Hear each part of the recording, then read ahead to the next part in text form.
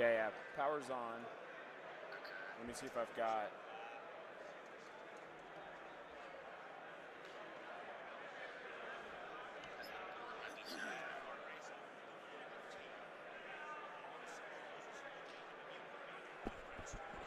Yeah, check. Check.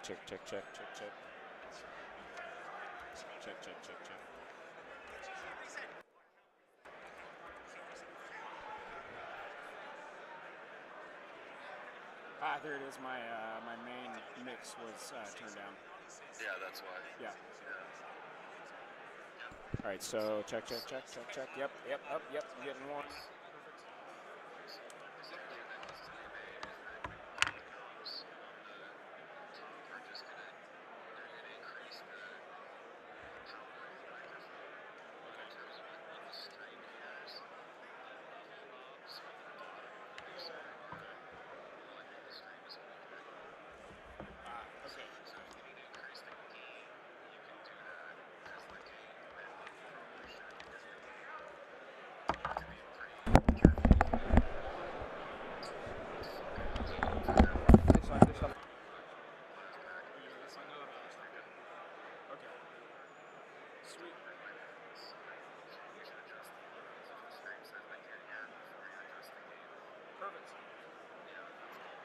Perfect.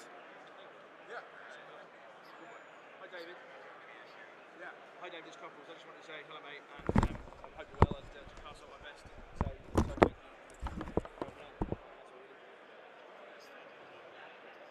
Thanks, buddy. Yeah, cheers, man. I know you've spoken with Tom. I just thought I'd say hello as well because I wanted to. That's cool, man. Cool. Right, then. Well, I'll pass you back. I'll catch you later, man. Cheers, man. All right, buddy. We'll hit you up if anything else comes up. I appreciate you. All right, love you, buddy. Bye. Yeah. My laptop here. Only for. Yeah. Because I'll be over here. I'll be your socials.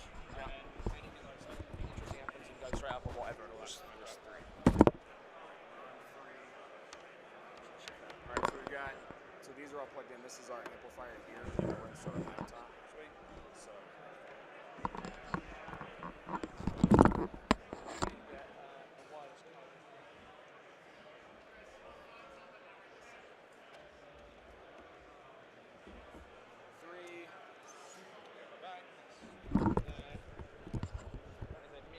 Very, very mini HDMI. Drinks. Here, you've got one.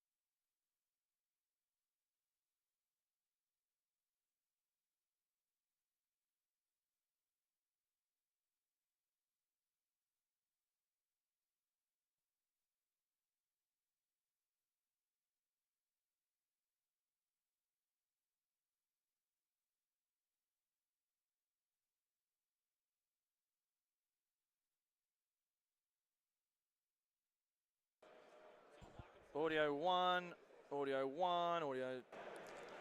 Right. This is me. Check 1, 2, 3. Right, let's do audio 1, audio 1, audio 1.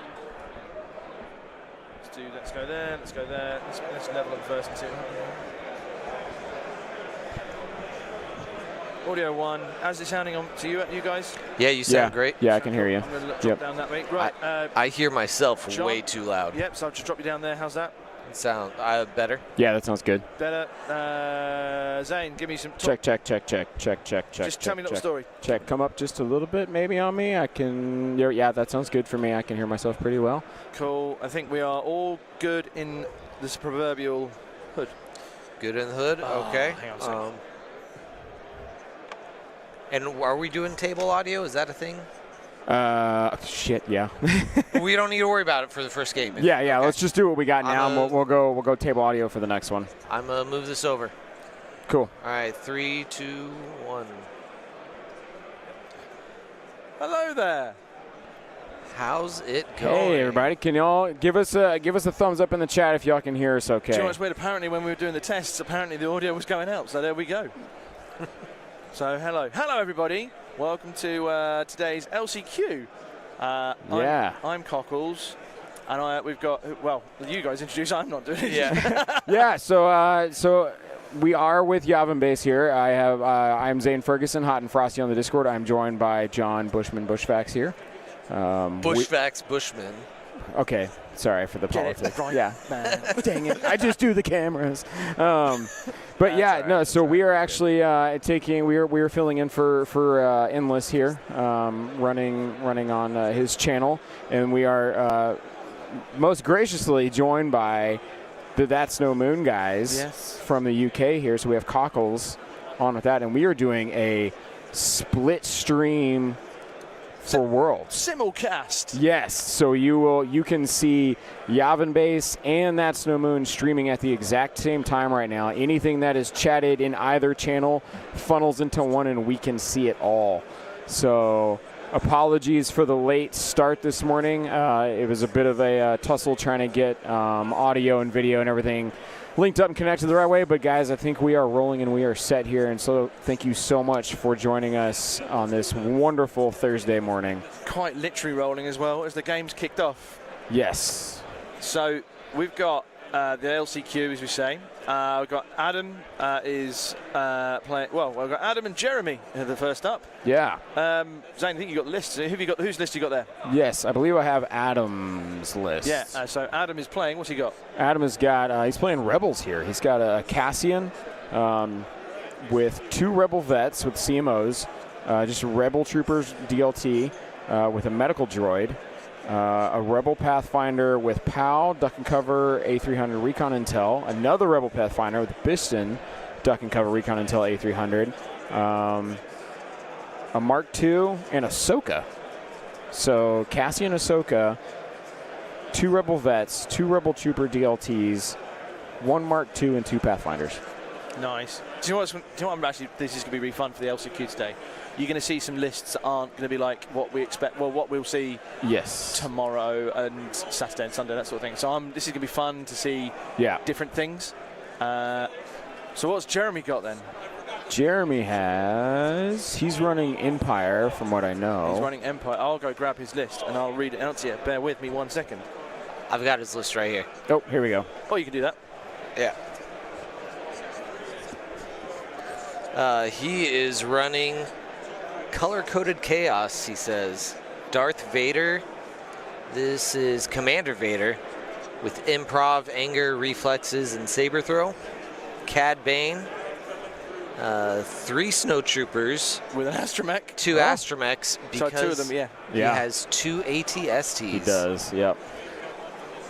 That are coming up. And the 2 ATSTs, 1 with the blaster cannon. They are placed. Let's give you a better mortar. view to see those. Also, you'll be able to see whenever we switch over to this other camera view, guys. So AMG has fully rolled out a red carpet this year as far as prize support goes. There is a full prize wall that has stuff we've never seen before. I think there's still stuff up there we don't know what is there because we haven't seen it yet. That's correct. I got a brief glimpse. Yeah. Like I literally looked up and went, oh, that's cool. And it's involving various different artworks and dice and all this sorts of stuff. So when we get more information, we will tell you. Yes. So what you I'll pan over so you can see this here. Yeah. The These are the new sidebars. 1 second.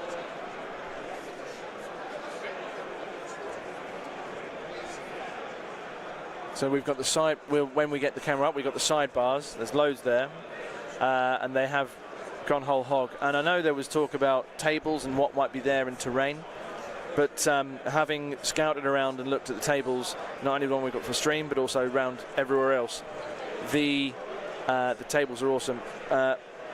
Cursed Cowboy, thank you that we are just looking into the Frozen video now. But yeah, it's just one of these things we're sorting out. We got it. Hopefully that might change now. Yeah, we've got some change. There we go. But the tables look awesome. Every time I looked at one of the different tables, there was something different that caught my eye.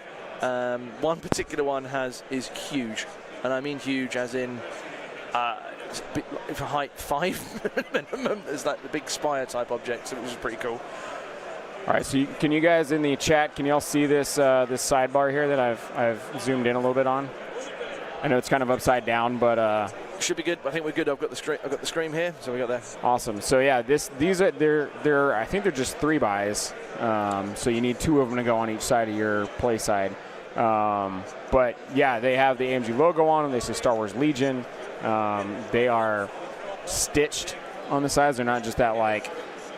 Not a hard cut off like a mouse pad. Yeah, like it looks really, really good. So this is what, like, how many tickets you need to get one of these sidebars? Like 64 I don't know. or something Holy crazy? crap. Like, it's a lot of tickets to get one of these things. So, but yeah, so as you can see here, guys, the terrain looks awesome.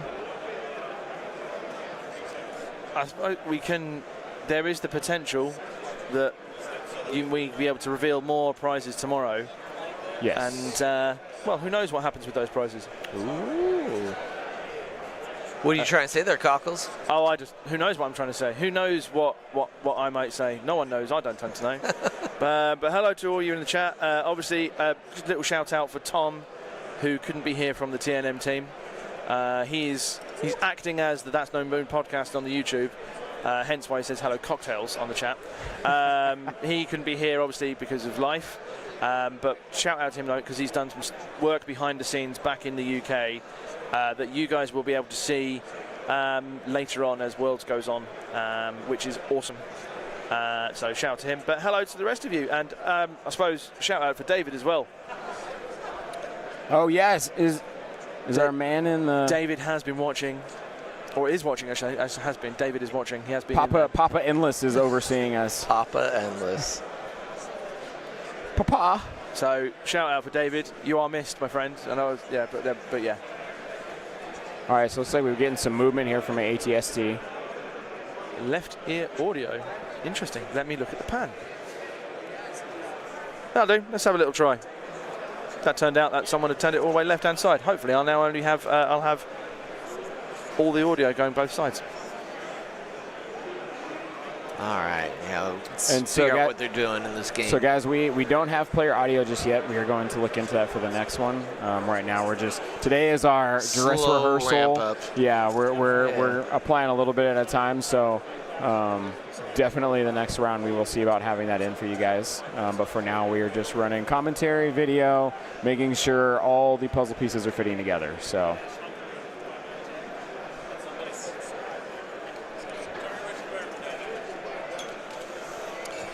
Okay. Gents, how are we feeling this morning? I'm feeling great. Now I get to watch some Legion. Right, now that we're finally set up, I'm feeling excellent. Like, it's that, like, you know, everybody's running around like this cord that connected here, and this one snap this in here, and that, and you get feedback over, you know, and then finally like, oh cool, it's all working now, we're good. So and I suppose a little bit of background on us then. Zane, how long have you played Legion then, and where you're from and all this sorts of stuff, just for anyone who doesn't know? Yeah, so I'm for those of you who don't know me, I'm Zane Ferguson. I'm from the States. I'm a travel nurse, so I am all over the nation. So like people find me, like I'm in California right now. I was East Coast before that. I've been Central, so like all across the U.S. I've been playing Legion since early 2019. That's the beginning. Yeah, like It wasn't. That's what I consider the beginning. It wasn't. Yeah, it wasn't like smack beginning of release. Like I waited a little bit because I was like, oh, I'm gonna get sucked into this if I do it. And then I walked into a store and some guys were playing and they were all painted and I was like, yeah, cool, I'm in. And so like early-ish 2019 I got in, and then LVO 2020 was the first competitive tournament I went to before the dark times. Yeah, and then I've been to several since then. So dark times. Yeah. Yeah, we don't talk about that in nursing. We have a query on the chat. Dice cam or no? Yeah. It's just being sorted, don't you worry. That could be David. So you'll see the dice on this view. Just trying to cram all those words into the objective deployment condition. Something that should be said, Zane and I and the rest of the team, like Ollie and Andy who've been watching. I don't know about you, Zane. John's done some sterling work. Oh my gosh. Oh, dude. Guys.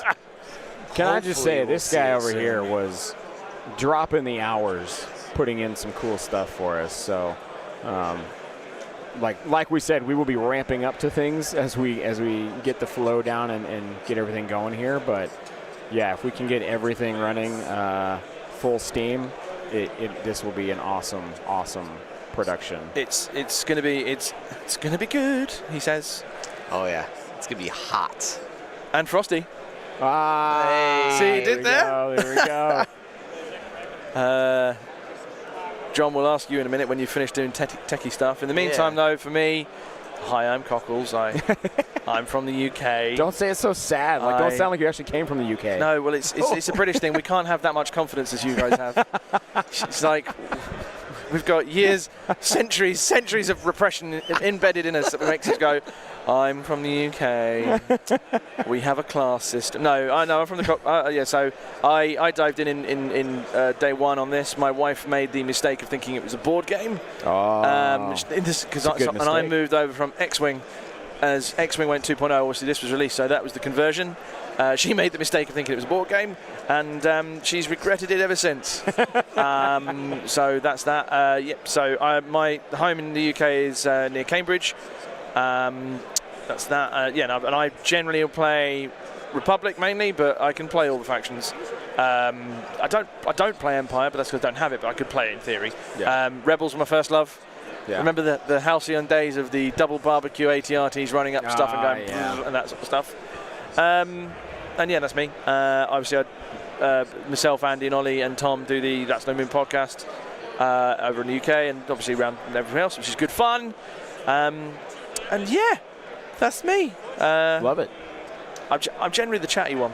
I'm glad you're here, man. I'm so happy to be here. Yeah. I bumped the guy who established Adepticon, Hank. Yeah. Seen him a few times working his behind off. Yes. And he's like, I'm so glad you're here. At the same time, I was like, mate, I'm so glad you got me. It's all lovely. Yeah. Hank I believe this terrain here, I think is Hank painted his team. Like when we were talking with him, like 2 months ago, he was like, "Yeah, I've got about 800 pieces of Legion terrain to paint," and we were just like, "What?" And he's like, "Yep, I'm just in the garage." And he said he has his kids painting for him. So he's like, "Yep, they're all in there dry brushing and airbrushing and just hammering out terrain because totally ethically working for him." Yes, 100%. Of course, yeah. Oh, yeah. Room and board for sure. But today's player count, guys, how many guys do we have playing in this LCQ? Do we have a full count on this? I heard someone said 108. Well, that was your man saying 108. Oh, well, right. Was that Andy or Ollie? Because there's a different reliability factor on each one. Ah, true. 60 people. Oh, well, there we go. Look at that. Okay. Game Uplink. Okay. But, guys, how many tables did we set up the other day? I don't know the official count, but it was over 120. Yeah, that's what I thought. Yeah. Yeah. So this is the biggest amount of Legion tables and terrain that we have seen to date, and it is beautiful to see. And obviously I've seen some of the models painting-wise and things like that, which is properly amazing. Which segues in because I forgot to mention the newest member of our team back in the UK is Jack, who joined very recently, and he's doing video content with Tom. So shout out to Jack as well. Our man. Mr. Prouting. He likes to paint. You might like his painting stuff. I'll get some pictures later on. He paints and tries to make them look historical. So he did some Rebels. Yeah. Very World War II style. Oh. So from a distance it looks bolt action, but close up you go, oh, it's a blaster. That's awesome. So yeah, no, his painting is pretty special. Very cool. So yes. So we've got. We have a resident judge down here. Cammy is judging the stream table all weekend. Which is really nice to have a judge here. Because for those of you that don't see our setup, so last year we were smack in the middle, right? Oh. Legion was just off to our right. We were in like a really good spot there. They've redone everything now. Legion is actually on the far side of the hall from where we are actually streaming. They put all the streaming over here, so we have all of the AMG official titles right here in one area. And so we're in a good spot. I like kind of being back here at the back because then you're not having a lot of traffic and people running behind you. And I don't know if you noticed, there's a breeze here as well. There is a breeze back so here. good. It is cooler back here because these back bay doors open up. So it's nice having a judge right here instead of having to have one come running over.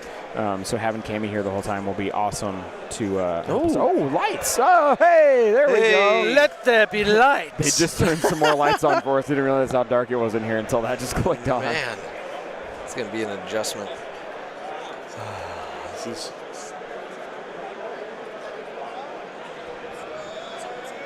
There was a big cheer when the light came on. That was entertaining.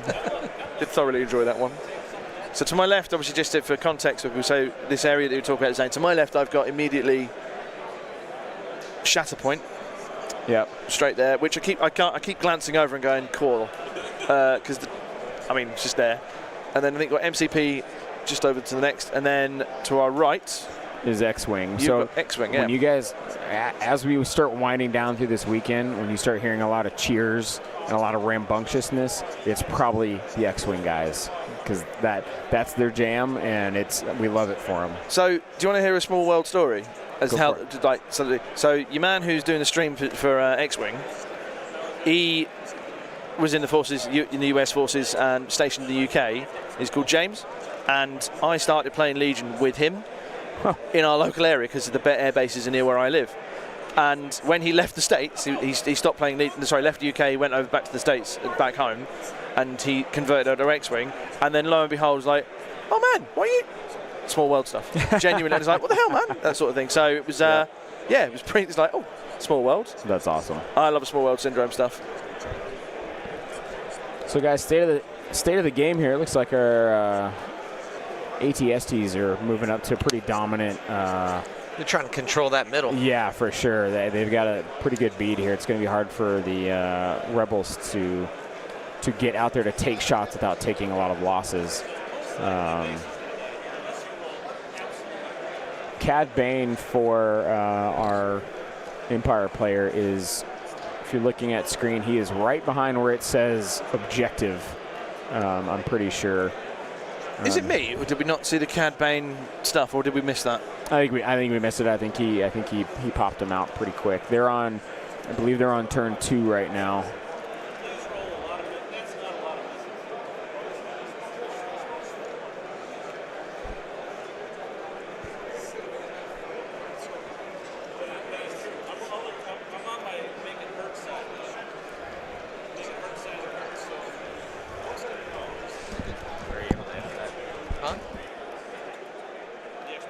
The boys are just sorting out some technical stuff, so I've just muted them for a brief moment. I think we're trying to go get. What's going down, John? Not much. Still ramping stuff up. Still got a lot of streaming tools to plug in. Nice. Yeah, so think of this as our dress rehearsal if you're watching. Ready for everything to be looking even more amazing tomorrow. It'll be great, definitely by the end of the day. Who was it?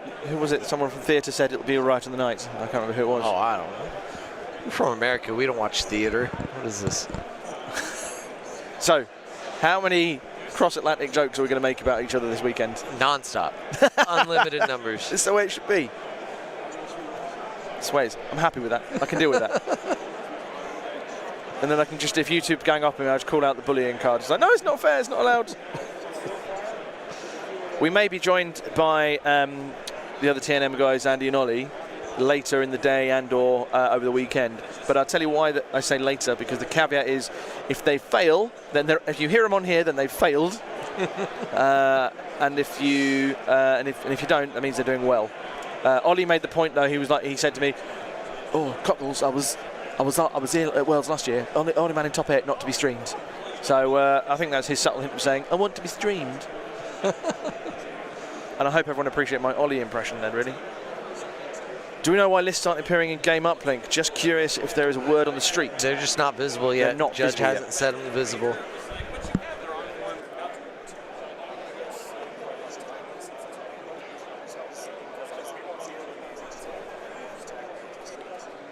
So Zane is just finding out. They're wondering about timings.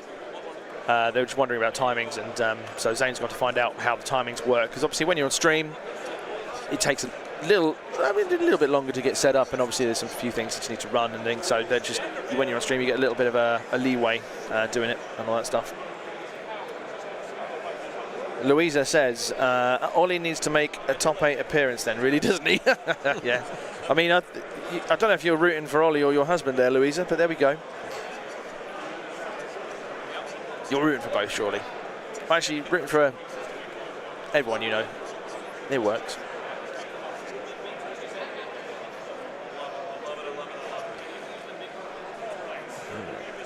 I'm intrigued to see how the Rebels hold up against what will be some interesting firepower from the ATSDs, but it's not because it's not full ATSDs with every gun. One's got the grenade launcher, and the other one has the twin link. It doesn't take full guns to kill Rebels, though. Well, this is the way it's true. Yeah, unfortunately. And white save fails, and white save fails. It's just the way that is.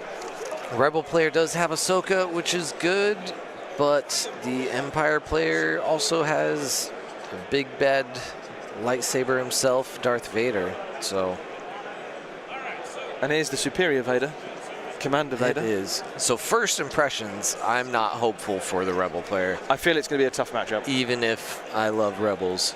Yep. It's going double Pathfinder too. I mean, the Ion is cool against ATSTs. It's probably its most effective use. Do you know what, I mean, not that it was planned this way, but that could be an interesting use of the Ion. Not interesting use, as in interested to see how it fares. I still think the Pathfinders are going to get wiped. Yes. Yes.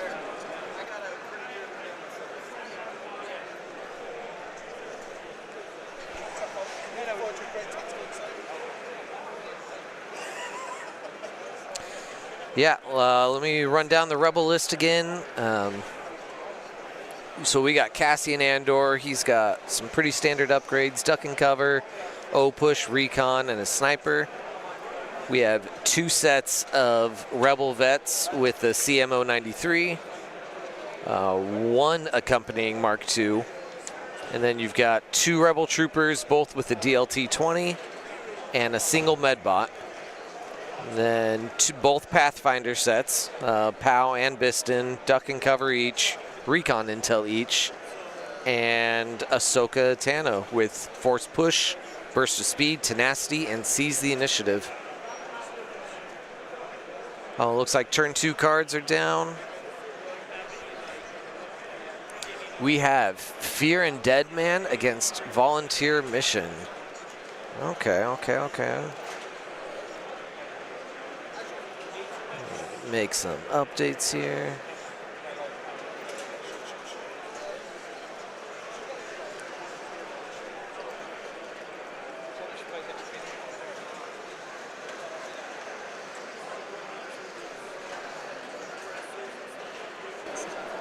It's always fun when you bump into people and people come say hello and you haven't seen them for a while.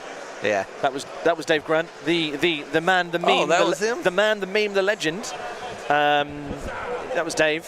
He was popular, and he flew in from China because he works in China, and he was saying he finished work at 11 p.m. in China time, flew, and I think his flight is like 14 to 16 hours. Oh, jeez. And yeah, so he's a little tired, but he'll be fine. And this is what's interesting. To our left, there's a great divide currently being opened in the whole of the arena. And to our left, you've got all the vendors. So it's going to get louder in a minute. You'll hear background noises, so just be aware. But yeah, it's like opening up and you can see all these vendors. It's crazy. I'd never had a concept of how big Adepticon was until I got here yesterday, and I was just blown away by the sheer. Yeah, you weren't here last year. No, I'm not good enough. So I was blown away by the sheer size of everything, and yeah, it's crazy. It's crazy. Justin Reed says he will grudgingly root for Ollie. I don't think you should. What is the activation disparity? I think is it 2 or is it 2 to 1? Two up on the Rebels, I think. I'll double check. As far as the total? Total, I think it's 2 up on the Rebels. Yeah, that's a great question. So 1, 2, 3, 4, 5, 6, 7, 8, 9. No, it might be 1. 9. I think it's 9 to 8. 7x. Oh, 7. Yeah. From Imperial. Imperial. Of course it would be as Vader and 2 ATSDs. Of course. Yeah. 200 points a pop. Yeah. So that'd be is it Adam. Yeah, Adam Newton, who is the Rebel player, and Jeremy being the Empire player. Adam might. I mean, if he kills an ATSD, but he's going to have troubles doing that because he's just going to lose a unit per turn probably, or more or less the bulk of a unit per turn. Correct, David. It is a very elite Imperial list. I just want to make sure I'm clear on that. We do have the dice cam on, for those wondering. On the top-down view, we'll have it here. But until here he is. He's back. Oh.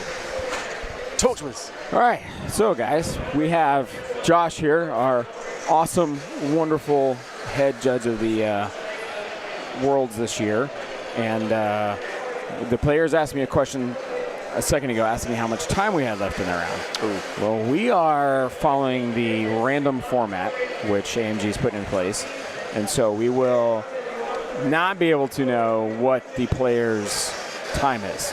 The judges know that if they ask. If the players ask us, the only thing we can say is there's time left in the round. That is all we can say. It is. Are we not allowed to say how much time has passed? No. Not even that? No, because they don't announce when the time starts either. No. Yeah. That's tough. Yeah. So they make a judgment call based off of when the players are. Looks like they're all at their tables. They're all squared away. Then they start the time, and it is random from there. Are we allowed to log it ourselves, but That obviously is keep it stressful. stum for people watching? I assume maybe we can be. I don't even know how much time is left. So that is something here that we will play by. Now, like for us, when we get the next game going, we can kind of like gauge where we're at. Wow, yeah, there was a Very cold. So they're opening the vendor hall next to us, and the breeze has washed through this way. It feels great to me. John is buttoning up over here. It feels like we're in Chicago. Yes, And it does. not in a convention hall. This is fine. It's fine. It's okay. I'd rather be cooler than sweating and nothing to do about it. Yeah, I should have brought a suit jacket to wear on top of this.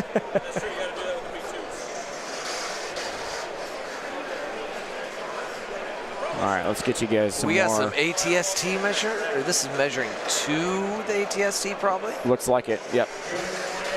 Yeah, let's swap over to our fancy cams.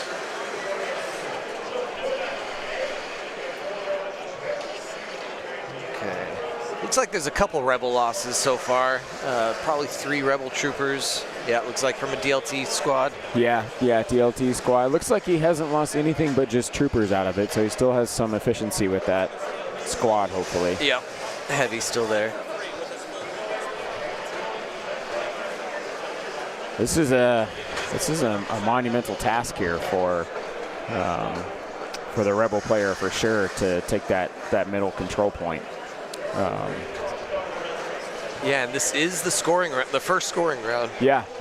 So, Imperial player has a. Where do we have Vader hiding? Oh, Vader, man, I need my that's a stuff good plugged question. in. You guys can see Cad right over here to the right. Actually, he's measuring to him. Oh, there's Vader right there. He just knocked him with his stick. Oh, behind the You can building. see him. Yep, there he is. His little lightsaber. Right there. And then Cad is just on the top of your screen up behind him there. Okay. So that is Cassian. Oh, that is very close to that Cassian. is yeah, that is a that's terrifying. oof, yeah, this Vader's gonna come into this back line here with Cassian and whack him around. It's like You could cut him in half without even thinking. Don't know about you, but I don't think he wins that fight. No. Yeah. No. I mean, there's a Mark II with a standby, right? Are his snows kitted out with anything, or are they just snows? They have some stuff. Because if they've got flamers, then No, they don't. okay. Please tell me you were about to say No, they've got scanner flamers, and they're 2 toast. Astromechs. I was going. Astromex. Okay, all right. Okay. So some comments on the time. Chris Sorrentino says, how does that work with the stream though? Guaranteed the streamers usually get extra time. I would imagine that Josh, our head judge, will probably use a bit of discretion, and I think he'll just make that work. He'll be sensible about it. Yeah. Common sense will apply, even though it may not be a common sense rule. Right. So for the stream for us guys, basically when the judge announces the time to them, we tell you guys, hey, he called time. There will be a random runoff time, I believe. Yeah, that's Is that random? I thought that was a hard 15. That's where they're rolling the dice to figure out they're adding the extra the time rolling to the it. dice was at the beginning. Oh, They at the rolled beginning. the dice at the beginning to to make determine how much time, plus or minus. It was like plus or minus a couple minutes per hit result. So I don't know. we can ask Josh who's right here. Let's see.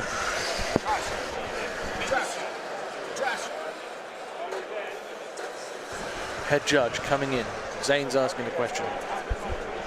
At the moment, it just seems like those. I don't know if you follow your Premier League football, but basically, whenever they add added time, everyone just goes, how do they make that up? So it's the same. I think they've just applied the same rule. Now you're talking about soccer. I am talking about Soccer. Football. God, soccer. Because it's called football. And Yes. I mean, you're saying I'm having this debate because I am a American football fan and a football fan. So the predominant conversation in the UK will be, why is it called football when you play it with your hands? You're not wrong. All right, guys. So America I got it. does a lot of messed I got up it from stuff. the head honcho here. Here we go. So it's 2 hours 30 base time. Yep. They roll red dice. You add a minute for extra paint. Any paint you get, you add a minute for it. How many And that's red at the dice do they beginning. take? I think they're rolling 5. 5, okay. And so then they will call time, and there is a 15-minute hard runoff, and Okay. that is it. So once he calls time, we will have 15 minutes, and then we'll be done after that. So if they're anything like my red dice, when I roll Yoda saves, Yes. it'll be 1 minute. 1 minute, yes. Or if I roll like I roll for my my Emperor at LVO, there will be no extra time. Oh, no. Yeah, absolutely no extra time with 8 dice rolled, for sure. All right, guys, so it looks like... Oh, these rebels are going for those shots. Cursed Cowboy says, refresh my memory. Since I haven't played a game since before LVO, how many rounds are rounds are in a game? 5? Question mark? No, it'd be 6.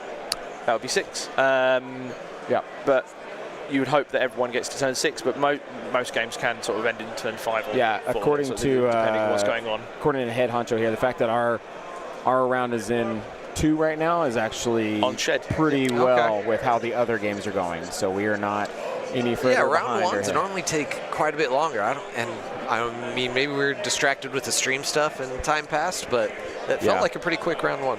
Yeah, I think so too. Oh, that was not the roll you want to see from Pathfinders going into ATST. Looked like a single surge result. Yeesh. And now they are That's gotta be the- ripe for the return fire, as it does not look like that ATST has activated yet. Let's see, is he keeping wounds on the ATST models, or is he keeping them on his cards? Let me go have a look. Looks like on his... I think on his card.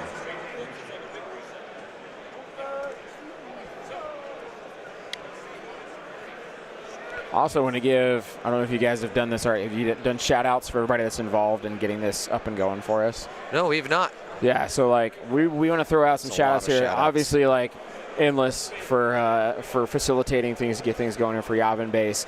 The That's No Moon guys for collaborating with us on this. AMG for hosting yet another really, really solid tournament so far.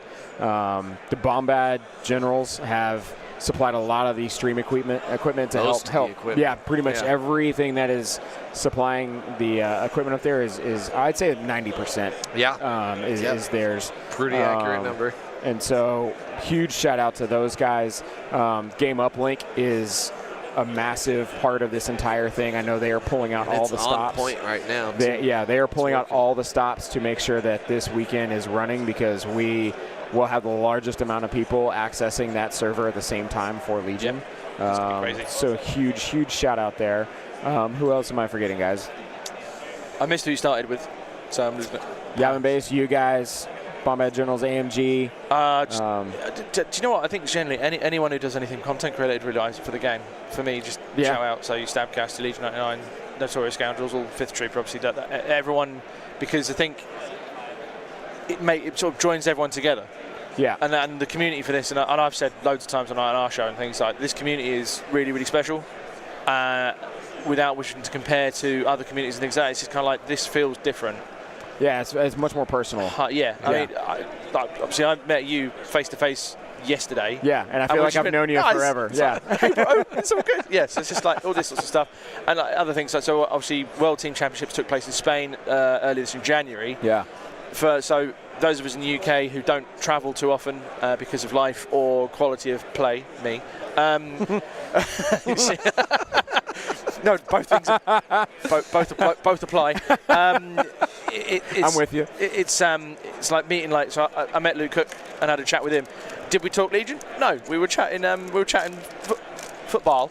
We were just chatting. No, thank you. We were chatting about the Bills, and he was unhappy about Josh Allen get treated all this way, and it was just like, so we chatted football. And then Austin, and there's some special stuff going on between Austin Miller and Ollie Dyer going on tomorrow, which you'll be all informed of.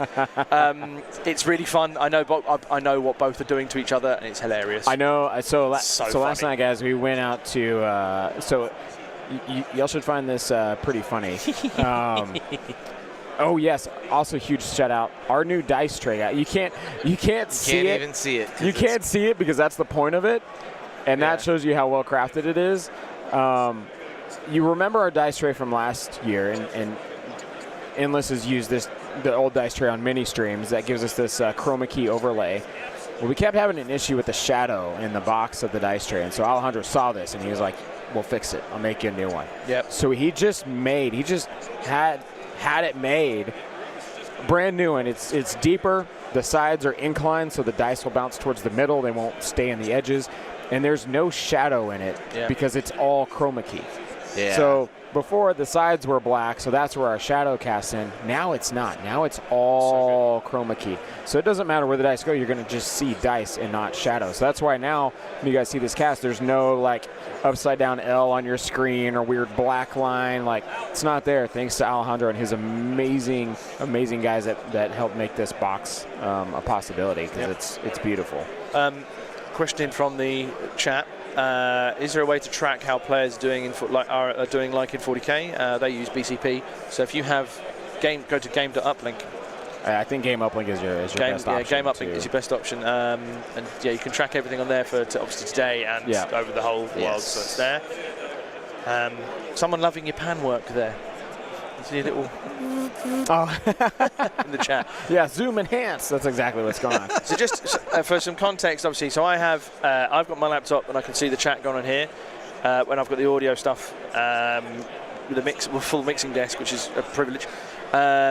John's got main powers of cameras in terms of switching over, so he'll switch from left to right to central and all this sort of stuff. And Zane's playing with the remote control to pan for you. That's and right. and all this sort of stuff. I got the RC joystick over here. I get the fun part.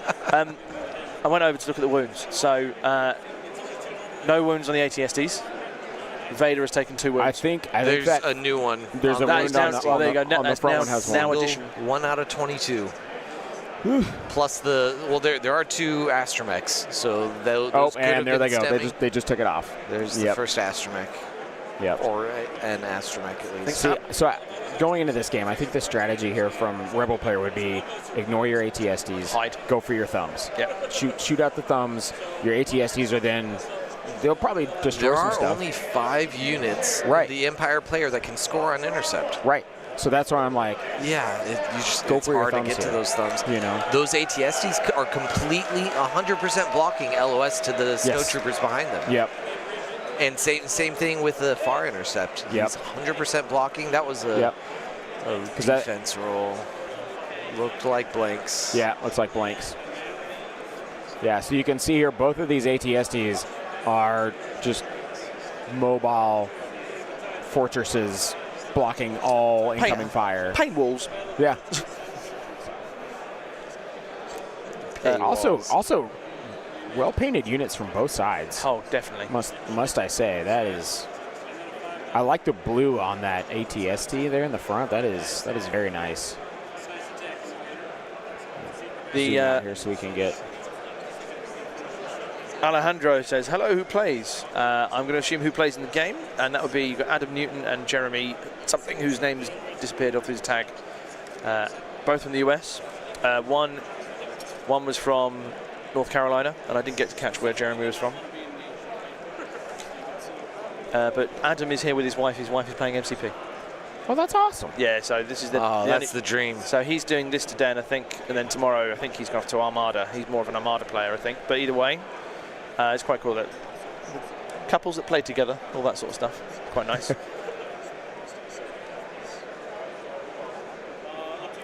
Philip Samuels, the lists are not visible yet. I think they're going to be later. Head judge is going to sort that out later on. Oh, like list via game uplink? Yeah, so yeah, they may not. I don't know why yet. I feel like it's something that they'll do once everyone's established and all this sorts of stuff, I think. Yeah. But we'll keep you informed about list stuff for this on the stream, and also anything interesting going on. Yeah, there are 2 tournaments going on right now for Legion. Yes. Yeah. There's the Last Chance Qualifier, which we will be watching. Which, from this one, how many invites are they giving out for this? 4. 4? So these guys are fighting to play tomorrow again. Yeah, they're fighting to play a potential 9 more games. Yeah. Yeah, and it is single elimination after today. So, I mean, you effectively, yeah. Yeah, you can still play all your games. You can, well, 32 people will play on Saturday. Right. Even if some of them don't have a chance to play Sunday. Yep. Yeah. Because logistics. Yeah, they will decide the Sunday appearances. Yep. Effectively. Yeah, that's why. But yeah, so you got the LCO, and then there's a Swiss. And then there's Swiss. And Swiss is a lot of the players who already have their invites are playing Swiss. Practice. And they're just practicing their list. And what I find interesting about that is there are people playing their list, and they could play each other tomorrow. Yep. So yeah. And I know a lot of the players are just playing casually. They're not really trying hard. They're just having fun, getting loose, which I think is great. It's a good way to just kind of get everything working, you know. And there are some sweaties out there for the Swiss that are looking for 4 more rounds of training. Yep. But not. I wonder who they might be, Ollie. I mean, but I think also from a nice point of view, it's nice to have that Swiss going on as well for the people who travel. Because and I don't just mean the guys who come over from Europe or South America or wherever. You guys obviously as well. Yeah. Because it takes God knows how long to get anywhere. Well, that's an interesting move to go over. I think he's just trying to drill in the pressure. Yeah, because if he just parks those ATSTs close enough to where his snows are scoring behind them, then they're in perfectly good line of sight blocking cover and scoring that middle point. So it's a bold move, Bushman. Let's see how it pays off. I don't think it's that bold. I think it's failed quote right there. That's what I'm gonna say. Failed. Practicing. This is the practice. Right. We got warm ups. Yeah, this is our practice. What'll be interesting is if all of you are listening for the whole weekend, see how our voice sounds from day now. Hey, I already to the end of the weekend. have a cough drop in my mouth. You've already recovered from yesterday. Part of this is the English guys come over, and what's the first thing they want to go to medieval times. So we went to medieval times yesterday, and I screamed my heart out for the Blue Knight, but Blue Army. Yeah, Blue Army. But he let us down. No, he did. He got too rambunctious in his one win, and decided to go for the guy who wound up winning the entire thing, the Black and White Knight, who always wins it, in my opinion. I can't believe the castle is so realistic. Just so like, we arrived, I was like, oh my word, it's just like home. He thought he flew how many hours just to see? 8.5 hours to see a castle. So, it's just like home. Even the marble effect, because we have marble native to the UK. Oh, yes, of course, yes. It's like, oh, it's just there with all the battlements. Oh, there's so like a set square. Set them all up. So yeah, so my voice is already going out just from screaming my heart out for the poor Blue Knight. So. Social screaming. Yep. So Liam Alford, we have Adam Newton, who calls himself Angry Ewok on, I think, and then Jeremy, whose surname I can't see. Liam, if that's there for you. Did the castle remind me of home? It did remind me of home, the castle. All it needed was someone at the top of the castle going, I felt in your general direction. your father was a hamster. And your mother smelled of elderberries. You and your stupid English kniggets. Are they taking travel groups into account tomorrow? I don't think they are. No, I don't think they are either. I also don't. I think I agree with that. I know when we do locals and stuff, I think that makes sense. But this you can't because of what's at stake, really. Yeah. Just the title of it all. I mean, it will stink if you have to play against someone that you play against all the time. But ultimately, that might happen anyway. Yeah. Yes. Yeah. I'm fixing the overlay. Yeah. Like we said, guys, this is dress rehearsal. All right. This is our. We're ironing it all out to make it even more perfect. Trying not to scream using a trackpad here. Endless makes it look so easy. Yeah, he's got more finesse to his fingers than I do, apparently. He's a professional.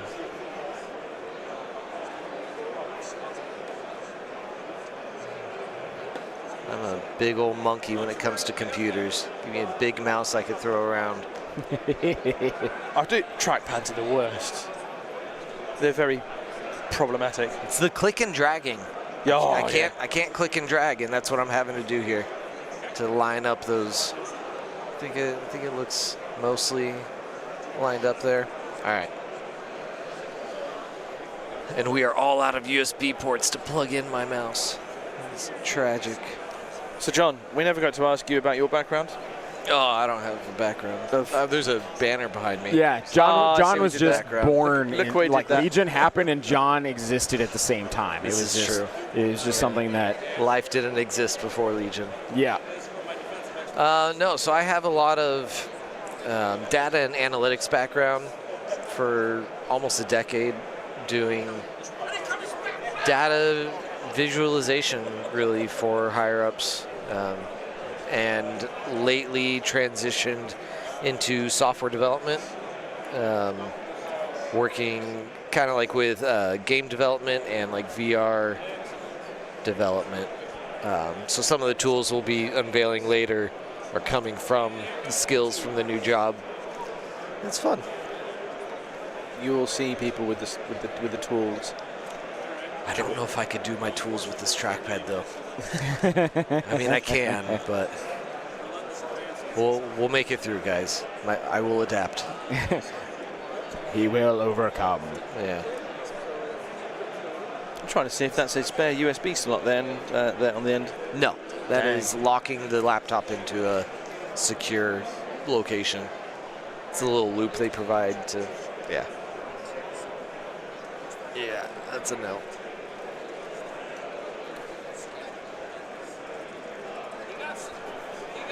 But thank you for everybody jumping in to join the streams here with us. We greatly appreciate all of you. Yeah.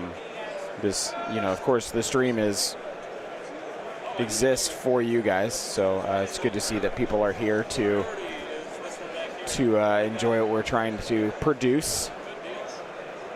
It looks like we have a little movement here from this Rebel Vet squad. Who I mean, I know they actually, at least the they're coming to gone. They're coming to score, so he's just moving. Is he going to move and shoot? They don't have grenades. I think both ATSTs have gone. Yes, they have. Because the tokens have gone. So both ATS. So he doesn't have to worry about getting shot at. So good there that he was able to pull those guys. Yeah. On the plus side for the Rebels, like we've been dogging on them in this matchup, but there are only 2 shots. every round, right? True. There's 2 shots, and there is Vader.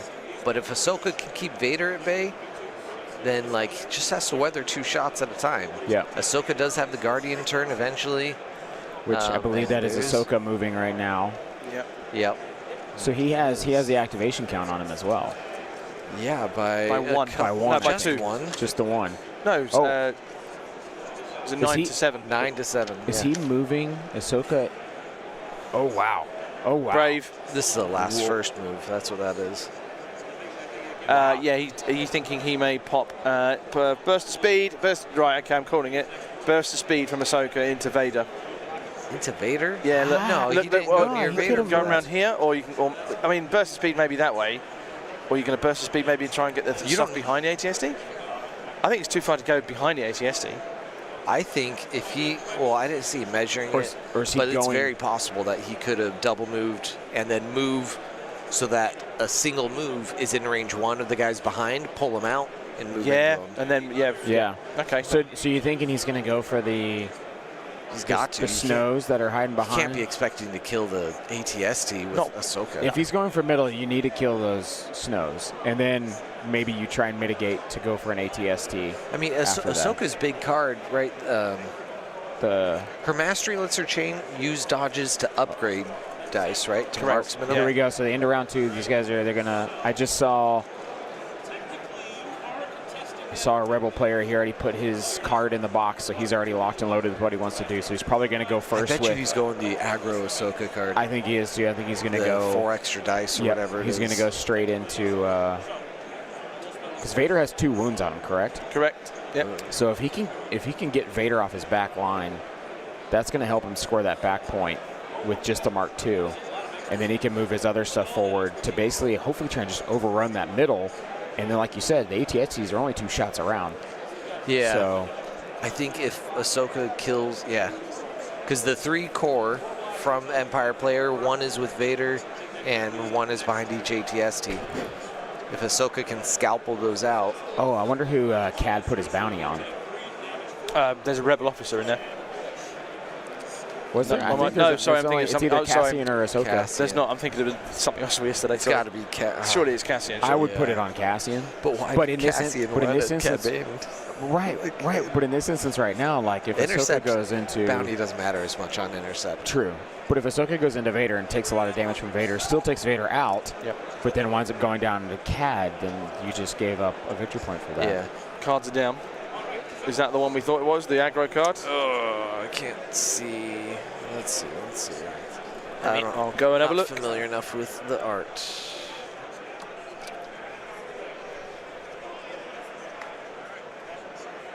I have not been a Ahsoka believer just yet.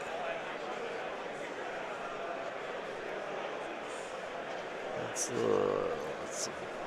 Yeah, swinging lightsaber. I think that's her. That's got to be her 1 pip. Oh, 2 3 pips. That's a 3 pip. What do we So it was the Pip 3 from Ahsoka, A New Beginning, Okay. and it was the Cad Bane 3 Pip. I make the rules. Which is the one that he would divulge. Which is the That's one the that bombs. Yeah. That's the teleporting. Interesting. Okay. So then they did So a Ahsoka's roll-off. card is at the start of her activation. She recovers. Are all those suppression hers? Is that why she's doing it? No, I think suppression of the Rebel troopers. 'Cause The Pathfinders. She was over here. 'cause The they've been Pathfinder. duck So and yeah. covering. Yeah. Okay. So this is passing out aims and dodges and gives her inspire. All right. Apparently, Rebel player still has a token on the building. They probably hope we'll see that in a second. If All right, guys. So I got the. These are actually really nice. Oh, what These you are got for the players. Oh, So these Oh, are the the prize wall prize wall tickets. tickets. So those sidebars that you guys see on screen there, kind of hard to see on the overhead, but you can see a little bit of them. They're giving out tickets for when you play. So if you win a game, you get 10 tickets. If you lose a game, you get 8 tickets. If you tie, then they split the tickets. And so, yeah, they're actually really nice little cards.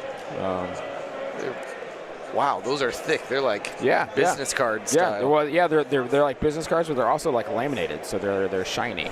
so I'm going to take a picture and I'll put it on Yeah. Instagram. Yeah.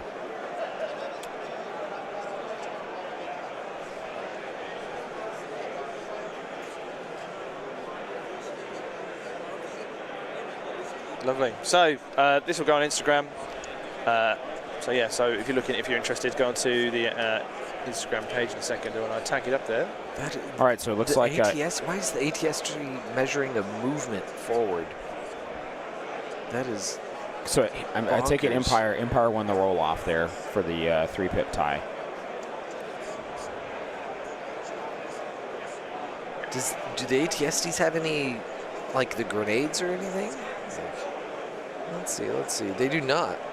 One of them has the third rainbow dice, the twin light blaster. Okay. The other has a mortar. Which you would think the mortar would be the one. So that's they are further pretty back. small shots, actually. It's only 6 dice that they're throwing at a time. Right, and I mean, what, 3 of those like are white dice? concentrated. No, I mean 6 dice is the main cannon. Right. Right. So one of them is throwing 9 dice, a full triple rainbow. The other's throwing 6 dice, and the mortar is likely going to a second target. Right. And it's 3 dice. 3. Okay. Yeah, so he still is not giving it. So he's going to go with a heavy. What This is. Yeah, why was... I wonder if he's going to try and strip some of the dodge tokens off Ahsoka. Yeah, so he just indicated that he pointed at Ahsoka here. He's already pulling a dodge. What is that? So, okay. All right, dice assembling. All right, so here comes an attack, guys. It's got an aim token with this ATST. It's still not. Our overlay isn't showing up for our dice just yet. I don't know. They're rolling it on the. Are they rolling it in the box? Yeah, they're rolling it in the box. Oh, son of a gun. Why is that off? Okay, sorry about that. So it looks like Ahsoka took 1. She dodged 1, took 1 wound in suppression. So that's not bad from an ATST shot, but he did burn a dodge. So, and he's going with his bag. He's probably. Do you reckon he's trying to hope for the other? I mean, honestly, if I was Ahsoka, I'd want to take both shots, protect my core. True. Like she could survive him, take little to nothing. Like yeah, that's true. What has Vader got burst of speed on him? Because if he does, Vader might be saying hello. He does not. He does No, not. saber throw. Anger, reflexes, and saber throw. Do you reckon? No, I don't. I don't think a speed 1 move towards Ahsoka with a force push and enough speed 1. Do you reckon he makes it into combat with Ahsoka? No. It's too far. Yeah. He could probably force pull her, but she would not be in contact. Yeah, that is not 3 speed 1 moves away. No. So instead, maybe you reckon he goes and murders the Mark IV at the top on the left-hand side. I think that's a good target. Yeah. Because then if you think if he uses Vader to just go take out a Mark II and score a point, while Rebel player moves everything around away from Vader, Vader will never catch up to anything. So yeah, speed 1 Vader is. Oof. He could start moving Vader towards the middle and relentless saber throw back at the mortar. You know? Yeah, that's very true. I think the Mark IV's going. All right, let's see if we have our dice cam on now. Should be on. All right. What he needs here is just like one of those solid Mark IV shots that just like aces everything, and then Vader just goes, "Oh, I fumbled my lightsaber." Oh, there's our dice. 2 hit and a crit. So.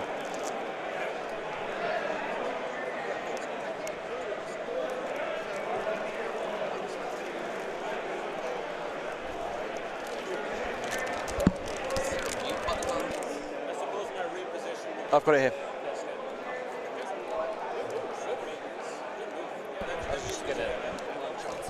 Yeah. Yeah. John's having a break. He's a little bit peckish, so he's going to do that. So we have a shoot and move from the Mark IV, which I think is quite clever. He's taken the shot. Did he do any wounds to Vader? I didn't see any wound tokens added. So it must have been a saves. Three natural saves. Brilliant. That's what we want. Yep. Yeah, it's shot and move on that one.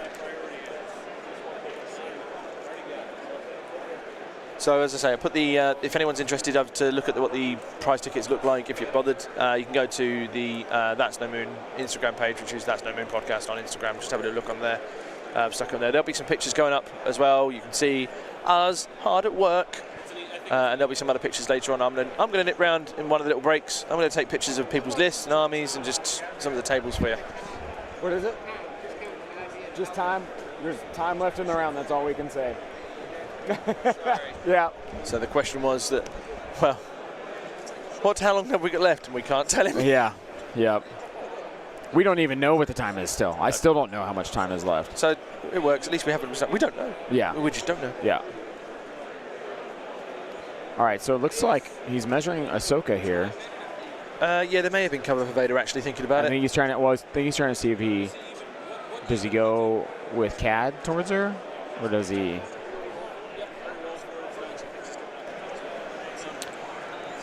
Yeah, I think it's very much the wrong call for Ahsoka to head towards Vader and Cad.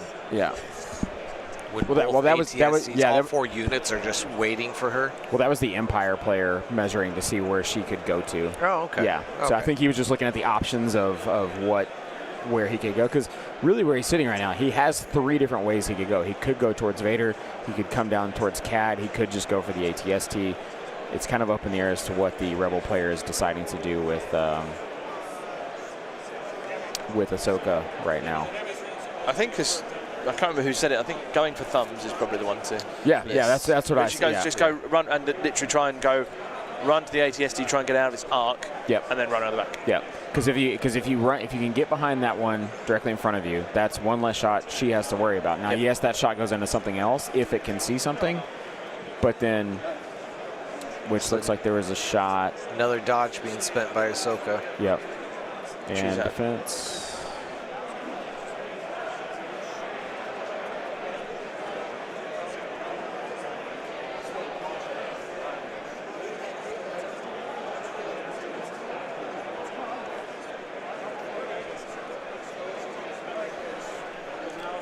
Looked like so it's like just a suppression block and cool. And that was that Cad. was not a lot of that. Okay, that was Cad. Yeah, that makes sense. Yep. But spending the last dodge for Cad, that's not what I would have done. Has he got anything he's going to be in risk of? Well, Ahsoka charge. Well, the second ATST can still fire.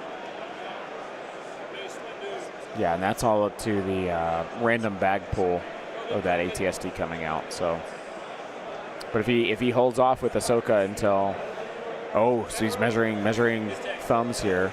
Good. Okay. Good job. Okay. That looked like a double. Yep. Wait, why is he? Just jump over it. Just jump over it, dog. That is true. He can just jump over those grates and be good to go. He's not going to jump over the ATST. No. Like this is your only jump. But he's definitely in speed 2 to force push do you want range. To pan us over here and we'll... Yeah, let's swap to the controlled cams here.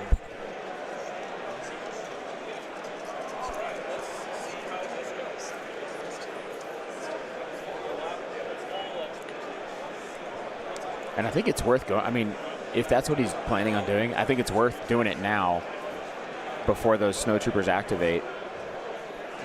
Yeah, I agree. And that other ATST is already gone, so the one in front of him he doesn't have to worry about.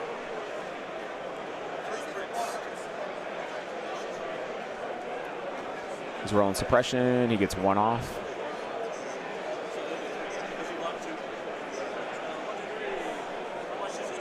All right, here he goes. So he's moving. The Ahsoka move. Where? Oh, what are you doing, dog?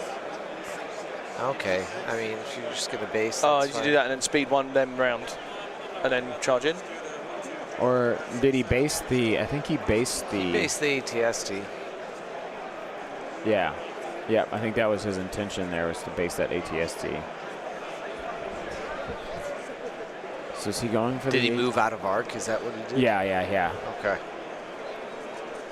So I mean, I think that's what he's saying. It denies right now. one action if he's going to shoot. He'll have to pivot or move or. All right, here we go. But he could. That was a couple natty crits. Yep. It might have been almost all of it. Plus the 2 impact. No, I think there are 4. Okay. Oh, and then impact. 4 crits. Yeah. After impact. Pierce 2. That's going to be 4 wounds. Sure enough. Yep. Quad Blanked him. But if that was on the... This was from Ahsoka into an ATSD. The unactivated... Or, now, is he force pulling the... He should. I think that would be the better thing. But they could just walk away after, you know, so... True. But he's going to do it. Yeah. I don't think this is the call when you have... I think you should have taken the snows out. Yes, I think so, too. I agree. I think I still stand by the move, push them into this very spot even, and then charge into them. Because now they could just withdraw on their turn. And Mr. Astromech can sit and go, oh, yeah. I'll beat boop that. Yeah. The one benefit, I think, to this is it's up to a random draw. So if he draws the ATST before the snows, then Ahsoka won't get shot at, but she could get kicked. I was about to say the 4 red dice. Is it 4 red? Yeah. I think it's 4 red. What's it called? Razor cutting feet or something like that.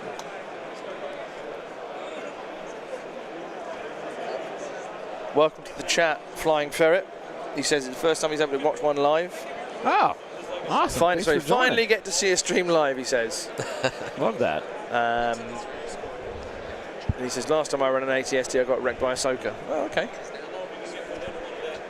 Cursed Cowboy is, he loves the Ahsoka model. He painted the Shatter Point one for his friend. And they look so good. So, yes. So, it's what's clever about the Ahsoka model is they've been clever and indented the blue, so you can easily paint the blue in. So it's not really handy. It's not like Darth Maul's face. No, exactly. So you can actually your brush will just follow it, and if you thin them down enough, it will just sink in. Which is really nice. Love that. So yeah, handy on that one. That's awesome. They've also done that with other models from the AMG IP as well. ATSD's pulled up. So this would be interesting. Is he just going to shoot? Oh, ATST pulled before the snows. Yeah. That's what I was talking about. So Ahsoka is safe from being shot at by the ATST. I mean, and Pathfinders are all tokened up. Well, that was a kick. That was a kick, yeah, because that's all he can do. Right? No, he can shoot, just not at Ahsoka. Well, he's out of the arc. He can't shoot at Ahsoka. He could shoot at other things. Oh, because Ahsoka's also in it. Whoa, hello. Melee. Was that a 3 blocks? That was 3 blocks. Yeah, I think, yep. That's a so that is sad ATST. No, she took one. 2 blocks and a blank. Yeah. Is what it must have been. Yeah. Panzer Ninja in the chat says, I thought if you withdraw, you can do any other action. ATST doesn't have to withdraw. No, because it's not engaged. He's thinking about the snows. The snows. Yeah. Withdrawing no repair bot or repair bot? No repair bot. There you go. If they withdraw. The only units that can a lot of Pathfinders do anything when withdrawing. 1, 2. Wait. Oh, because Arsenal. Wait. Yeah. Yes. Yeah. Okay. Yeah. You So can do that. So he kicked Ahsoka and then he arsenaled into. Yeah. Okay. That's into the Pathfinders for taking 2 of those guys. I don't know why I was thinking you couldn't do that, but you're not engaged, so you don't need any special keyword to shoot out. Nope. Okay. Yeah. That's sad for the Pathfinders. He's still got 3 guys left there, including Biston. So it looks like now both ATSTs have gone, so he has no worries from them.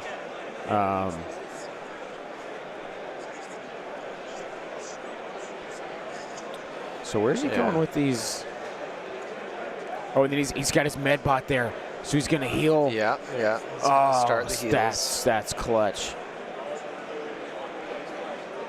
After everything is gone, well, the snows haven't gone, but still, that's so good. Yeah, he's still got to decide how he's going to handle this. He really needs to. Ahsoka can't one-shot these snows, I don't think. No. And we're in turn 3, so she's going to have between 3 turns. Yeah. You know, she's got to kill both of them. And I'm gonna guesstimate we're looking at probably 45 minutes left. Really? Maybe. If we started at 8:30. The round started 2 hours ago, in theory. I think it started a little late. Right. And they probably waited a bit. Probably 8:45 maybe that they started time. That's what I'm kind of thinking. That's why I'm giving it 45 minutes. Yeah. 45 minutes plus whatever random time. This is triple block from who?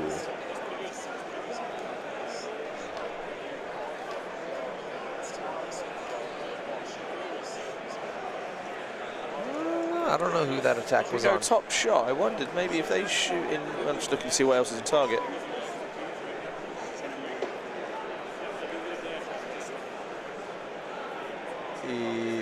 No, won't be. Oh, Vader? No, too far away. No. Or the RG? No, too far away. Try and see who that was on.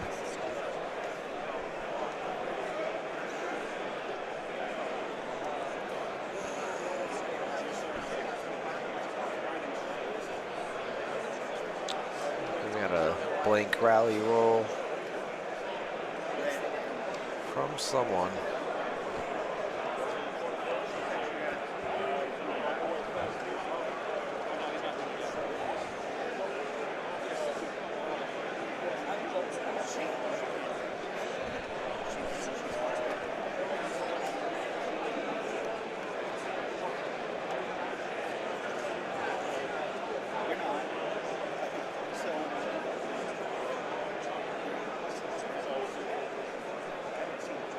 What we got moving up from the bottom? Snows. That is the snows. Yeah.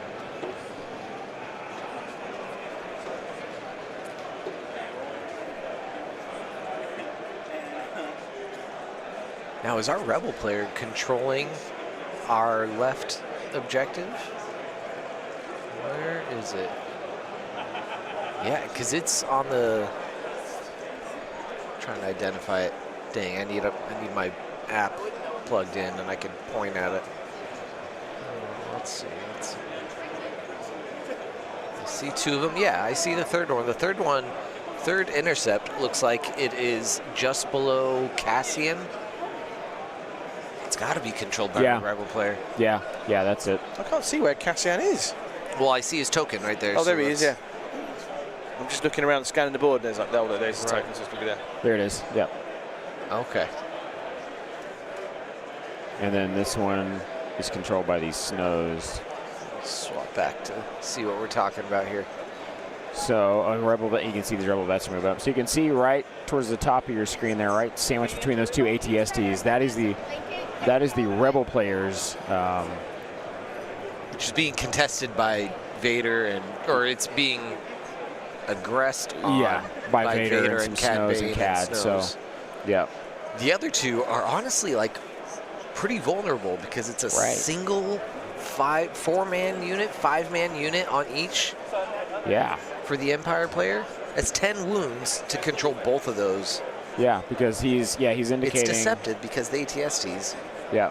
So here you can see the Empire's control point is hidden behind the ATST, but it is effectively right smack behind that center screen ATST. So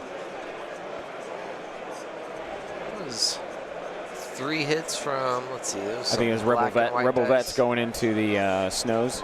Okay. Red saves doing their thing. Yeah.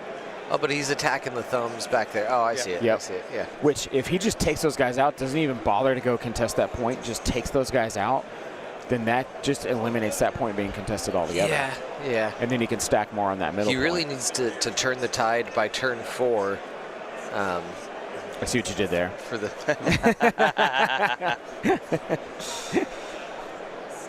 Oh. I like that our rebel player, Mr.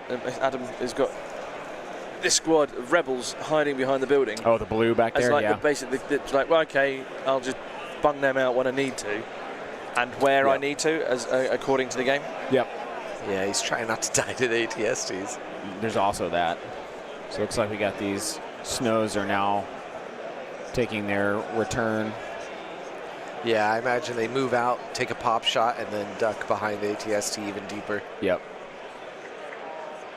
Yeah, the Empire player may be thinking to... Because those rebels are nearly in the open. Yeah. I'm sure, I don't know what the players contested that crate, but I would say it would be light cover shooting across that. Not touching. So. Yep. A rally roll, probably? Yep, that was a rally roll. Oh, so only the one action. So they will be left in the open. They've got a single crit. There you go. That I think probably a blank. Yep, picking up a guy.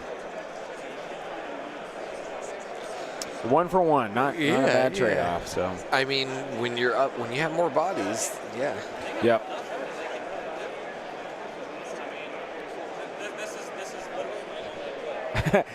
I just looked here. That you can see the one blue Rebel veteran squatted down by there. It looks like he ducked away to like relieve himself real quick, and he got caught on camera. And it's blue. And he's blue, yeah. And it's right there in the middle. I mean, to be fair, if I saw 2 ATSTs in Vader, then that would make me want to do that motion as well. Some brown pants. Yeah. Good thing he's wearing his brown pants. Question in the chat. Happy to catch this live. This is from Bustamante, Victor Bustamante. Apologies on pronunciation. Happy to catch this live. How's the event so far? I've heard the Legion turnout is exceptional this year. Yeah. It's great. We won't have a head count on how many of our 268 players are here until tomorrow. But we have 2 60-man events for Legion going on right now. Right now, yep. Right now, you're watching the last chance qualifier, first round. All right, Rebel player Unknown time left. moving the PAL Pathfinders out. Yeah. Man, that unknown time is really going to mess them up with the with intercept. Yes. Where it's the because you don't know round. what your last round is going to be. Yeah. So you could very well last round could be turn 3. Man, that's debilitating. Yeah. It's going to be. All right, here we go. Don't choose intercept, guys. Yeah. Okay, Pathfinders. Looks like they got 2 crits there. 2 crits. One one made it through. So an ion. Is this one? Oh no, that was the PAL gun. Yeah, that's PAL. Yeah. But he's at 4 or 5 wounds now, so he's 1 away from breaking. PAL has. They break at 6. Well, they got 9 wounds each, right? 11. Oh, 11. So they break at 8. I think so. That sounds right.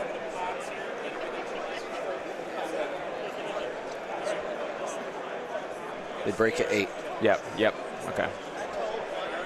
PAL is the one with Inspire, am I right? A red, white, and Inspire. Yep. Yeah, that Inspire might be helpful. Yeah. Especially if you need to move stuff and you can't Also, move it because of the liking how this game, like we said before, it seemed like it was very much Empire favored. ATST's moving up, controlling, but now it seems like this very well could go either way as we're watching this unfold. So this is what you want to see. This is a good game. This is awesome. He's moving Cassian now away from Vader, so as you guys can see, Vader is just on the edge. He is. That's what just you like do. Being mean to Vader. Yeah. But when it's Commander Vader that doesn't have burst, that's what you do. Yep. Just kite him away and. Granted, he could just straight climb over this building now if he realizes. Right, because that's the thing now. Yeah. Yep. 2 speed 1s might base him against Cassian. I think so. So we have Cassian is now on the other side. Do you reckon he does? When would he run Implacable? Do you reckon he's got to run Implacable next? Just the Vader double turn to try and get him in to do something? I think so. Yeah. Because you don't know the time, so you've got to go, well... If they have any conception of how much time they've played, then I think Implacable is a priority for the So Empire. Cassian took a shot at that ATST, now has 7 wounds, almost broke. He's got the pistol then, right? Yes. Nice. He's a pistol whipping. Snows are pulled. So do you reckon he swings with those vets that have been hiding out behind there? Do you reckon he swings out with them, takes another shot at the ATSD? Absolutely. Break it. Yeah. Try and break it. Yeah, try and break it or put more wounds on the back snows. Flood the snow. Yeah, flood the snows at the back. Yeah. Yeah. Dice being rolled. They both got the CMOs. 3. This is a punch into Ahsoka. And 1 wound went through. Yep. On Ahsoka. So she's back up to 3 now. Back to 3.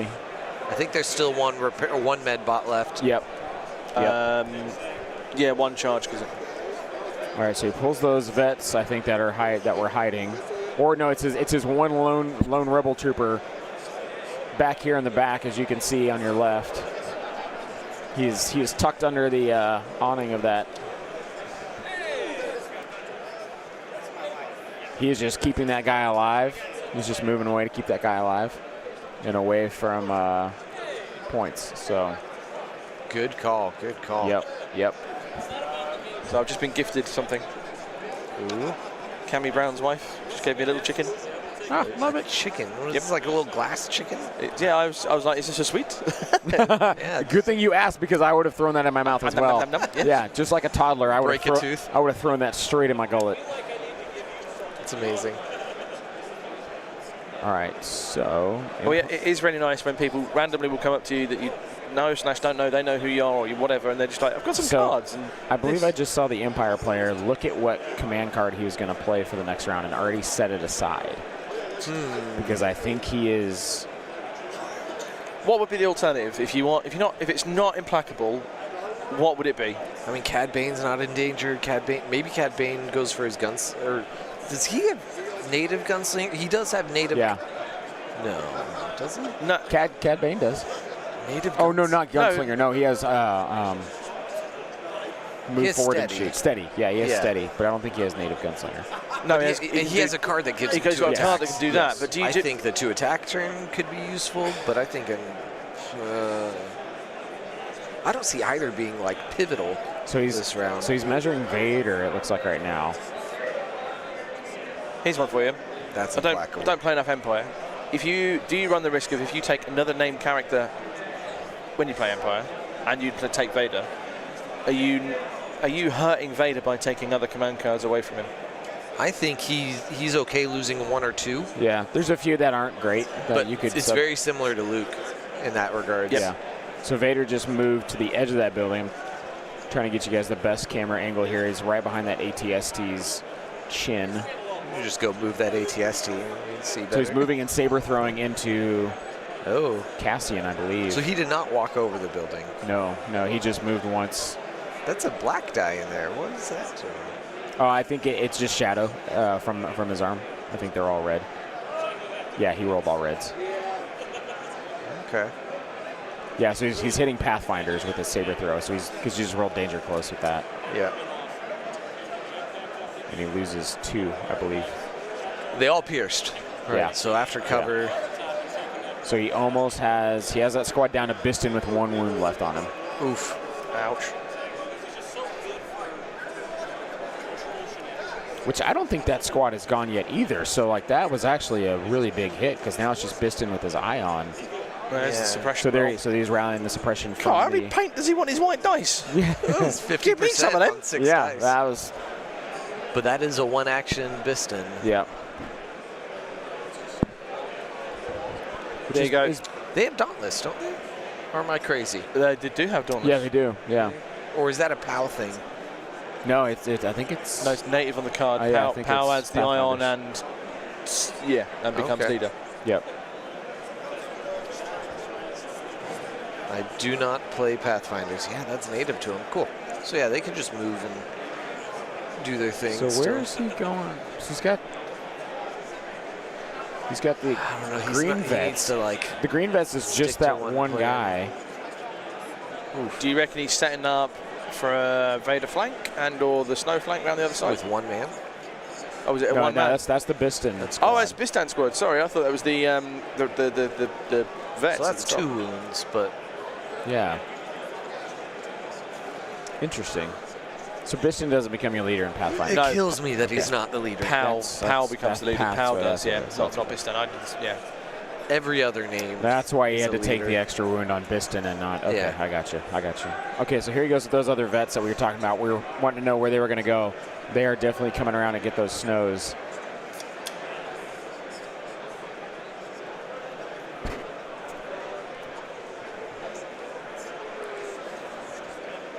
Oh, I see a little bit of paint. Yeah, Nothing it super was- crazy. 1 crit made it through probably.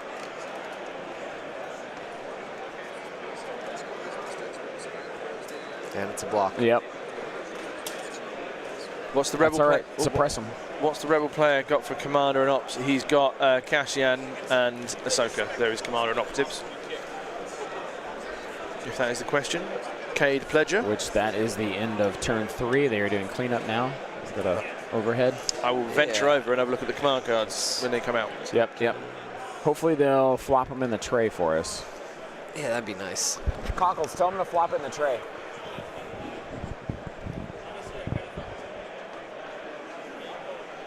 Yeah, no K2. No K2 in this one.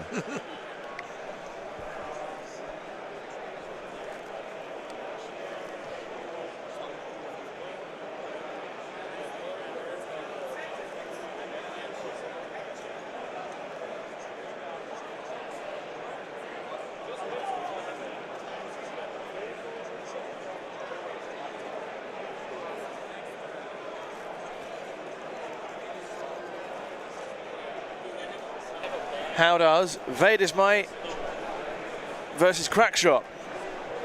Vader's Might is a good one for turn 4 to move people around. Yeah, so Crackshot will take out the, you would hope would take out the ATST. Maybe. I mean, yeah, so you get Gunslinger Right. and an extra aim. Is there an O push on this guy? There is. Don't know if he's used it yet.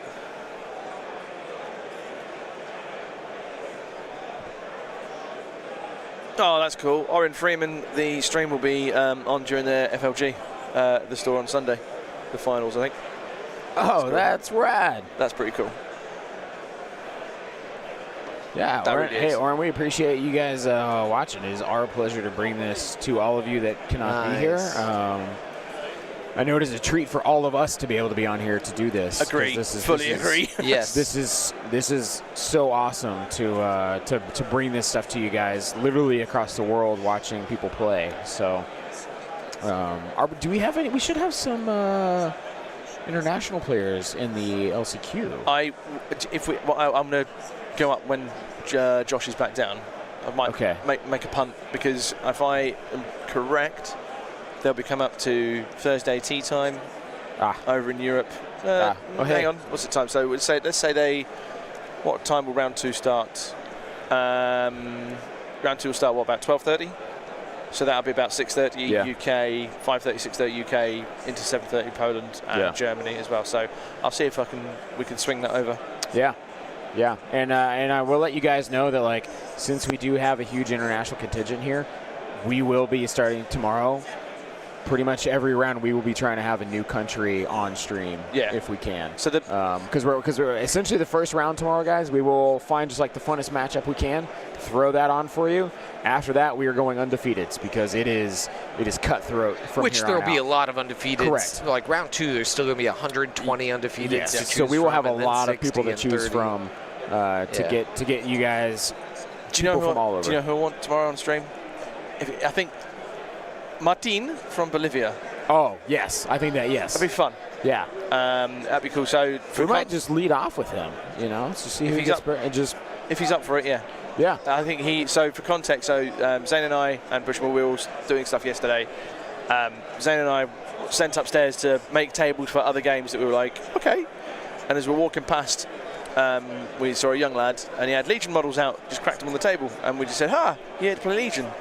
And he said, yeah, I'm here, and him and his dad had come from Bolivia. Awesome. And wow. Brilliant, love this. He's 16, his dad's playing X-Wing, so yeah, if they... I hope to see him. I think he's doing. Is he doing the Swiss in the LCQ today, or was he doing the Swiss? Vader just yeeted the Pathfinders.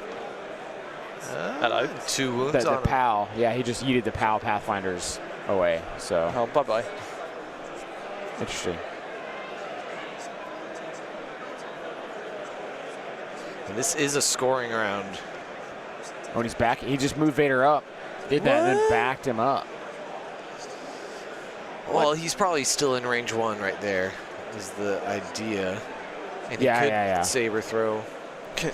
Diffus in Finland says, can we have Ollie on a losing stream, please?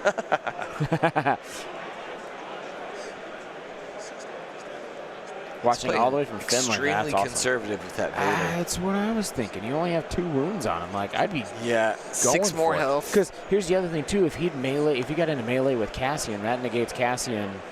Well, he probably kills Especially him during outright. Crackshot turn. I'd say during his crack shot turn. He could have stopped Crackshot. Exactly.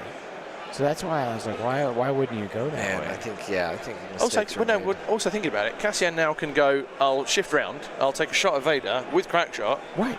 And then take another shot at, yeah. So, what is this? What is that? That's Ahsoka? No, 4 blacks, a white, and a red. What throws that? Is that a Pathfinder unit? No, they don't throw blacks at any time. Do they not? If they're shorter range with their guns? No, they would throw double. They throw Isn't double there- whites at range 3, and then they throw reds at range 2. Oh, okay. There's big Pathfinder dice. What are they? Yeah, what was that? What? Because I don't see a token out there. The DLTs don't add reds. I have no idea. There was too many blacks for an ATST shot. Unless there But was, he unless shot, it was a he red. shot at the ATST. Oh, it was the. Oh, that was Ahsoka swinging into the There ATST. was too many blacks though. What, did she have a card that gives She her had more? tenacity. whites. She's got tenacity. Yeah, but she's double rainbow otherwise. It could be. To be fair, it could be the. It could be the it's shading. It could have been one of the reds coming through as a black. Yeah. But that still did. That Pow didn't- has that a did- red, but there's not But enough that, shows black you, that dice for that. still pool. didn't kill the ATST. It only broke it. That was Ahsoka? Yeah, that was Ahsoka swinging into the ATST. And she only did I think 2. 1 wound? Maybe 2. Oh, he's There's- got a token on him now. Yeah, it's broken. But there's Yeah, only he didn't there's die. 3, 6, 9. There's 10. So he's allowed by 1, Man. which is not what you wanted that to happen. We've been joined by Stabcast. Oh, Stabcast. they're away. He said, "Wait, those are not Chicago accents." No, definitely one of them is anyway. Chicago. Are this we at least dressed like the Blues Brothers? No, my friend, we're not. Wait That till would be tomorrow. amazing. Wait till tomorrow when interesting clothing is being worn. So that was ATST shot into Rebel Vet Squad. So, I mean, here's one thing about the ATST being at 1 wound left. Cassian has crack shot, Right. and he could easily throw 1 attack onto it. Yep. Like, Get rid of it. I think that's fine. Yep, that's what he's measuring right now.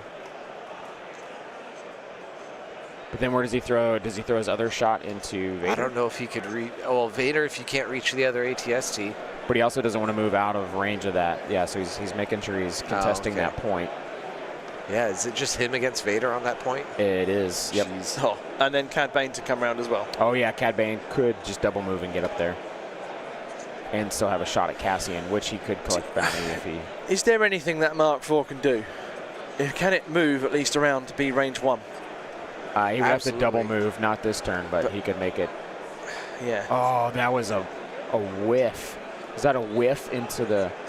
Forced 1. He's forcing 1 to go to the ATST Yeah. to just see if he can. Well, because it's a Pierce. Oh, it is a Pierce. Yep. Yeah. Okay, so he got an ATST off the board. Wait, did he? Or is it? It's not lethal, is it? Man, we are so bad with our Legion knowledge. I'm going to find Josh, see if we get his national. Cassian's normal pistol is Pierce. No, it's Pierce.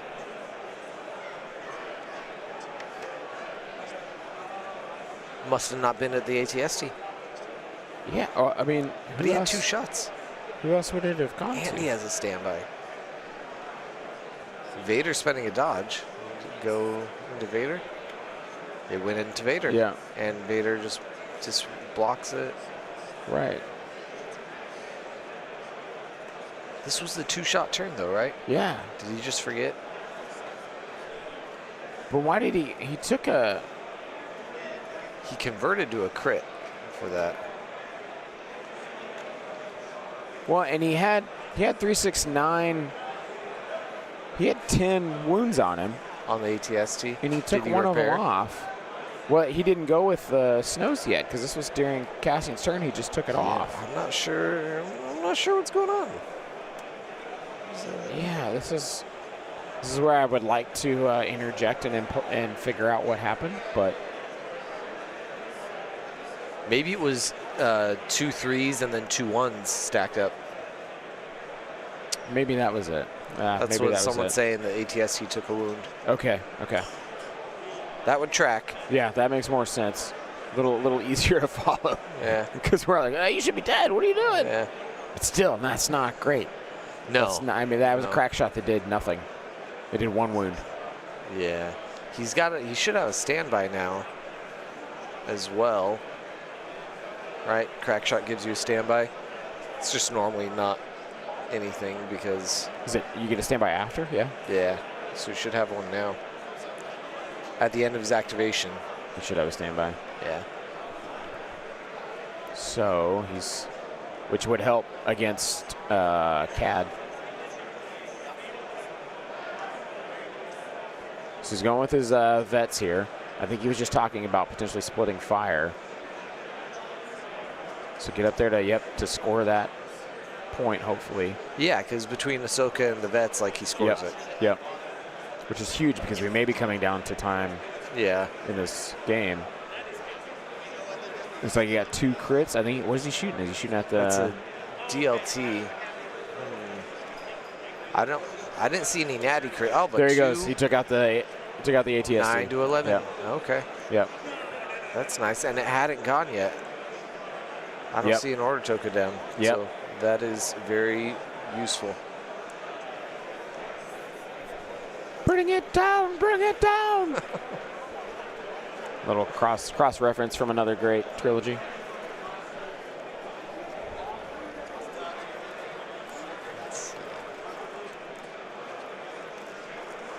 Yeah, we're gonna try and. Yeah, we had thought the Cassian was at 10 wounds. Yeah. So that was our mistake.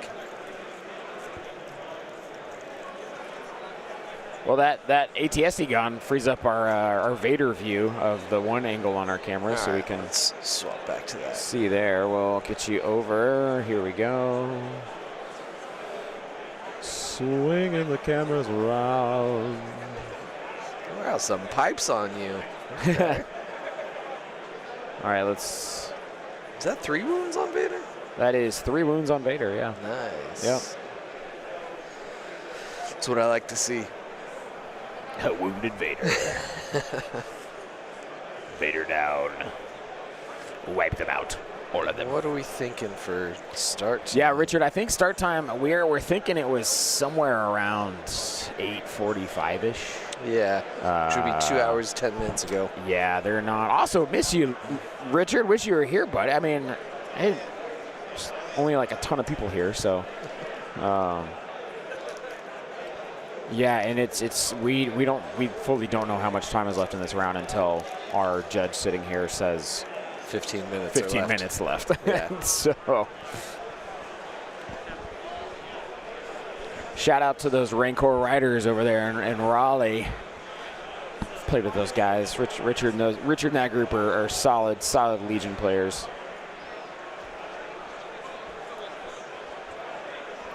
All right, so looks like we got CAD here.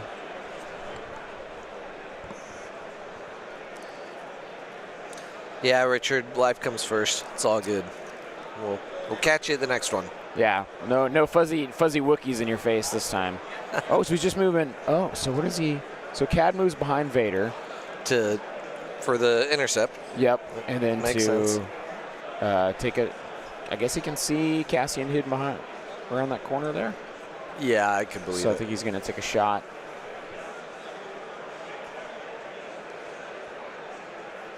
Oh, but Cassian had that standby, so he just moved back. Oh. Yep. Yeah. Yep. So he just there it is. So you can see Cassian there. Right call. Cassian moved back from where he was. So yep, that's what I said. I said if he has that standby, then CAD moves up. Cassian goes, yep, peace, see ya, backs up. So. Yeah. So is Cassian out of scoring range now? I think he's still in scoring range, but that point is now. Okay. Yeah. Yeah. You can see, actually, you can see Cassian since he backed up. Yeah, see him over the building there. Yep. So I had an idea. If you weren't sure on timings, look beyond us. You can see a timer. If you are either unsure, it's the X-Wing timer at the back. So I reckon that's we can use it at least as a little... Oh, that's counting up, and it's at 20 minutes now. We can use it as at least some form of baseline. Well, we also have a clock. Yeah, but that we could. Clocks can do that. I mean, just time-wise. But the other thing is, spoke with Josh. We'll be having a Polish player on next. Mateusz Cik, or Mateusz Cik, if I pronounce his names correctly, and so he'll be coming on next. Most we don't know who excellent. versus, obviously, when the round's in, but he will definitely be on next. Nice. Awesome. he won his first game, so he's earned the right. As we learned last night at Medieval Times, a well-rested player can come in and really defeat another player. Blue Knight, you got too ambitious. Oh, man. I do. It was highly entertaining.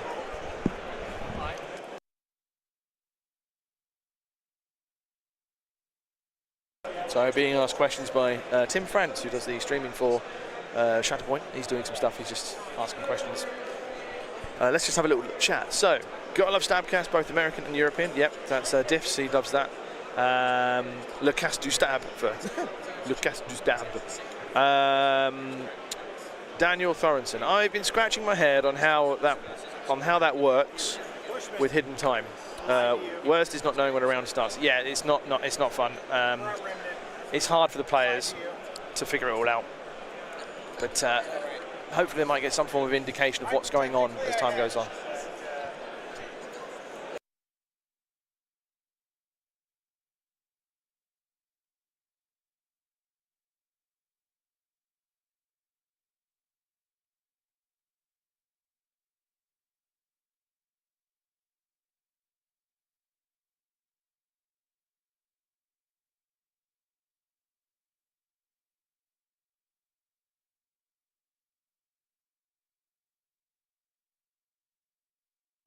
Don't worry, you didn't lose audio. We just had a conversation with someone else going on, that's all. Just talking about lunch. Yeah, lunch is important, guys. You gotta keep that energy up.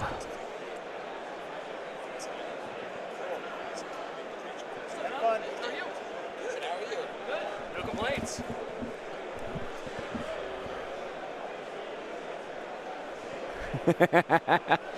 Who have we got back there? Who are you saying hello to? So those are the 5280 guys. Oh, cool. Yeah. I want to say hello because I haven't said hello. I'll say hello, Tom. I'll say hello on your behalf. They're cool peeps. Yep. Love me some 5280. Might get 5280 this weekend. When did we? What was that coin? That term coin? LVO last year? Not this past year. I think the year prior. Getting 5280. Yeah. What is that?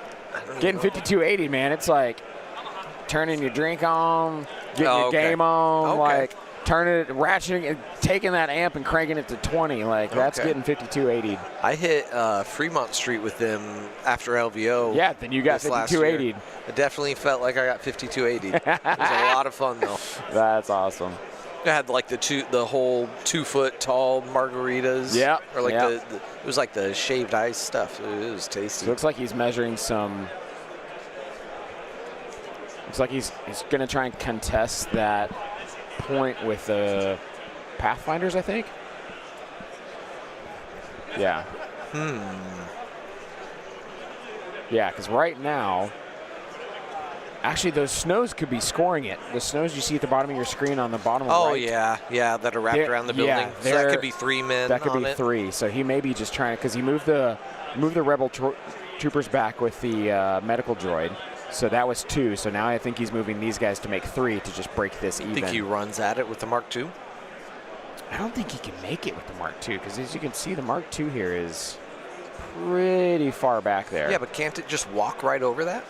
Well, it would probably end its first move just on the, like, kind of tilted on the other side of it. Yeah, it might not make it far enough. And then I think it would be just out of reach.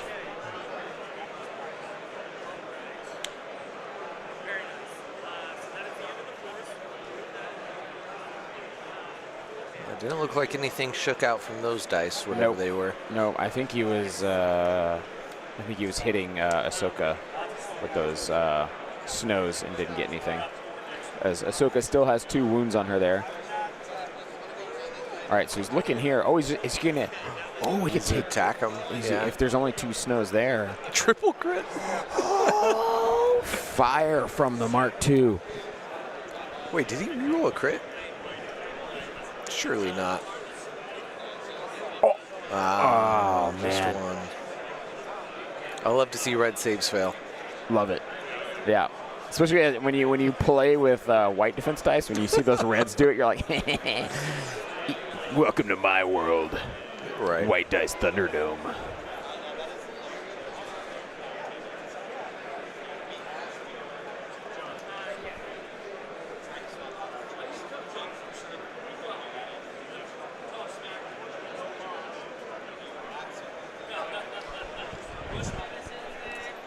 All right, so he's trying to see here if he can get these the PAL Pathfinders to come in and score. Because then if he gets those, then that's 4-3 on that point, and then he scores that point.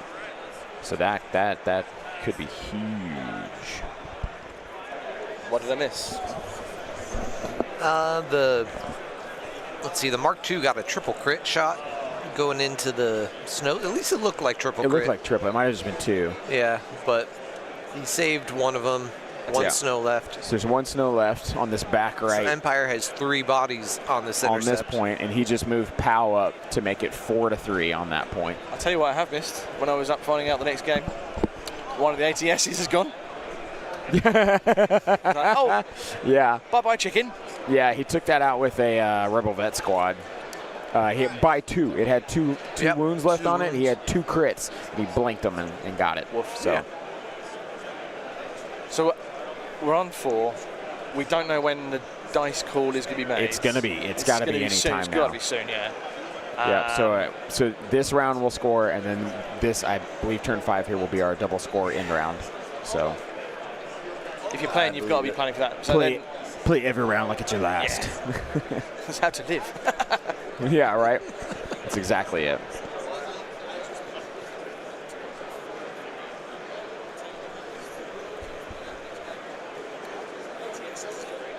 How many Inquisitors are on the field today? Anyone brave enough to bring them? You know what? I haven't seen any yet. I haven't seen. Also, we're away from the other tables, so we Yeah. haven't really been able to go around and see what people are actually playing with. I feel like people, if they're doing the Swiss non-cheesy, they might run that for the lulz. It'd be a fun Swiss thing to play. Yeah. I think the problem people mentioned about bringing fun stuff to play for the Swiss is just storage space. Yeah. Trying to bring Bringing their own 2 list armies. for Friday, Saturday, Sunday, and a fun list for Swiss. I've just had a thought. Yeah. If you play LCQ, Yeah. you wouldn't have submitted a list to go into Worlds on Friday, Correct. and the lists have been submitted. They're not made visible, No, obviously, but lots of people have been speaking about them. So if you win an LCQ ticket, you might have. No one's saying how to. Oh, yeah, like you could So there's I'm two serious. So you're saying you could things tech to then play against what? I mean, You're taking against 270 other players. Yeah, it's Right. improbable, but I mean, not still. effective. Plus the lists aren't revealed yet, so you No. don't know what. I mean, yeah, there's droids and that, Yeah. but you don't know I mean, you're going to tech against Kyle Dornboss's list because he posted it. Right, Like, exactly. go, That's just one in case list I that you need to. may get matched. Okay. Same like him Okay, and here we Ollie and go. whatnot. Here we go. Turn 5. Right, go. 5. Implacable, surely. Come on. It has to be. Because then I would just go straight up into those guys. Did we get a scoring? What all scored? I will there? go find out. Rebels definitely scored middle. And the left. So that should have been it. Should be And then did we Rebels go. put anything on the right? Swift Protector and I'm Your Worst Nightmare. So that's the Interesting. Guardian turn and Gunslinger. Uncanny Yeah. Luck too. Not Gunslinger, but effectively. Yeah.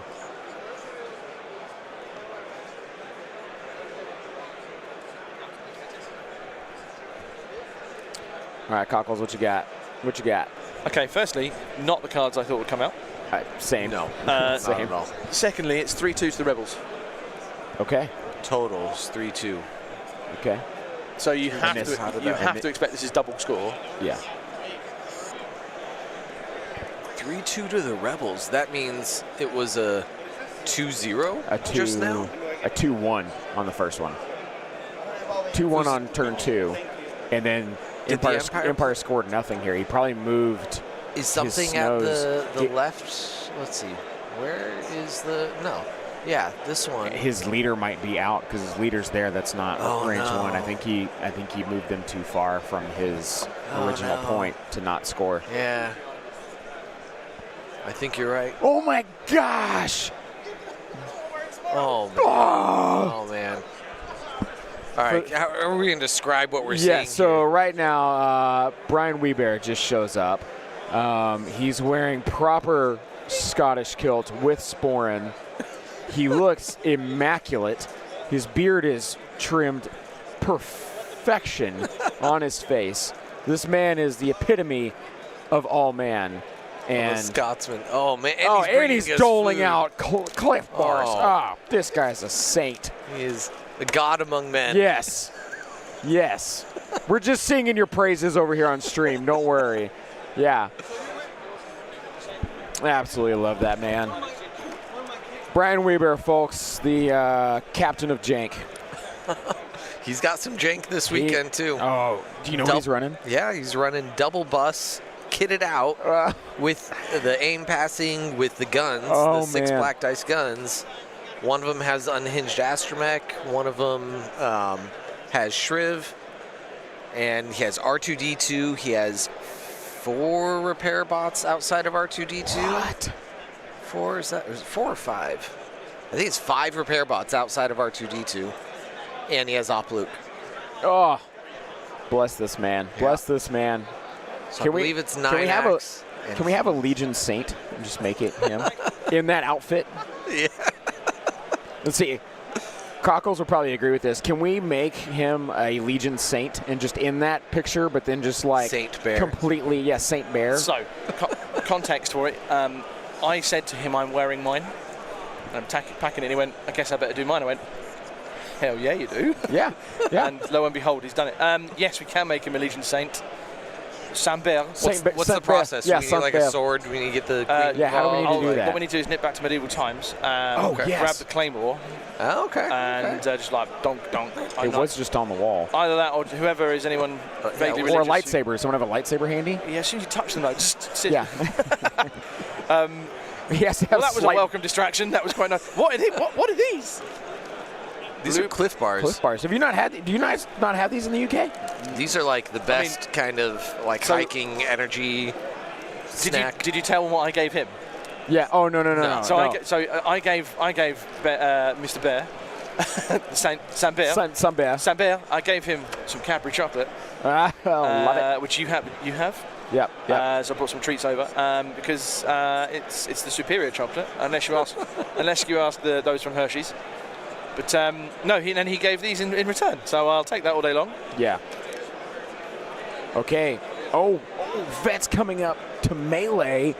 Snows. Get into melee with these snows.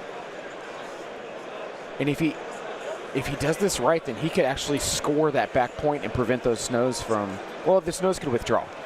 And score they could withdraw, point. Yes, but it keeps them safe and locks down snows. I mean, I think it's perfectly fine play. I think that's a great play. Ignore the ATSC. So, bounty aside, the Angry Ewok is our rebel player, right? Yep. He just needs to hold on to. He just needs to hold on to his position. Which, as you can see, he moved his POW Pathfinders back behind the building to not be shot, but still be scoring position of his original left position. He's playing like ring around the rosy with Vader. Yeah. Who, again, mind you, Vader just needs to walk over that building. Yeah. Just he's basing it now. He could just get on top and then. If Vader ended his turn, any turn, standing on the middle of the building, no one could avoid him. No. But no. And right now he doesn't have enough to shoot at it to make it. Yeah. Is there scope for Vader? I'm looking at my judging the range. Is there scope for Vader to move around, force push, and then move around and go boom? Oh, absolutely. I'm pretty sure a single move would put the vets in range 1 of Vader for a force push, and then he could do whatever he wants. Yep. All right. So where's he going with his ATS? There's snows down there. There's one snow. There's one snow body. Yeah, left. That the Mark II's been chunking at. Oh, okay. So he couldn't get round. And even if he did, he'll get shot by the other lot at the top. If you wanna. Yeah, let's switch over. So I'll show you. So what we're talking about, guys, is this original rebel control point here. Under the shade on the far right of that piece, you can see the lone snowtrooper that's. Oh, we got some red dice. That's ATST shot. 5 ATST hits. into. Is he shooting up and over? Not sure. I think he's shooting into the. For that shot. I think he's shooting into the Biston. Yeah, because that's a dead whatever. Dead whatever it is. Yeah. Yep. Okay. Yep. So Biston Pathfinder's gone off the board. Cheerio. And then, so as you can see here, you got Snows there, Pathfinder's in the back. Come around the other side. Vader and Cad on the front end of it. And then only Cassian back there to contest that. Yeah, this is a very he should have double moved his Mark Vader. II. Did we see drops on Rapid? Yeah. Oh, we did. We just missed it. Yeah, we just missed it. Yeah, okay, that's fine. My brain went. They were doing it like in the round one. We were still wiring up. when we cut in here. So. which we will try and have some player audio for you guys in the next game. We will turn on that mic and make sure that is all up and running effectively. We're going to get stuff added pretty much each game. Yep. Question was, loving the table, where is the terrain from? I believe this is community Adepticon? Community project stuff. I don't know. Non-sponsored. Yep. I just know. I know Hank, who is our main guy for Adepticon, supplied a lot of it. I just know he was working on a ton of it. He had a lot going on to get that going. So.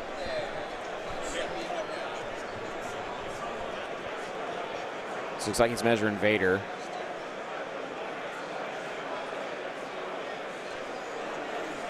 Where?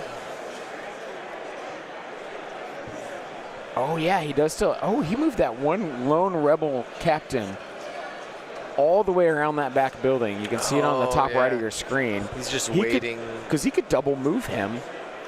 If he's got the body count, he could double move him at the end. Yeah. And come right in to help contest that point. I think Vader can easily move out, saber throw, kill it right now if he does. Because I don't think he'll have cover. You think he's range 2 there?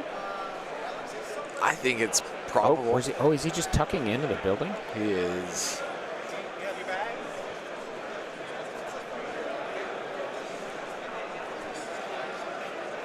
Okay. So saber throw. That is a saber into throw. Cassian. 3 hits into whatever. We'll see if it's danger sense dice or not.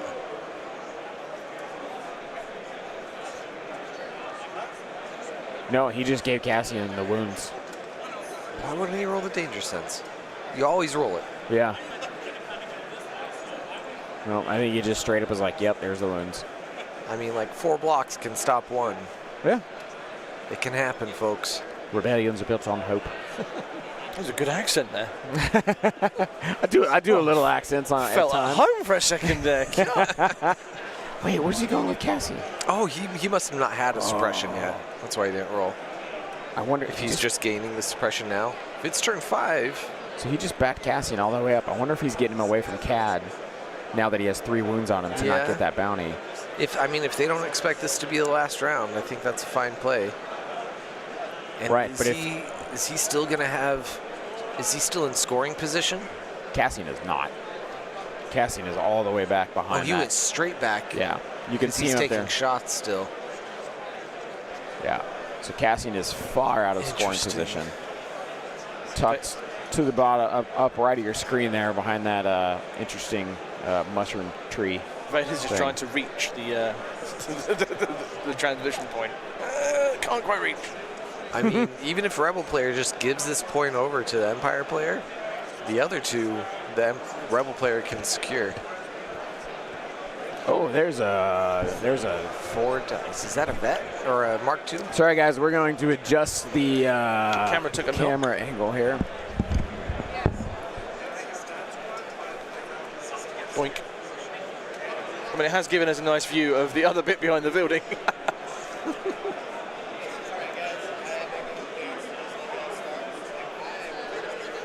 It's the camera, I think, as opposed to the frame.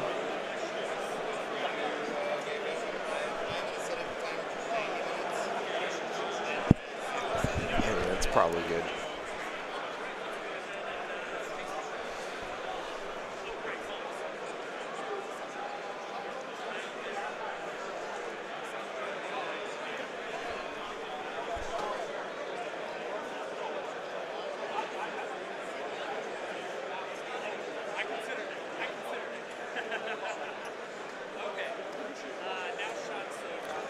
Jack Prouting, 1 suppression on Cassian could still do something to stop some, right?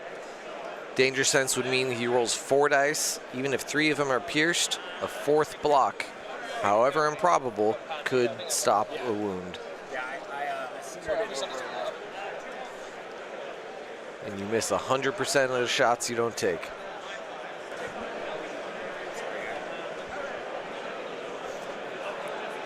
To answer the question in the chat, do you see the chat question about Which one? about the tables? Oh, no. We plan on changing the tables between days. Days, primarily. yeah. Yeah, considering where we are in the hall, we're far away from where all the main tables are at. It would be just too much to try and... Bar the final as well. We changed the final. The finals we will change because there's only going to be two games that day, so we will have 2 different tables on for Sunday. Correct. Yeah, because in theory, also the semis, one would be on and they would stay on the same table. Right. Yeah, so it has to, Yeah. Have to change that last table. Medroid loses 1 from an ATST shot. Yeah, I'm not sure who shot right there. Who's he measuring around here? CAD? It was CAD. Oh, It was a CAD shot. CAD's in a weird spot where you can't really see him. Zane, the picture of you in the flowery shirt went on Instagram earlier. It's getting some love. Hey, guys, that is only the beginning of what I'm wearing this weekend. John's seen it. Trust me. Yeah. John's seen it. It's an adventure. I'm intrigued. Yeah, it's... Yeah. It might even put your kilt to shame. What? I said it. Yeah. I'm Tomorrow will still be the flower shirt, but a vastly different pair of pants. See, we got 1 block out of 4 on... I think he's taking a... Is that a Cass? Is he shooting at Cassian there? Must be. Look how far up Cad Bane moved. Yep. Yeah, I think he's trying to get that bounty. And for those who are not American, when he says pants, he means trousers. My Or does he? pantaloons. My britches. That's what we call it in the South. My britches. Second Cad Bane shot yielded a single crit, looks like. Yeah, he took out that one captain up there. It looks like he didn't take out. Red dice were rolled in response to that, and it looked like 1 block, 1 blank. That's the snow. Snows into. That was the Mark II shooting the snow then. Picked it up finally. Oh, yep. That one snow is off the corner there. Ooh, that's This is Ahsoka? No. Yeah. Yeah, that's an 3 Ahsoka. reds because tenacity. Yep. I count 5. 5. She's going to tear up these snows right here in the middle.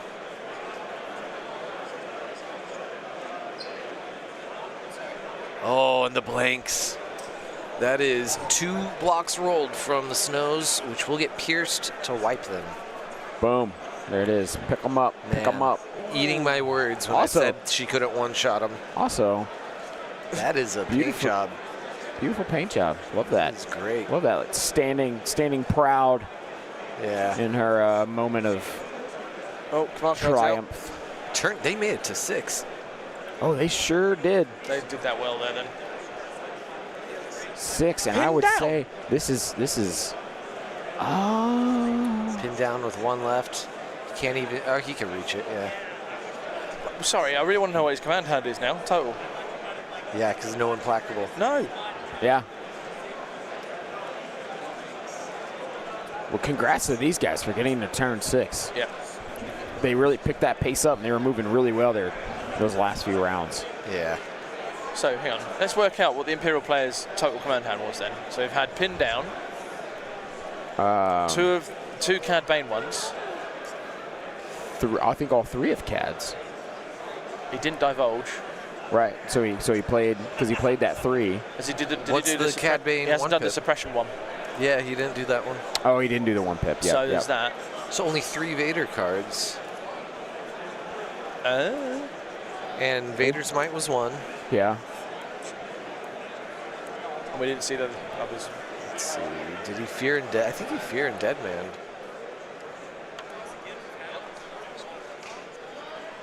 Do some investigative reporting here. Absolutely floored that no implacable came out. Yeah. Implacable is like game changing. All right, here we go. Even Cockles in has this got state. the full spread here. Don't tell me he implacabled round 1. Okay, here we go. So of the pip, so pip ones. I'm your worst nightmare, Invader's Might. Oh, he did do the. Oh, that's the 2 attacks. It's the 2 attacks Yeah. we showed last Okay. round. That was last The round. pip Yeah. 2s are Fear and Dead Men and Pinned Down. Yeah. And the pip 3s are Darkness Descends. for divulged. and the undivulged Interesting. All right. Yeah. All So right. Dark Descends are make rules now. Oh, okay. Definitely an interesting one. I'm surprised of the lack of Implacable. Man. No Implacable, no Burst. Could have made up for it this round. Yeah, it would have made a this big game difference. if you think of it. I mean, things can still happen. Ahsoka could still get like one shot by anything. Well, he's moving Ahsoka right now Oh, good. to just get behind Before that she arc. gets pinned down. Yep. But even now, he's getting what, impact 4? It's weak point 2. Is it weak point 2? Weak point 2 rear? I don't know how much it is in the rear. I'm pulling it up right now. ATST is only 1 weak point, One weak so point, it is okay. 3 impact. 3 impact. Plus her 2 dodges she can convert, 3 dodges. 3, yeah. So it's like 6 for free, Hello. basically. Oh, Wait. Why were there only 3 wounds being saved? Or 3 defense dice? I don't think he spent a single dodge on Ahsoka to. Wasn't this her big turn? Yeah, because that was her 1 pip. Yeah, this was her big turn to add extra dice. She should have had 3 extra whites unless they all blanked. Unless he's just keeping it out there to just keep her alive for... Yeah, but you don't need more than one to stay alive. She's not going to suffer a turn fire because there's nothing left to return fire at her. Exactly. Yeah. I think she should have spent 2 of them at least.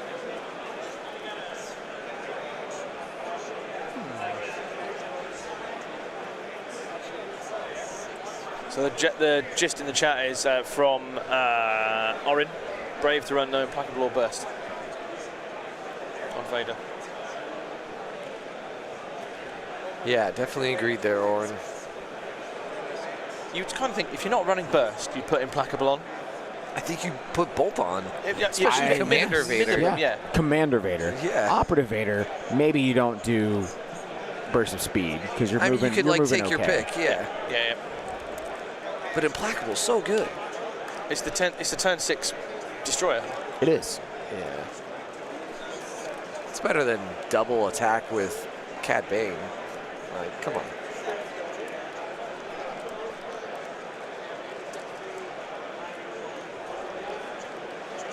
Some white defense being rolled. 4 blanks. Oh, picking hello. up.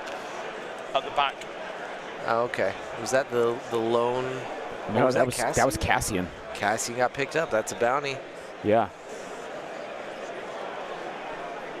Which currently ties the game at a 3-3. Yeah, and then it depends on what gets scored. Then you get score, so you could tie on. But then even if you tie on that, points killed vastly goes in the Rebel player's favor because he's with killed an ATST down. And ATST is Snows. First Cassian. Two Snow Troopers, like versus a Cassian and 1 Rebel vet squad. Yeah. So. I think unless Ahsoka dies, like, but she's not the Rebel players. But she's still got 3. Those 3. Does she have situational awareness? She does not. So she could get critted out, but just punched the Snows. Only lost 2. Is that 2 rebel squads in there, right? No, it's just 1. It's a 6-man. What's the way out? 4 or 5. No, that other one's the astromech droid. Oh, okay. Whoa, which way is he going? He's withdrawing with the snow. But why would you withdraw that way? I would withdraw the other way and contest that point. Yeah. Well, I think even there he might still be contesting. Is there a way for the ATST to reverse over and stomp on Ahsoka? Walk backwards? You could absolutely walk over him, but then she would get to move wherever, like within speed 1. Yeah. And there's no pivot option to pivot kick. No, you could kick from could behind. kick. You can kick behind. Yeah. Oh, okay. So You just can't arsenal. Too much. Yeah. It's a melee weapon. And this is There's where no pin down arc. doesn't really do much for him because he's not putting a token back in the bag. Like, do you think that's, to be fair, it means it was his only card he had then, wasn't it? Yeah. Yeah.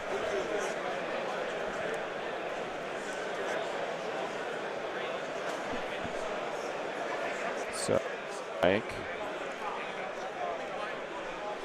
Finally moving that Mark II up, but now he might have boxed himself out with his Pathfinders. Oh, does he have? Scores it. So you just need to get to the back of that building to score that. That's wild. It's the Mark II, and Cad Bane is left, so it's Vader against those. And Vader can only kill. He could kill one and push one. Right? Oh, he does still have that one lone captain alive, back behind there. Okay. Which I don't know if he could double move and be within one. I don't know either. From behind there, that's quite a ways to go. Yeah. But if he does, then that's 3 things. Vader can only deal with 2 things when he doesn't have choke.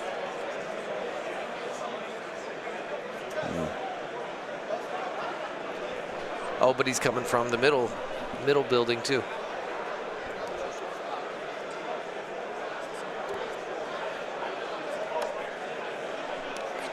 He's pulling out all the stops now. Yep, so now he's scoring 3. It's really annoying me. Jeez. Scoring 3 on this rebel point here. Which if Vader deals with 2 of them, then Vader himself ties it. But a tie is not enough. No, he needs the point itself. Yeah. Which I think for the Empire play. For the Empire, yes. Yeah. For the Empire. So you're basically saying he goes in, melees the three-man squad and pushes away the Mark II, the Mark IV. Yeah. Yeah. Yeah. Well, and that's assuming Vader can even kill one of them. Right. Right. He could just blink. Yeah. He's not exactly close to any of them. So I don't know that he could double speed 1 to any of them. Yeah, I think if he'd been... He could saber throw into the lone man out there is probably his best bet.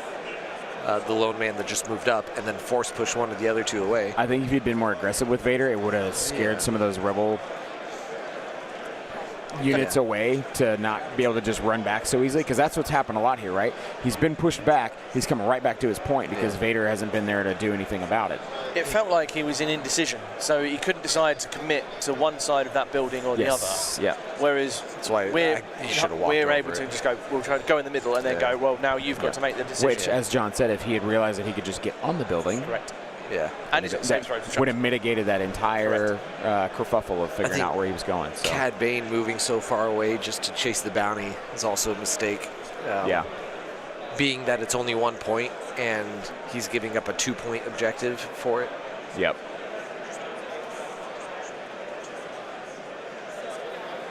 He's probably hoping that Ahsoka doesn't one-shot that squad. We need to give that. We just need to give this back to. Oh, yeah. I'll take it up there whenever I give them their tickets when they're done. So, community sharing again. Dudes from Australia with the C4 hat. Oh, nice. Love that. I'll just compare that. It's better quality than the one that we have. All right, so here he goes with Vader. He's gonna. Looks like he's going into the lone guy. Yeah, he's just double moving. He's to swinging to kill the one guy. Get extra dice. And, oh, wow, see? But again, I think that's now farther than range 1 of the others to push them. When he could have saber throwed. I mean, it's red dice, and you still throw 3 of them. Yeah. Odds that you blink. Slightly overkill to do that one. Yeah. Well, and now he can't force push. Yeah. Because he could have moved over, saber throw, and then force push the one guy. Yep, and been fine. So. Someone just commented, Holly Miller, Austin's mother. Oh, yeah. She says, just saw the stream photo, which I stuck up earlier. Did Cockles get to Chicago via Hawaii? I think she thought you were me. Or vice versa. Who? What? So, Zane, being the Californian that he is wearing the... I'm not from California. I'm from Texas. I'm just working in California. I mean, I need to make that distinction. Californian by proxy. Yeah. There you go. Yeah, I'm from Texas, everybody. So is that, and then... so that's that. And who else? So Mike Tawil says, hi, I'm South African, living in the Netherlands, and shouting for all players for both. Would be brilliant if they can make it to stream. Hey, who knows? It's not in our power yet at the moment. Vader should have been way more aggressive in this game, and we have just been told. So it's just time. So 15 minutes, right? Yeah, 15. They have 15 minutes. Yeah. So they just got called time. They have a 15-minute runoff time, which I think is going to be fine. Yeah. Which I think I called that out right at 45 left earlier. That was about right. So. Yeah. Vader should be made from Twitch93. Stabcast say, I'm interested in the South African meta. What are they playing? What do the tables look like? What is the play culture like? He's South African. He's in the Netherlands. He's in the Netherlands. Yeah, so he's playing the European meta. Yeah, he's playing, which is bonkers. Right. Yeah, Right. it's all over the place. Stabcast reading comprehension. Yeah. It's not the best. It's okay. Get that country grammar. And Holly, yes, she did mistake us, but hey, we could be brothers. We both have red beards. There's so the ginger thing yeah. going on. I guess I was thinking anyone who would bring a kilt to Chicago would also wear Hawaiian flowers. Yeah. I mean, I wear a vast host of things. I'm waiting to get my kilt till I actually go to Scotland to get it because I do not want to buy one in the U.S. I want to go to Scotland and get properly measured. You've got to go get it authentic, like. Oh, I've got to get the McPherson one. That's what I've got to get. That's my family clan. I've got to get that one. I do. Oh, wait, who's on chat now? Who's this? I'm sorry, have you met Mel Gibson from Braveheart? Yeah, I was there last night watching the Blue Knight get his butt kicked. Oh, man. Cheering for freedom.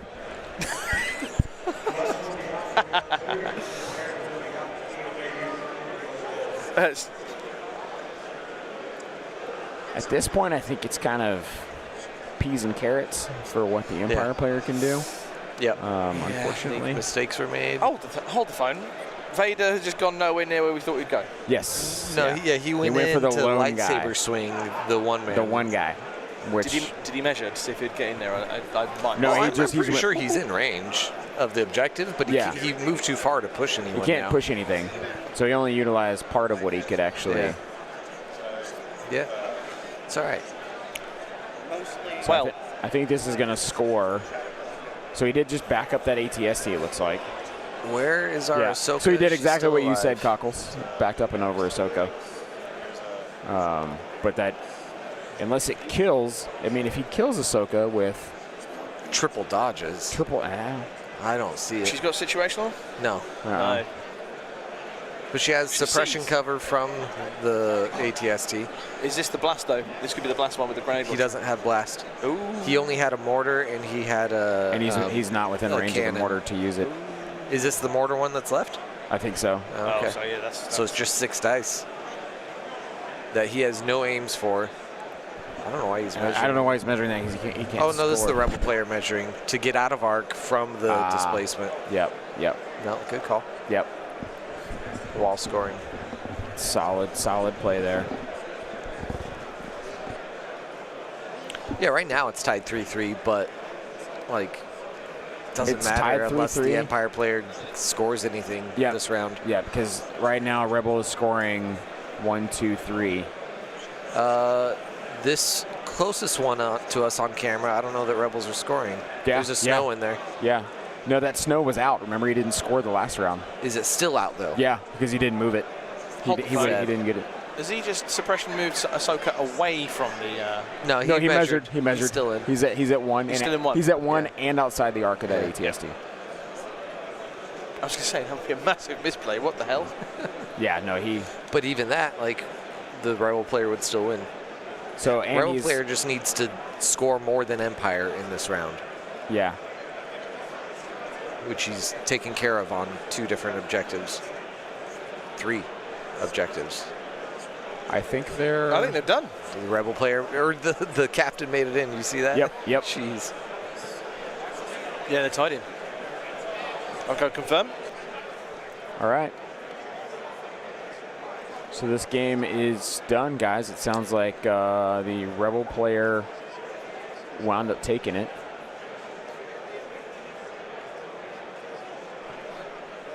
It was a exciting, an unexpected game.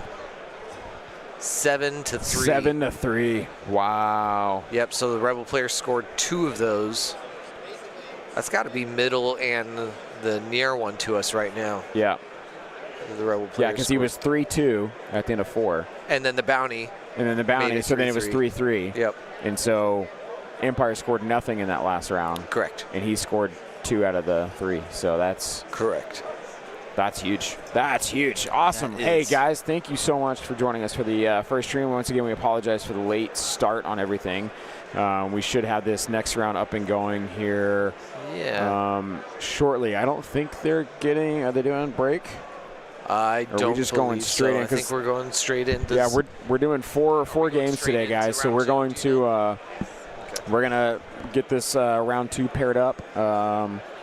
And going pretty quick, and we will be splitting the stream as well. So we will have the AM stream, which is going on now, and then we will have a PM stream because we cannot. Yeah, we'll probably break that after game 2. Yeah, after the second game. Especially if we're not doing a lunch break. Yeah. Maybe we'll get more of a pause between game 2 and 3. Yeah. Depending on how quick game 2 is. Yep. So we won't be able to. Won't be able to keep that stream going all day in a single stream due to the hours. Yeah. So I'm gonna see. We have a bunch of pre-recorded player interviews. Yes. And I'm gonna see if I could queue one of them up to show you guys while we're waiting. Yeah.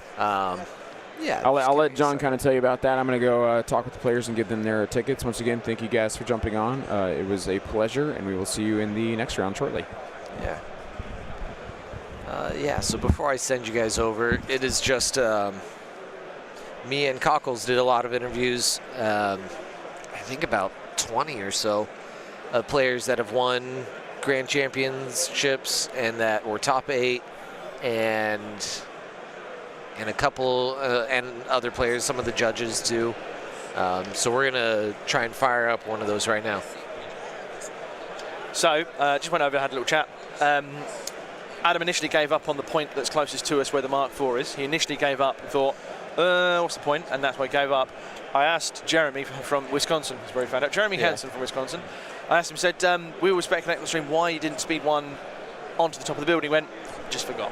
Yeah, that's what I was. That is the thing. Adam actually wasn't sure about that rule. He actually was like, is that a thing? I said, yes, it's the new climb rules, how that interacts. Yeah. So he was like, that's scary because it means Vader doesn't have to... climbing makes it irrelevant, that sort of stuff. So it was definitely interesting. Tell you what is interesting. We're joined by the semi-stream member for the moment, Oliver Dyer. How are we doing? How you doing, mate? You right? Yeah, really good. Were you playing a game earlier, or just? Yeah, so I was in the Swiss. Went up against the winner of LVO. The Obi-Wan. Yeah. Padme Lisso. Did you win? No. So it was 3-3 on payload.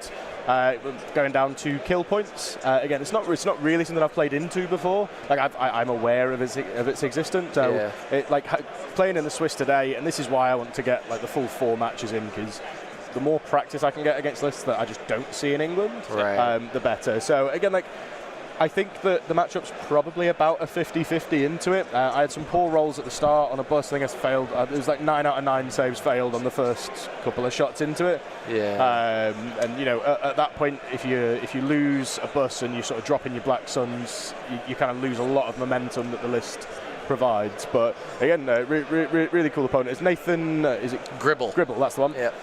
So yeah, really good opponent. And so yeah, I thought I'd come up here and join you gents for the old. So what I'm hearing is, do you remember? You know what you were saying earlier?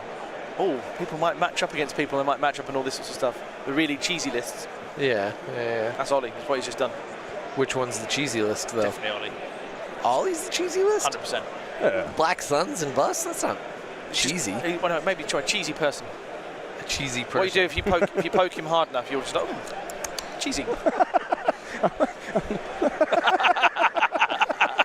I don't know how to respond to this. I don't know, like, is this from experience? I'm not Parmesan Cockle. No, you're more of a Edam. Edam. So we'll just fill you in what's been happening here, though, on the relevant game that's still on the stream. So we had Empire versus Rebels. We had an Empire list, which was Ahsoka, Pathfinders. So you had a Rebel list. It was Ahsoka, Pathfinders, right? Yeah. Well, yeah, that's the one. Sorry, you said Empire. I was like, oh, did he? Yeah, I did. We had the Empire list with Ahsoka and Pathfinders. He was running wrong cards. Anyway, so no, it was Rebels, Ahsoka, Pathfinders, and then on the Empire side was Vader double ATST. The interesting part, what do you think would be the command hand on the Vader ATST list? Double ATST. So if it's Vader double ATST, I think you drop Fear and Dead Men for... No, not Fear and Dead Men. I think you drop New Ways to Motivate them for Pin Down. Oh, and Cad Bane, sorry. Cad Bane's in there as well. And Cad Bane. So, again, like, it's such a challenge to figure out cards. So you definitely want both evaders 1-pips because they're just fantastic. That wasn't and they make him an absolutely incredible piece on the table. 2-pips, I think you're going to be going for potentially Fear and Dead Men, potentially Cad's 2-pip. That's the kind of argument on those two. Behind that. And then you're going to be going for Pin Down over Fear and Dead Men because it's not Fear and Dead Men. New Ways to Motivate them. Because shuffling all the tokens back in, especially when you've got range 4 ATSTs, that's New Ways isn't going to get you a lot. It's not going to get you there. And then in terms of the 3-pip, I think in that list you can afford to drop Master of Evil in favour of Cad's 3-pip so that you can get that, you can get his tokens down. As I think you lose so much value from Cad if you don't have his tokens out. So you were half right. Okay. Half right, okay. So you had the Darkness Ascends. I think he only missed one card. There was no Implacable. He went no. I think he also didn't have. Hang on, I need to remember. We actually. So it was Darkness Ascends. No, so we had Darkness Ascends, Cad Cad's 3-pip. the Cad 3-pip, Yeah. which wasn't divulged. Yeah. We had the Cad wasn't divulged. We had the Vader 3-pip, which gives him the surges. Yeah. We had Pin Down. Okay. We had Fear and Dead Men. Yeah. And we had Cad's 1-pip. Over which Vaders? No Implacable. No Implacable. No Implacable. No Implacable. That's no mad. burst of speed. And there's no burst of speed on Vader as well, which was on quite. Commander Vader. Right, I'm going to actually say this now. That madness, and I want no part of it. It's all right. You're right, Holly. I am Emperor Palpatine, ruler of the galactic sauna. You're gosh darn right I am. Just so catching up on the chat. So Cockles goes to I'll do that. Last thing we need is a union of Tom and Florida Man. Trouble spells Legion for all Legion kind. Richard Lavery, Austin is the absolute best. I can't disagree. Has he met you? Austin. Richard Lavery. Tech sketches aren't here. Austin keeps us on our toes, Holly says. ZZZ, it's Ollie, Team UK from ZZZ Rider. Is that a sleep rider or? I don't know. And then obviously Tom's missing us from the chat. He's there, giving it the laugh. Yes, and Palpatine. I knew that Tom would be sending that picture of me looking dodgy in a towel to Austin, and I'd prep myself for it. But also, Holly, I love your jumper. Thank you so much. For someone who's so lovely, I'm surprised you made Austin. Wow. I don't think I've ever heard such a backhanded compliment. Oh dear. This is what we're here for. Someone here so happy to hear British humour. It's like, oh, well, basically, what British humour consists of, like, absolutely ripping into each other. Oh, absolutely. So obviously the prank war continues, and Austin will be. Well, my prank for Austin will be revealed tomorrow morning. Correct, it will. Ready for Worlds. From Falling Dan, do we have a rough schedule of the games? Want to make sure I don't miss the first 4 turns like I did this game. As soon as we get pairings, wasn't really you. That might have been a bit of us as well. I mean, we only missed half of a turn really on the stream. So I think there's a 30-minute lunch now. Is there? I believe that has not been announced to any of us. It hasn't been shouted, but I mean we've got the cards. So I think Nick Bodnar said that there will be a lunch. Obviously the schedule changed a little bit this morning. I think from what we thought we were doing in the last chance qualifier. Oh, we already have our players. Lovely. So we have Mateus, and we'll find out in a second. I will go. Is this round 2's already been? Round 2, yes. Yeah, round 2. So are they also having a lunch? Here he is, Mateus. There he is, giving us the nod. Our man of mystery from Poland. Hello. He's giving us a little handshake, hoping we might be favourable on him on the stream. But there we go. So that's that. Yep. So John's off to get a beverage of water. Oh, delish. Yes. What's that? Hang on, are we full English on the stream right now? Yes. Oh no. So, I'll be the bacon. You be the egg. Why am I an egg? I didn't want to call you sausage. I mean, judging by my thumbs. Absolutely fine. Leave your models there. We're not going anywhere. Although you might have your pairing up, so have a quick check. Ollie takes after his dad. All right. Onto the game map. So this is jacket there. That's Onto sort of the game map. flying So you were obviously here. You arrived on Tuesday. I feel like I'm actually doing a proper interview here. It's like leaning on the chair. I did arrive on Tuesday. You were here Tuesday. You've seen the tables. Now we on the podcast we spoke about tables quite a bit recently about like potential quality, potential differences in what we are used to in Europe compared to America. What are your thoughts overall? Because these are quality.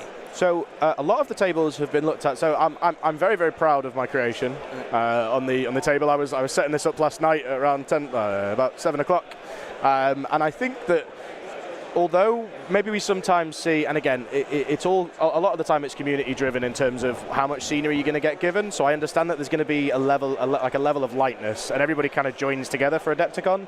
So this is what when I think of Legion, I think of Legion tables. This is what I think of. Yep. Like there is plenty of stuff to hide, nice cover, nothing too open. Again, not every table is going to be perfect out there. There is going to be limitations on what we can actually put out onto the tables. But as it stands right now, looking at it over, I'd give the tables like a 90 to 95% pass rate. Yep. There's a lot of love into it. The ones I was saying earlier on, there's always something on a different table you see it and go, that's cool, that's cool, that's cool. Something unique. Have you seen the one that is about 25,000 feet tall? Yeah. So there was a spire. I'm going to go around and get some pictures later and stick it on our Instagram for everyone to see. I'm going to do a little walk around live as well when I'm off. There's a spire that is going to get knocked over about 9 times over the weekend. Oh, it's the... and there he is. Is this the one from Rebels, right? Yes, the one. Yeah, I think so. Yes, the one from. Is it Lothal? Lothal. Yeah. So the Lothal big tower. But look, there's so much cool stuff out there, and I think the community is really pulled together to put out some really, really nice tables. Yeah. Right. Now Zane is back. Yes, we have our next. Whoa, geez, See, well, yeah, your levels and you speak louder than John, so yeah. That's all right. I'll quiet down. Right, what you got? Use my you got to whisper. Tell us what you got. Over. Oh, yeah, that was a bit louder than expected. Sorry. If anyone's listening in headphones, we apologise. Yeah. It's coming straight through your ear holes. Zane has given me a British flag, so he has colonised me. Oh, the irony. How the turntables. Right, Zane, have you spoken to the players? Who have you got and what we got? Yes, I'm not sure what exactly they're playing just yet. They're figuring out who's red and blue, but we have Mataus from Poland. Mateus. Yep. Mateus. We'll get there. Yeah. Mataus. Mataus, that's what he said. Oh, okay. I said, is it Mataus? And he said, yeah, Mataus. Okay. I was like, okay. We're wrong with British pronunciations. Yeah, so Mataus I need to talk from about Poland. And then we have Richard from the States here. And I believe... When they're done, we'll get their lists. They're just talking through, I think, at the moment. Yeah. I'll go grab them. I think Richard is actually going to be blue player because he's at 799. Yep. And Mataus is at 800. So, or flip that. I will. Well, when they've put their list down, I will go grab them and talk through what they've got in a bit, or we can talk through, I should say. Ollie, have you not got a game now? I mean, I've not heard it announced, but I'll have a look. I was like, look, your opponent will be waiting again, and who is this Ollie? Where is he? I thought there was a lunch. If there's not a lunch, there's not a lunch. I mean, round 2's not been drawn yet for us, so it hasn't been for them either. They just sent them back here because it's further away from everyone else. So is that Andy as well? Yeah. Yes, I mean, yeah. Oh, cool. Just passing on something to Ollie for his ticket. I want to give out a real big special shout out to Mateus, though. Hats off to him for travelling from Poland to the US to participate in a last chance qualifier. No kidding. Yeah, that takes some real guts just to come out here, and again, like, it just shows what the community's like. I'd put him as a dark horse to get into the top 4 for it. Yeah. Yep. And Mateus is great. Richard from the States is so vague. Again, like, if as soon as we get more information, we'll let you know, Mr. Lavery. Well, yeah. So, Mr. Lavery, as soon as they've finished doing things and they've read it, I'll go get. In fact, I'll go over now. Zane, Ollie, you have a chat. Yeah, so Thanks for your permission there, Cockles. Yeah, I'm allowed to touch it out. yeah, now we can now we can converse. We've had permission granted. My love. How have I waited? It's been so long. From doth yonder window you wait. So it looks like players are discussing terrain currently. Look, I think everything out here is height 1, except for the tops of those buildings, but you can't put anything on it anyway. And so the original setup that we had in mind for this table was that the buildings were to represent heavy cover, and then everything else, sort of like the scattered terrain, trees, stuff like that, was going to be light. But we're of course going to see what the players decide amongst themselves. So we'll have a quick readout of Richard's list for you. So we are running Director Orson Krennic, and then a Snowtroopers with Gideon Hask and Recon Intel. A Stormtrooper with DLT-19 Stormtrooper, Imperial Comms Technician and Comms Relay. We have then got Imperial Dark Troopers with Programmed Loyalty, Frag Launcher, Assault Cannon and an additional Dark Trooper. Moff Gideon with Improvised Orders, Commanding Presence, and Stormtroopers with DLT-19 and Recon Intel, and then the TX-225 Gav Occupier Combat Assault Tank with Governor Price and the DLT-19 Rifle Pintle. So in terms of missions, did you say it was blue? I didn't get that information. They didn't. I don't think they'd. So get it in a second. We'll just wait to read out missions until whilst we find out who's blue and red. They'll dish out a bit and we'll stick them on. So here's one for you. If you had that list, what would you not want to face? I mean, Ion isn't great. Like a lot of Ion, or really heavy impact. No, you'll be fine. So we have a Maggie, also known as Becky over here in the States. Shazza in the Australia as well. Shazza down under. Don't y'all call her Margaret Thatcher? Maggie, Maggie. Maggie. So just in case people don't know the Maggie gag. So Maggie, Imperial Officer with underworld connections. Bobber with up close, situational, is Flamer and the Recon Intel. One squad of Shore Troopers with the T-21B. 2 Stormtroopers with HH-12s and a Specialist. So recover, shoot, get the aim off the Specialist, all that sort of stuff. So that's not going to be helpful for the Dark Troopers. IG-88 with Hunter and targeting scopes. And a Mortar and a Snow Troopers with Delmico and 3 Scout Snipers. So that's 1, 2, 3, 4, 5, 6, 7, 8, 9, 10, 11, 12. Oh, wow. 12, I'm not missing. 1, 2, 3, 4, 5, 6, 7, 8, 9, 10, 11, 12. Yeah. So that's 12 versus 8 activations. Wow. However, though, from the list that you just read out, I mean, IG's pretty terrifying into armor. Yeah. He's pretty terrifying into anything, to be honest. But the activation count can really help. With the Dark Troopers, you figure they're going to go twice. So that makes it 8, I think. 2, 4, 6, 7. Yeah, 7 acts. Oh, jeez. Okay. So 7 acts and then the second act on the Dark Troopers as well. So you're looking to first last with the HH-12s, aren't you? Whittle. First last? Yeah. Go last first, whatever. There we are. Who let you on stream? So, tired, mate. Just catching up now. We're going to check here, guys. I have turned on the player mic, so we'll see what we get from this. What we got? Let's go. If you want to shuffle, please shuffle. What I would appreciate is if there's lots of background noise that makes it not harder to hear us, let us know, and I can turn gain down. So just let us know your feedback, please, chat. So we're just going to see cars there. So we've got, that is Long March. Clear conditions. Hemmed in. Chat, if you guys can hear this, if that background noise sounds too loud, please let us know, and then we will adjust accordingly. Adjust it. Well, yeah, we'll have to. Yeah. But we turn player a tad down so we can hear you over the background. Yeah. Okay. So Mateus was blue then. We're wearing headphones, so hopefully we'll be able to hear him when they talk. Okay, so a lot of background. Okay. Yeah, it's quite hard to hear us in background. In which case, would do that. Can't quite hear the players, I'm afraid. Yeah, one or the other. It's one or the other. It's us or them. They're also not talking right now. They're just putting out cards. Yeah, Matt. So I know which Matt that is. Yeah.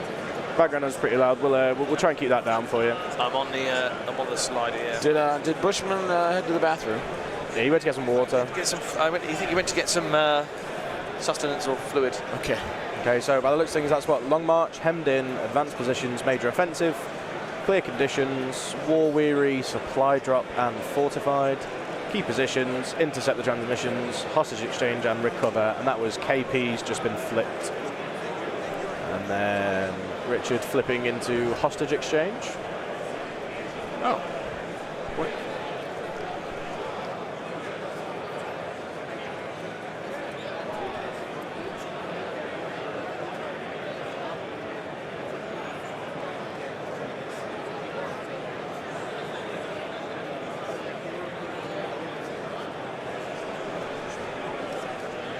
So As we flipped into hostage so far, Mateus is on his second pick. Mateus. Taus. We were told. That's what he told me. Okay, Mateus. I've never called him Mateus in my life, and he's always responded. He was too polite to say. He was too polite to say you're getting it wrong. It's like, this man's been calling me John for 3 years. It's past the point of me being able to tell him that.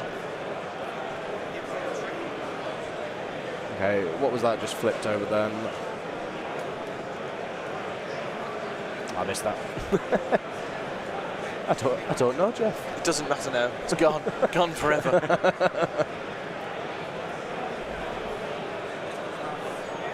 Hostage. Hang on a second. Hostage with. What was I missed actually? What the list was there? What was it? Who was with the Dark Troopers? So the missions here, we had hemmed in, roll out, major offensive, advanced positions. No. Who was with the Dark Troopers and what? No, Dark Troopers, Gav Tank, two storms with DLT-19s. And the commander? Commanders, Krennic and Gideon. Interesting combo. I actually really like Krennic with Darks. With hostage? They're playing hostage. Yeah. Solely because, in my opinion, on the first turn, you're likely going to be, assuming he has it, of course, you're likely going to be throwing out the Krennic 2-pit. Remind, for those who don't play Empire or can't remember. Right, so the Krennic 2-pit is, I think it's 2 trooper units, and when a unit issued an order by Krennic, so when a unit is issued an order by Krennic, they receive a standby. Okay. And obviously, being unable to strip the standby from the Dark Troopers. I mean, I didn't quite hear Mateus's list. Is there a vehicle in there? Or? No vehicles. Mateus's list is IG Boba, so the bounty. So Krennic and Gideon the bounty. It's done. And then there's no vehicles. Yeah, so I'm just saying that the only way you could strip that standby is with a move. Yeah. On that first turn, and yeah. So yeah, I worry for Richard a little bit. Not because I don't doubt his quality, but I mean just this list. I look at this list and go, what do I deal with? Because you've got threats from IG and you've got threats from Boba, so you've always got to keep your commanders hidden and or out of sight because they're in danger. You do, but like you can never underestimate 3 moves in the first turn with your hostage carrier. Yep. And then following on from that, with your Dark Troopers there to back them up, it turns it into a game where you have to run at them, which is kind of what this list wants to do. Here's one for you. A final turn annihilation looms with Dark Troopers. Oh yes, it's great. Someone saying Boba, yeah. But it's Boba, not Booba. It's Boba. Yeah, I mean, John B. Thank you. Hello. You need to just adjust to who's saying it. If you are from north end of the country in England, it's Boba. If you're from where I am, it's Boba.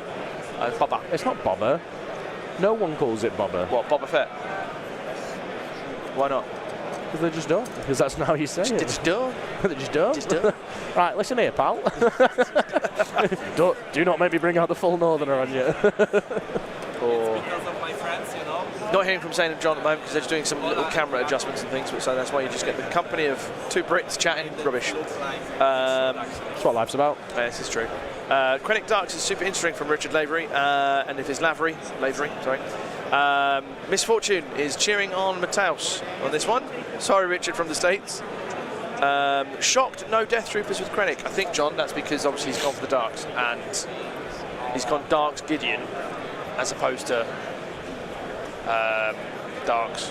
Death's Krennic, sorry. It feels like what Richard from America has done has mixed two kind of list formats together. So like you've mixed your Remnant in there, and you've kind of mixed your kind of like Krennic gun line a little bit. So I mean, there's not masses, but like Krennic on like, the two DLTs are still pretty good shots. Which one would you like to have? It doesn't really matter. They're not very fitting. It doesn't. Too bad you didn't have help on the chair. Yeah. So I've got a mortar for Can you do it? Yes. Okay. I just didn't know if with their deployment, because they have to deploy after, don't they? I mean, you can So. use it for that. Okay. Chat, Yeah, how's the it's game 2 now? So how's the player mic out there for you people? So just let us know because I heard them a little bit. It's for you. interesting to know what you hear. I need to come now, but right, listeners at home, I am going to go and grab myself a little bite to eat before my next round starts. So I will be passing myself back over to Zane or Cockles. I'll carry on. But I'm sure I'll be back. These guys are doing Within the technical next- stuff, and I'm within the just next couple of I'll hours. just talk to the chat for a little while. Enjoy it, Mr. Cockles. See you later, folks. Bye bye, bye Ollie, and just like that, he's gone. Let's have a look at the chat then. So I've seen this show. It's Dad Bodder, lovely. Death Troopers to Krennic, yeah. Death Troopers and Krennic, yeah, isn't a staple for the old retinue entourage type stuff. Entourage, that's the word. Potentially 4 hostage moves in one if DTG get them in range of Gideon's Ruthless. Does not the hostage have to be done by core, not as opposed to troopers? So it has to be core. So the Dark Troopers can't take them up. If I'm wrong, correct me. Player mix obviously is quiet, but they're not talking at the moment. I'm going to be like a hot DJ up in the game as and then when I can. I know that you can. They're chatting now very quickly. What you need to bear in mind, obviously, Matthaus is speaking in his second language, so it's not always as clear as you like.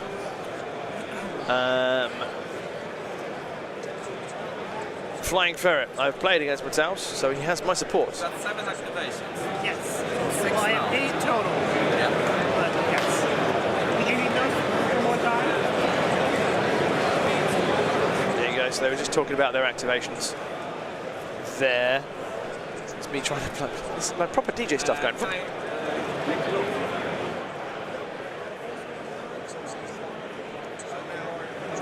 They're now looking at. Matthaus has gone over to look at Richard's lists in more detail, and he's doing a proper beard stroking moment to think what's going on. Meanwhile, John and Zane are sorting out the overlay and stuff for you guys to see, so you know what's going on. It's coming together because you can see it here. There's a guy in a 40k stream with Star Wars Pew Pew t-shirt. I need it. What are you doing watching this? That's 40k stream. I jest.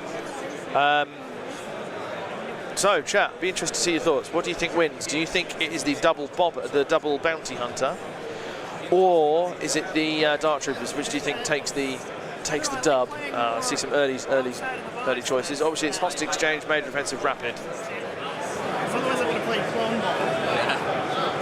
And that's just not fun at all. I will actually start with my shorts. Richard clearly doesn't want to play Clone Ball.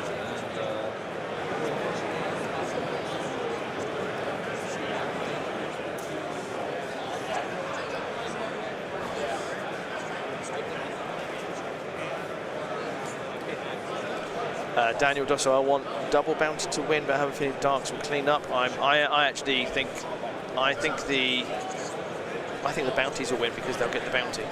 Because one of Krennic and one of Krennic and one of Gideon will die, I think.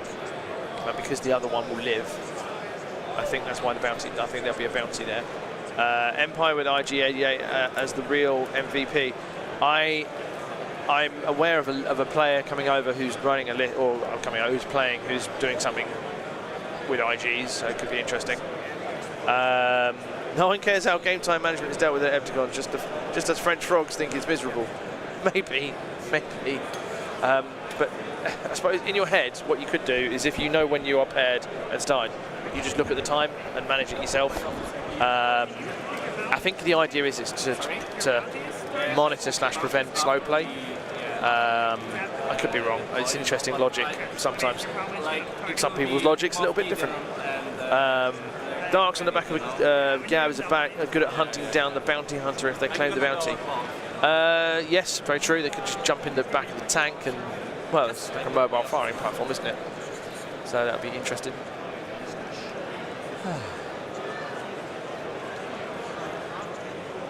Is Boba fair in this catch? Yeah, Boba. Who would expect that, right? Just ask the boys and see if they know who's red and who's blue.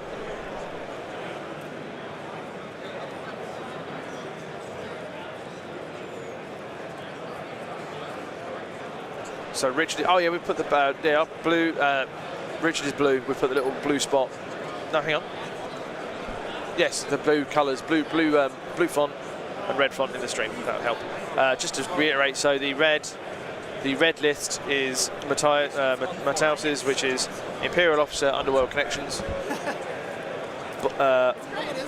However you pronounce Mr. Fett's first name, up close personal situational awareness, is Flame and Recon Intel. 1 short trooper with T-21B, 1 mortar, 2 stormtroopers with HH-12s and a specialist, IG-88 with hunter and target scopes, Snows with Dell, and 3 snipers. Yes, and yeah, a timer would make sense. It's again, logic is sometimes escaping in the world. It's the way it is.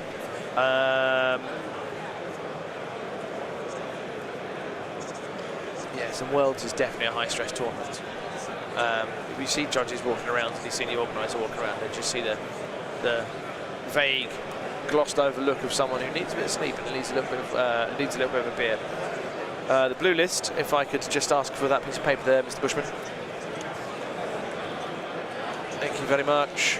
It's coming. Right, blue list is Orson Krennic, Snow Troopers with Hask and Recon Intel, Stormtroopers with DLT, Comms Tech and Comms Relay, Dark Troopers ×1 with Programmed Loyalty, Frag Launcher, Assault Cannon and a Dark Trooper extra, so full kit. Then Gideon with Improvised Orders and Commanding Presence, Stormtroopers DLT with Recon Intel with no specialist, and the Gav with Governor Price and the Rifle Pintle. Your lists. Quick shout out to Lee, all muscle, no liver, Mackin, currently in top position on the side event. There you go, doing it for Blighty, and I don't know if he's running his Tempest list, and I've gone on record as saying Tempest is my dark horse winner. I think it could be the winner if it's piloted well, so who knows. Daniel Dosso, there's no such thing as too much beer. I actually disagree, and the reason I disagree is because it livers. Tom, I think Lee is playing Tempest, I think, if he's doing practice, so that's cool. So yeah, he's doing that. I'd be interested, those of you in the chat who aren't making it, I'd be interested to see what you would play if you were here. Just because obviously, hey, everyone wants to come to Worlds, we don't all get a chance, and I know I definitely would. Matt, I actually call myself a British person now, so there you go.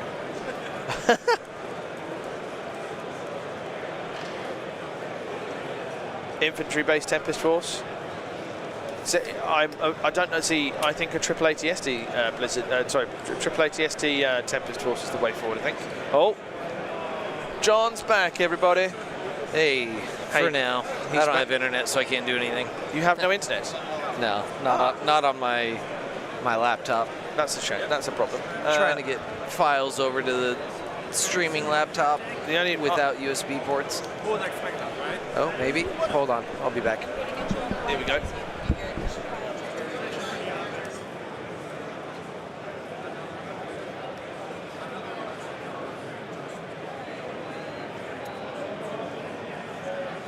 Yep. You don't?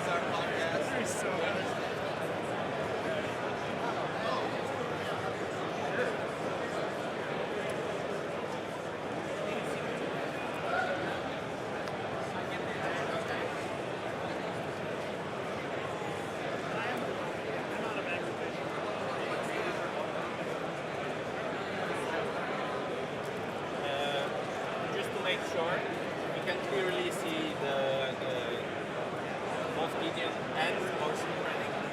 Yeah, clinic will be behind cover, but yeah. Yeah, I understand. Yeah. I just, let you know what's really going to Yeah. Sure. And I think I finished, right?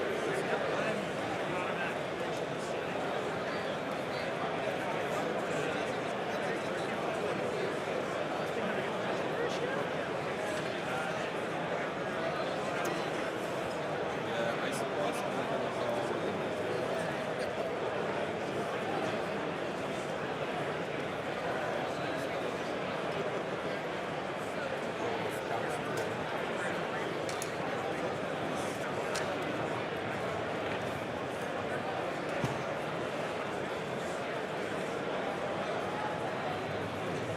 Yeah, I've got everything in range. Okay, I see what's going to happen round one. Yeah, That's, you probably know, that's predictable, Yeah, it is. but it's good. It's good, I will say. Yeah. So this knows. Okay. Okay, good luck, have fun. Good luck to you too. I guess we're starting.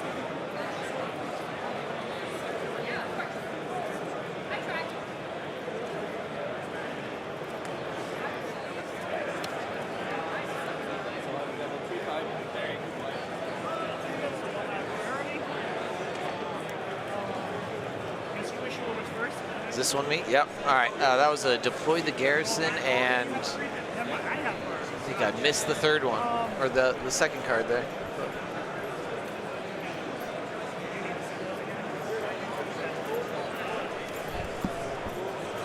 A rule with respect. The Boba Fett add card, add dice card.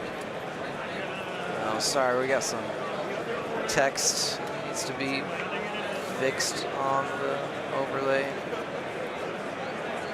We'll be quicker about the round turnarounds on this overlay eventually. It's just a lot we're spooling up still. And then I've got Raj with Gideon So I'm going with Volva and then with 5G.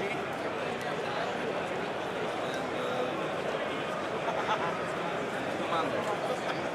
And that card gives any unit that shoots correct an extra live die. Sorry? Any unit within range 1 of live die, Yeah. correct?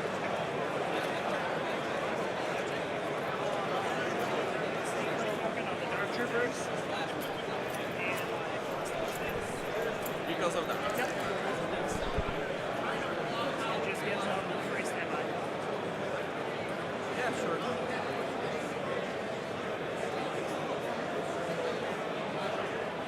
You're stuck. Oh, I'm starting. Yeah, that's the.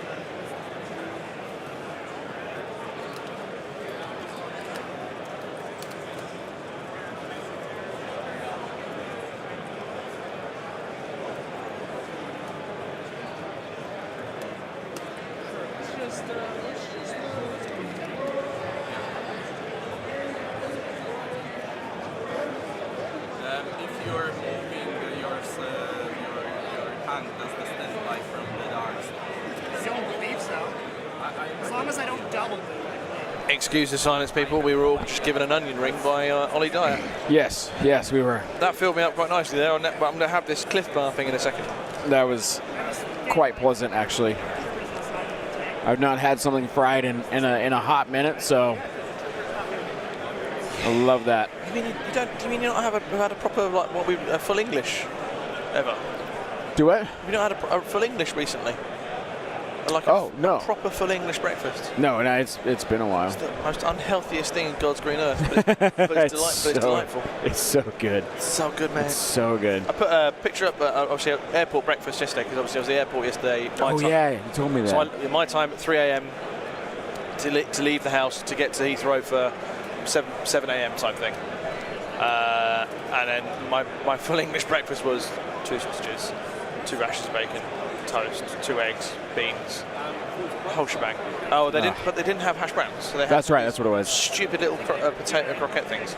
But as I say, they're stupid. They were stupid, but they still tasted good. Still ate them. Still ate them. It's all good. All right, guys. So yeah, looks like we have a really interesting hostage exchange going on here. I love the brightly painted figures from both sides. Like the Gav tank is Richards, and that is glorious. His Moff Gideon, I believe, is painted like bronze. Player cam's doing well because you can hear the dice rattling, so this is good. So I asked a question in the chat while we were interluding. If people weren't at Worlds, what would they run? So some people saying, one guy called Matt, who claims to be the UK's greatest Republic player, he's wrong, would be running Ken. What else? Tom, the video guy for us, he'll be doing Brightree Village. Daniel Dosso, Han Chewie Operative Luke, very versatile.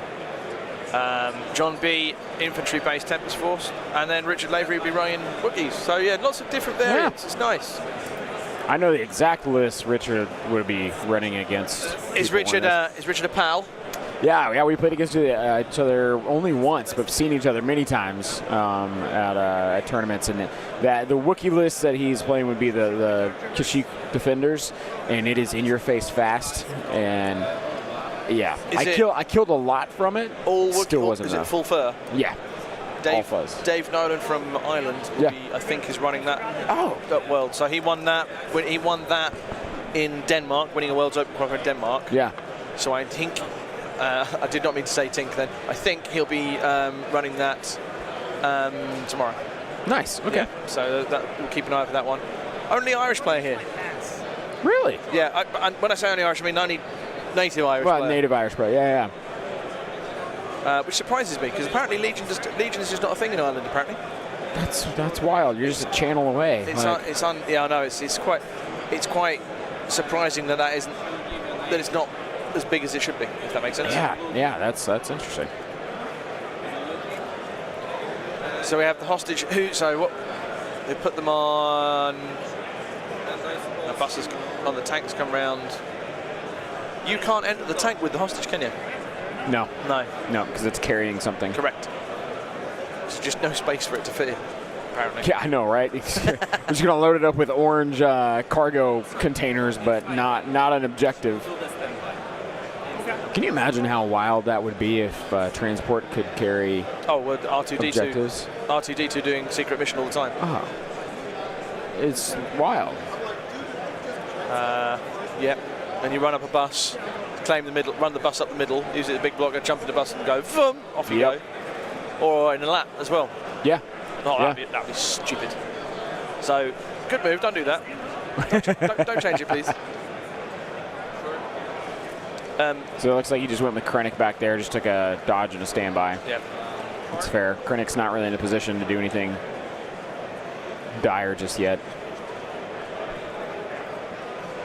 Battle gamers indeed, Tom. Battle gamers. So I will say, good choice from Mateos to use the mortar trooper for his hostage carrier because he gets that extra bit of movement with his base moving. That's one thing I've done a couple times, and the opponent, if they've never seen it, they're always like, "Wait, what?" Like, yeah, you're that much closer to getting where you need to be. Added to that, if it's one wound less than a squad of 4. Yeah. If it dies that much quicker, you can just catch up with something else. Yep. But I don't think that's going to happen. I was saying with Ollie while you weren't here, I think I asked put the vote who wins this like, who early doors based on this. What do you think? It was a bit of a more 60-40 vote in favour of the double bounty over the Dark Troopers.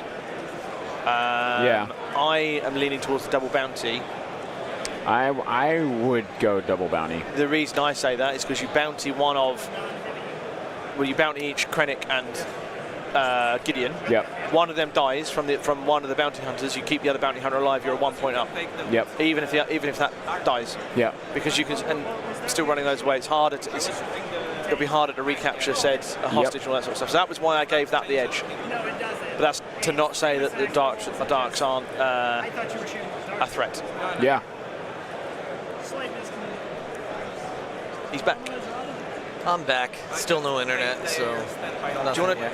Do you want to try my guess one just in case that reaches? Because that's working and that's the same machine. Oh yeah. All right. So what John is trying to do for us is he has all these like cool things that he's worked on.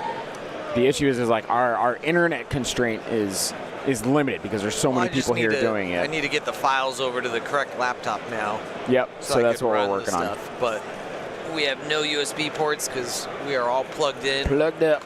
I was hoping we'd have a break between games and I would have pulled the camera to plug in, but zero break between games. So we'll make it work. Don't you worry.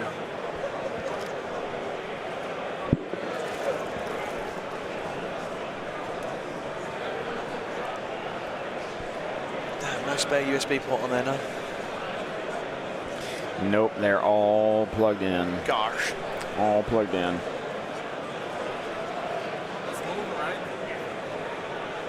We're on it. Don't you worry. And we do want you to see John's.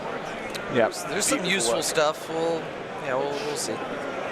Binless, I might wind up getting you a USB port. I don't know if we could, honestly, because it would take up, because that's where the webcams are going that are powering that, and that affects, like you can't just add more USBs. You can when you're not running a bunch of stuff. Running a bunch of stuff. When you're maxed. Yeah. Yeah, we'll make it work. We got this. Worst comes to worst, it'll be on for the Worlds.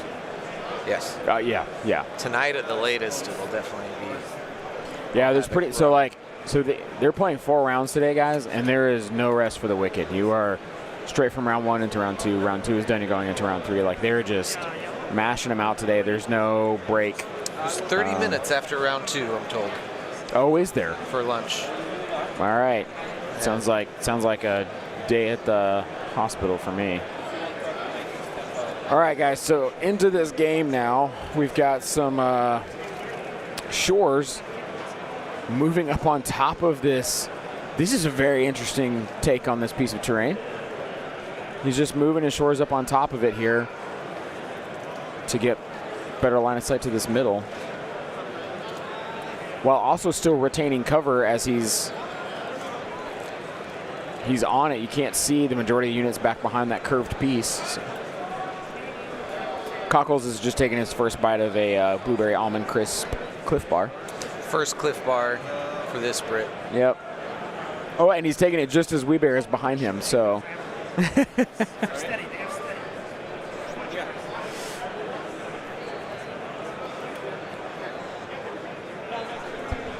Wee Bear with his glorious blue kilt. Yes.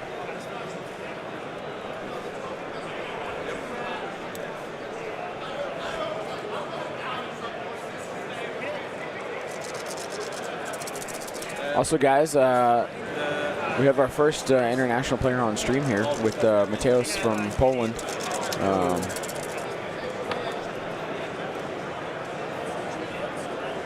2 hits, 3 hits rolling. That looks like a stormtrooper shot. Is it? No. Is there a DLT? That's what I'm thinking. It's a stormtrooper. There is a DLT. Could be Gideon. That's a flashback. So that's not Snows with Gideon, maybe? Or No, Storms with DLT. Okay. 4 whites and 2 red. Yeah. 5 whites should be.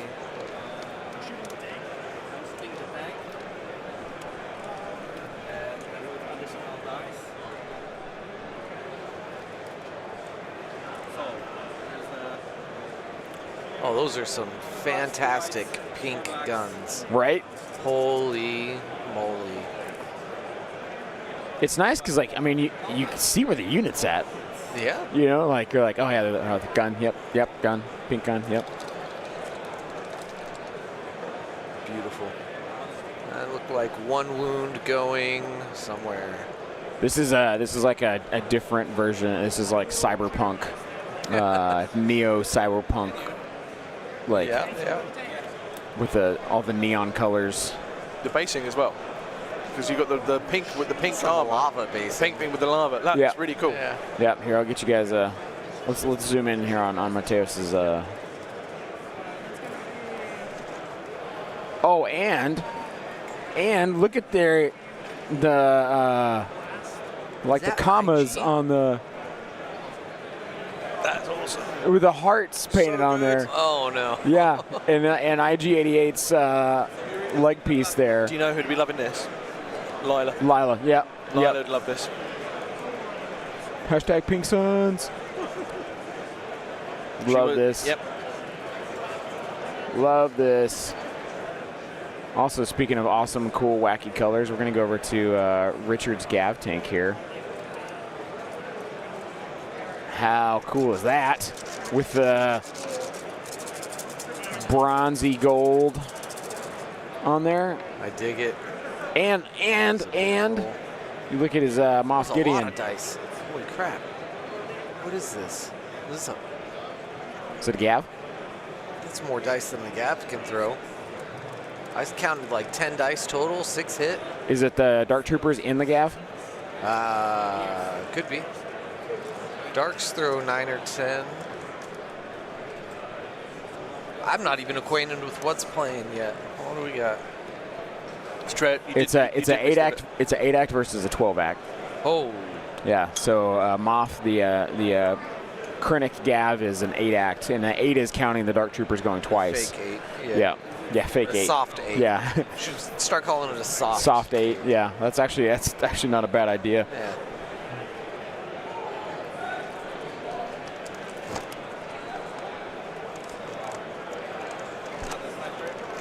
Let's see, and then 12 act is with double bounty hunter. That is impressive. Right? Yeah. Man. Yeah, Cockles read that out, and then he like counted it, and he goes, "Yeah, okay, I counted that right?" And we did it again. It was like, "Okay, yeah, that's 12."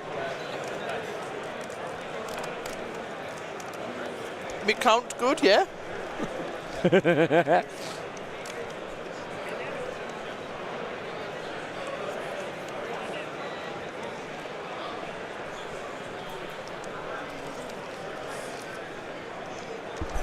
But because it hasn't been said recently, yes, I will shortly. So I've been offered Haribo. It hasn't been said recently. Pleasure with you lot on the chat. Thank you for joining us. I'm keeping an eye. So if you missed the first game, the current setup is chat monitoring for myself here. John doing clever technical stuff, doing the camera and providing commentary. Obviously, we all do the same as well. And Zane's got the panning in, camera zooming power. Yep. Yeah, zoomy. Yep. That's what we've got. And then on my left shoulder, people pop up and go, "Hello, how you doing?" Yeah. Which is awesome. And they'll provide me with various bits and things, and they go, "Oh, that's lovely." So I've just had Johnny Wombat earlier from Australia drop me off a head. Love it. So I've got a Rounds Up a C4 hat. He will also be getting something. He dropped you off a head? He dropped me off a head, mate. A hit. Yeah, a hit. A nice hit. You call that a hit? Yeah. It's a hit. It's a hit for his head. It's a hit. Hat? Yes. Yeah, it's a hit for his head. An at. If he comes back, he might get something in return, so it's all good. And then we've also had Webear popped over and gave me what you people call a Cliff Bar. Never had one. That was quite cool. So that was I've just eaten that for. It's good. Food. They're pretty filling. They're like energizing. Yeah. Oh, that is 4 out of 5 blocks. Oh. Only takes one. And you can hit. Sure. Looked like it took the heavy though. That shore unit is I mean, moving up there, it rapidly got shot at. Yeah, but it's. And you just heard Richard just talk about red dice. And he just nearly left his mate hanging with a high five who's on the other side of the barrier there. Why aren't the list commands working? It's on our docket. Because we don't want them to. No, we're working on it. We're using extra software here to stream to two platforms. Yeah. And it adds complications. Yes. That we're just learning, or we're figuring it out. We'll get the list commands eventually. Yeah, because for those of you Might watching, not be till later today. For those of you watching the Yavin base, for those of you watching the That's No Moon, these are simulcasting right now. And so all the chats, when you chat on one or the other, it funnels into one chat for us to see. So on this end, so I've obviously got the TNM chat up because I can, and I can see when it says from Yavin base, it says YouTube pings in, and on vice versa, it will say the same the other way around. So that's why you might see some strange commands. And you're all seeing our one stream. Correct. Right? You're all seeing the same picture. But if you haven't yet, if you haven't gone to Yavin base or you haven't gone to TNM, go like and subscribe on the old each channel. Yes, support each, because this is a cross-collaborative thing, and we're all happier for it, I think, as well. I'm going to join it.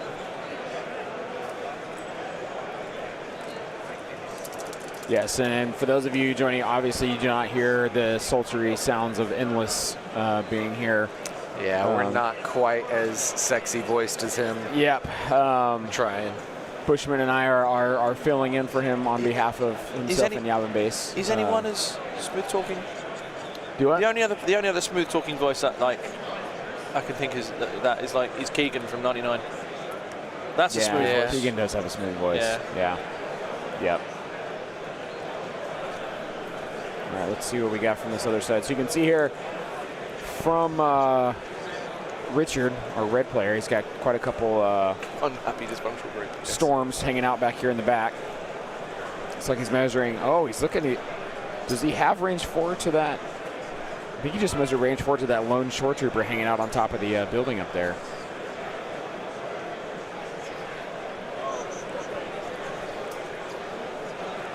Trying to finish a unit. Yeah. Now, which side here is the low act side? It's our left. This is our low act. Bottom left. Yeah. Okay. Yeah. So I was going to say he's trying to bridge that 12-man gap. Yes. Which taking down a shore trooper activation is a good activation to take out. Like you would think you take your snipers out because they're 2 guys, you're going to lose them. Yeah. No, getting a meaty squad to get. Full squad is solid. I've just noticed Matthaus's shoes. Also pink. Also pink. Oh, dang. Love it. He's come fully themed. Love it. Guys, I mean, I guess my outfit's in the Discord, so you would see what I'm wearing, so I'm all for extravagant, fun things that make the normal break. So, Richard, did we establish where Richard was from? You said you played him. Where was he? Do we know much about him? I haven't played this Richard. I've played the Richard. Richard Lavery. Yeah, I've played Lavery. I have not played This Richard. Mr. Bigford here. One out, one in on that one there, roll. Yep.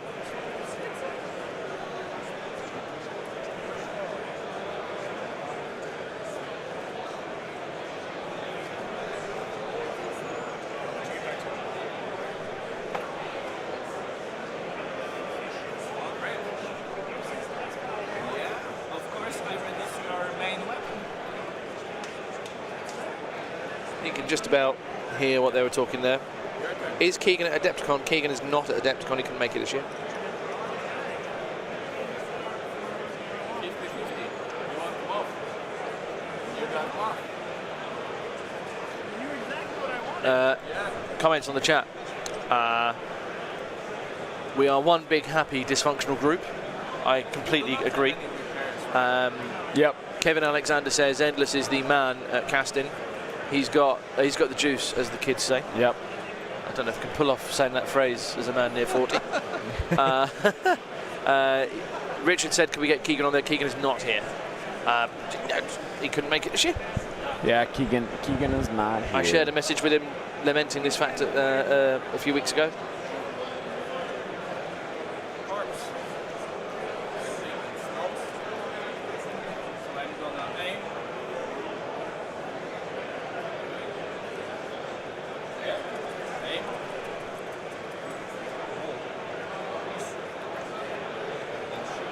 I'll tell you who I have seen other content creators about. Oh, there's tons. There's loads. They're all here. I bumped into others, like other YouTube channels as well, who I watch casually and gone, yeah, dude. Yeah. I'll just give them their names: Nick and Mubin from another channel. Yeah. Lovely to chat to. They're going to come back and have a look at these games later on because Nick loves his Legion. Oh, nice. Yeah. That was. Can we mention them? Can we say other people? Yeah, why not? Yeah, that was Play on Tabletop, who are good. Who do some nice battle reports. They do Legion stuff as well. They do more 40k, but they do Legion now and again. Whoa, that dice. You rolled one dice and it was like Spin. blank. Taunting us.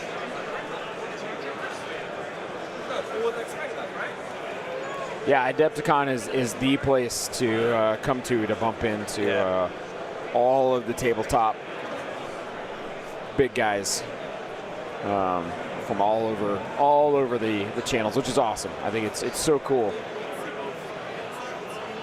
Oh, so he looks like Dark Trooper's disembarking, shooting at the. Disembarking and taking a shot at the sniper squad here. I was going to say, that sniper squad is not long for the world. Nope. Leveling these acts out really quick. What I think Richard's been quite clever, and he's manoeuvred the darks to the opposite side of the building, to the HH-12s. Yeah. So that's handy for him.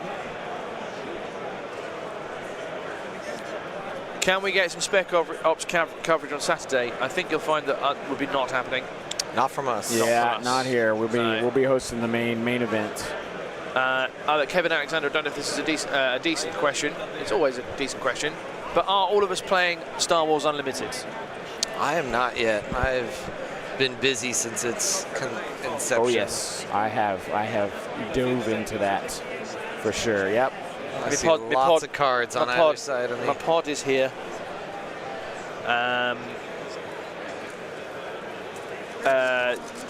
10 Sketch says that's one 40k looking grav. Soren Pop, hey David, I miss your voice. Brian Laver playing in Legion. Is Brian Laver playing in Legion today that we know of? Who? Brian Laver, Leyva. I have no idea. I'm not sure. That would be one for the... Game Uplink, look up. Yeah. Orin says, Play on Tabletop Legion games are very well done. I wish they did more. If I have any conversation with Nick later on... there's a sniper squad gone. Ooh, first act down? Yeah, and that shore unit isn't long for this world either.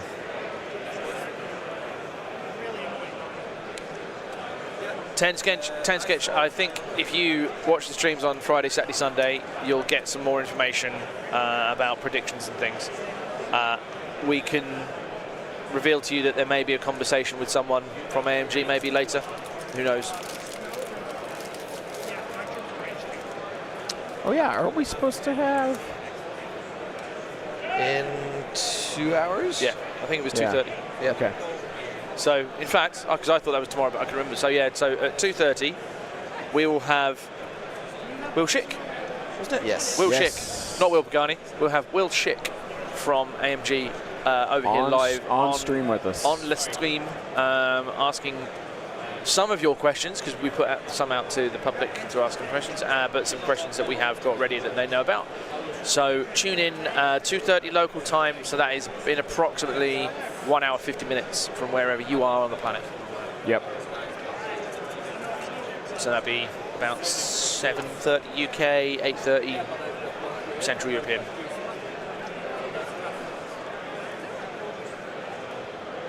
So that was an IG-88 shot into the Gav. Oh, Whoa. Oh. finish the Gav? Oh. What? What? Has that Gav been the one getting all these shots? I'm guessing so. Well, that was a shock for all of us. Yes, it was. The Darks did make it out without penalty. Yeah. To get an extra. Yeah, because the Gav didn't move. It ran up there first and then sat Right. there. Right. And then, And the Darks were already out before. yep. Went down though. That's huge. Yeah. Especially now he's down to 7x. Yeah, because that's Yep. Seven, this soft guy. 7. Soft 7, Yep. 4, 8. Yep. So. Right. No, that's the other one. Yeah. 6 units, soft 7 remaining. Okay. Sounds good.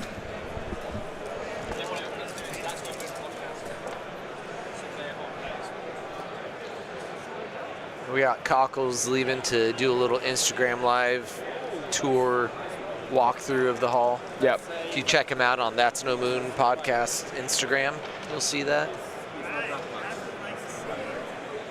Oh, there goes that last shore. Oh, that, finally. That hostage unit Finally. moved and then took that shot. Took him out. Or was it? Because he just double moved there. Oh, it was Snows. Yeah. Yeah, so Snows he get so he their move moved, shoot. shot, and then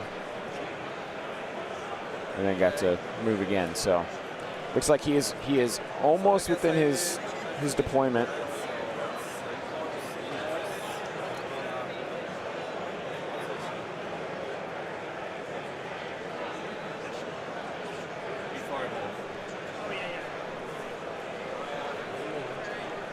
And then Matusa's going here with his mortar. Did a little interesting. So did you see what he? So instead of just backing up, that was an interesting play. So What he happened here? So his mortar was facing the other direction because that's the way Richard had made him go. Correct. Yeah. Rather than just moving backwards twice, he instead did a pivot and then a 90-degree angle to then go back towards deployment face forward. So you just wasted movement in making like a semicircle to go back when he could have just backed up twice and had much better distance. So, unless he put the hostage behind him so he wasn't able to go through his hostage. Can you do that? Is it in No, placement? you could go through. Can you go through another emplacement? Dang. Because you're an emplacement trooper. Yeah. And can you go through your own hostage? Oh man. That's The what, hostage doesn't matter, but can you go through another emplacement? well, there wasn't another emplacement there, so that's why I just wondered Yeah, if you should- if the hostage being placed directly behind him No, that's affected stop. it. No. I didn't think so either, because then you just back up twice. So No, nothing can triple move outside of getting extra actions like from New Ways or Maul. Boss Card. Maul can't triple move either. He can triple act. He can but triple he's act. not He can't allowed to triple move. That's right. Yeah, I don't know what that was about. Don't know. All right, looks like we're ending turn 1 here. Tokens are all picked up.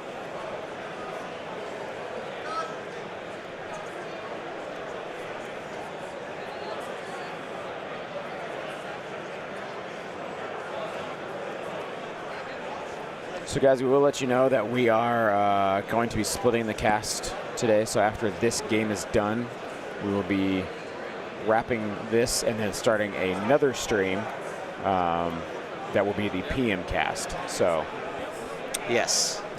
Purely, we just have to break it up on these 2 4-round days, or YouTube won't save it because it's going to go over 12 hours total. So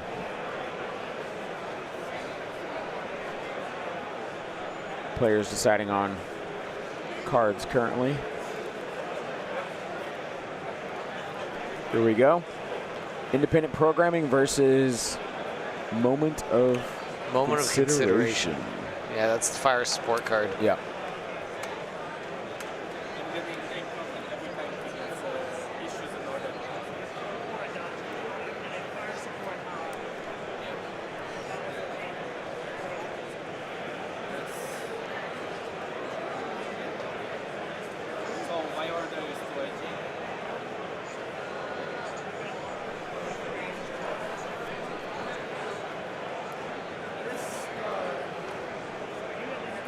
Looks like he's given his, Richard's giving his orders to his storms back here in the back.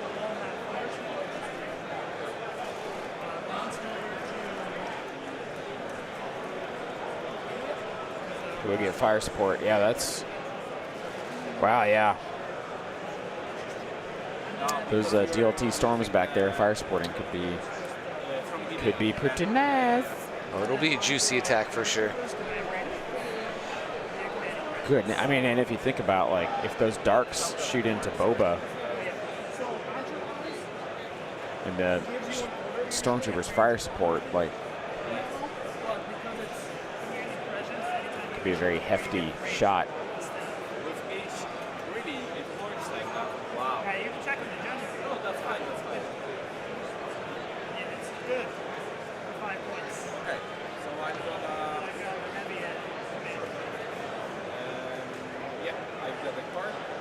Oh, and I think they're talking about Richard having the Imperial comms technician with comms relay on his stormtroopers back there. Let him. Let him what? Give out an order, an extra order. What did he do? He said it was 5 points, so I guess they were talking about comms relay on the stormtroopers. Okay.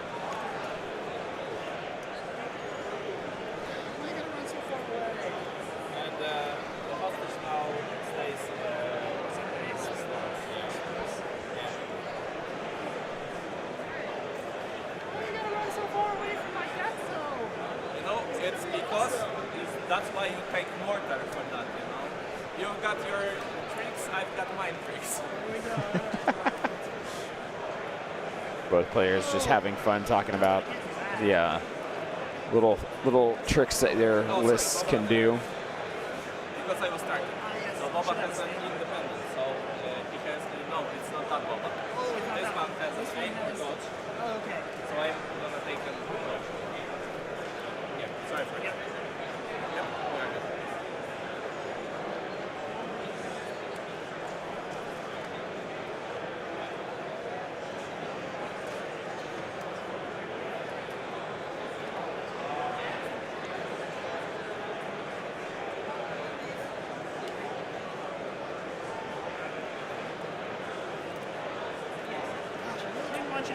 Did the U.S. get Inquisitors? I don't think we have Inquisitors yet.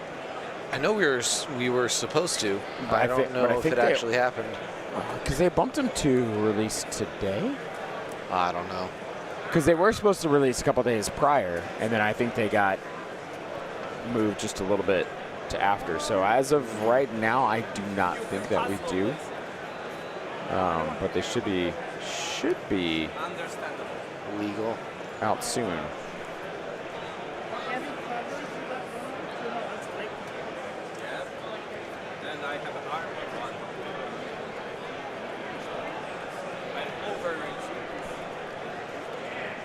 All right, so it looks like Dark Troopers are taking an aim, and I think shooting at IG-88 here, who's got a potentially light cover, I would say. IG-80. Let's see. All right, here we go.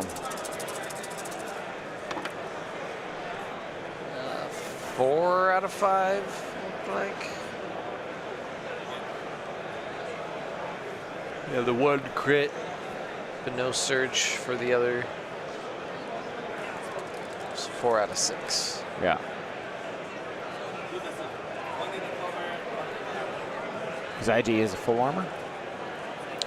IG has armor 1. Armor 1, okay. Yeah. And he takes 3. Yikes. Whoa, that's not good. It's only 1 over average, but you know, it still hurts when you see it. Yep. Takes 3. Good shot. Good shot. Nice dice. We haven't really had any like nice dice rolls yet. Like it's there's never been the like, oh my gosh, they just rolled all those. You know, it's just like, oh, okay.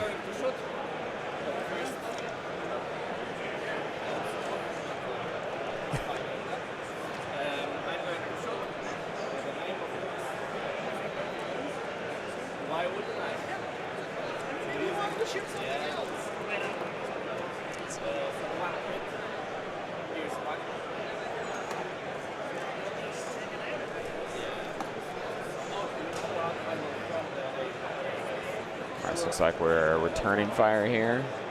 Yes.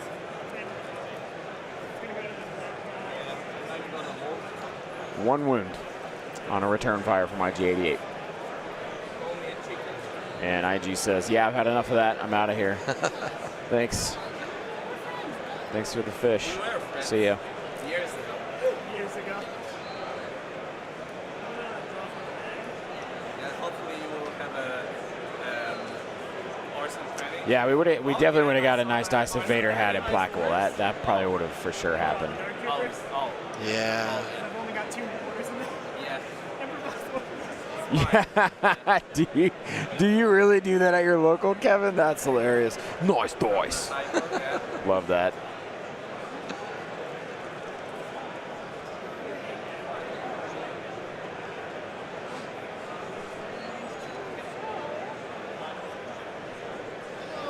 Try and kill got 5 orders. Yep.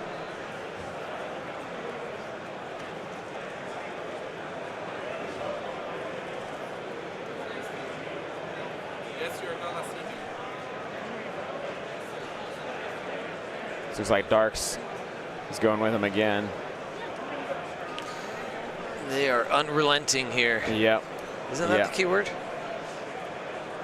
I feel it? like that's the keyword. Lets him move twice. No. Unstoppable or something. Something else random. Yeah. But it looks like he's going to take that other shot into IG here, so we'll see what comes IG's way.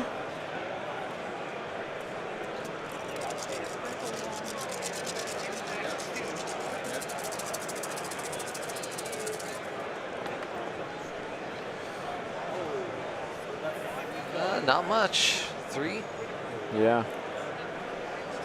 1 goes to, or he's a droid. It doesn't get suppression cover. Yeah, that's 3. 3, yep. Oh, did it have impact? Was that what the, because of the armor 1?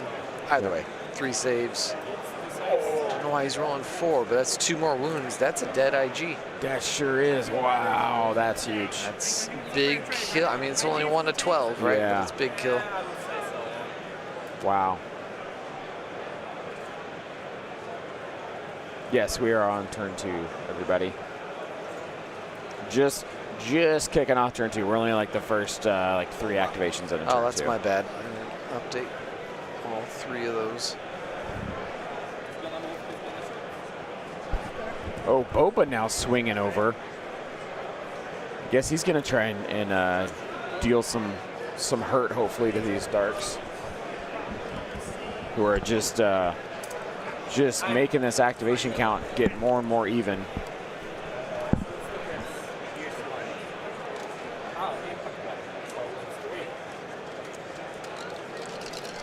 Just a lot of crits there. Pierce 1, it takes out 1.5 or 2, right? Because he had 1 wound. Yeah. Looks like it. Yeah, so he kills 2. All right. Boba's saying, okay, my turn. I'll deal with this. I mean, Boba can't really deal with it, but he can blink away. But I mean, dude, he's only got 1 Dark Trooper squad. Like, yeah, these wounds hurt a lot. Yes. They yeah, haven't. Each model gone is huge. Is it down to 3 now? Yeah, 3 man. So the next one is gonna be a heavy weapon. Yep. It's a big deal. Especially since they've already gone. So all the storms that are over there, those guys can easily swing over and deal with them. So.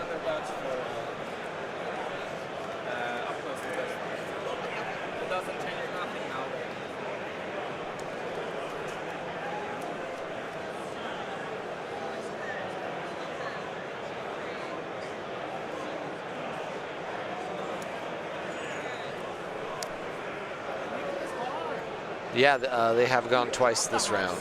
Yep. Yep, they are done activating. Is it like recover? Because I know when you're playing recover with the box, you drop the box if you get no panic when you panic. If you get panic, yeah. So you don't drop. I think so, yeah. That's always. Is that correct? Do not rally. Yeah. When you're activation. Okay. It's not a. Okay. That has courage 2. Now it has courage 3. Oh, Because the hostage gives you courage up. Oh yeah, they're talking about how his mortar has courage 3. Yes. Yeah. Because of the hostage. Yep. Yep. Although most likely that unit would die before it would hit panic threshold. I mean, I've had it stay alive. It's highly possible you get, you know, Right. Mortar Man Matt hangs in there, but Realize bullets, right?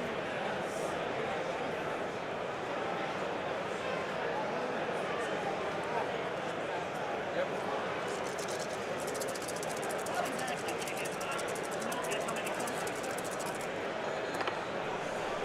Let's see, we got some blacks and whites being thrown. 2 hits out of 5. After suppression, 1 remaining, and it was blocked. Lots of red dice on this table. Yep. Red defense.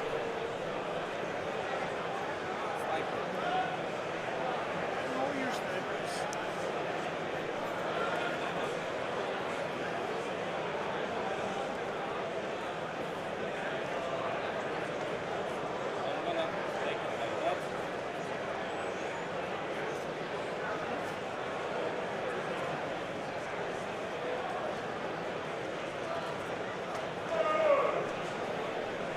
They both gonna shoot.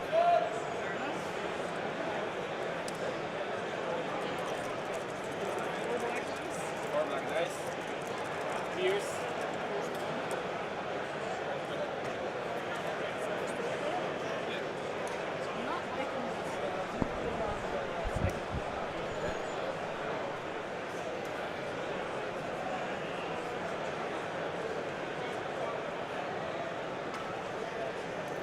We let pass.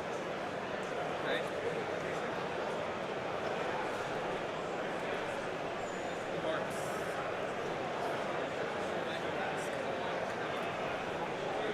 we've got So what will be the blue one?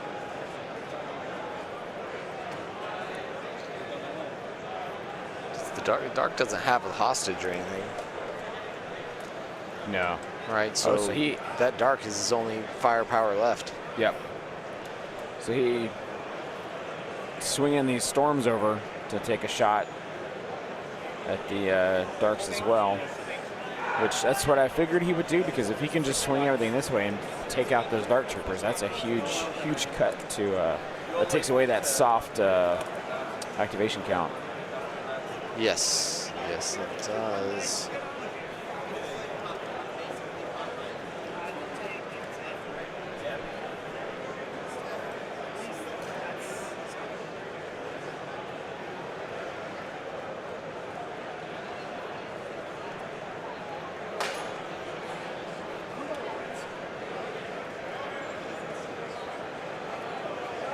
All right, activating with these storms back here who have the fire support.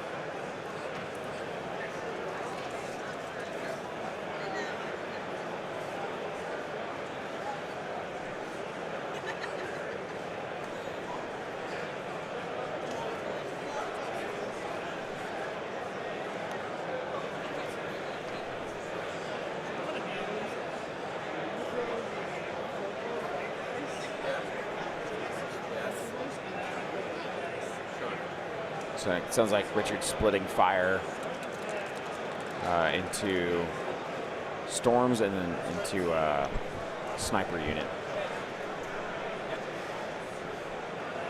This looks like storms will lose just suppression.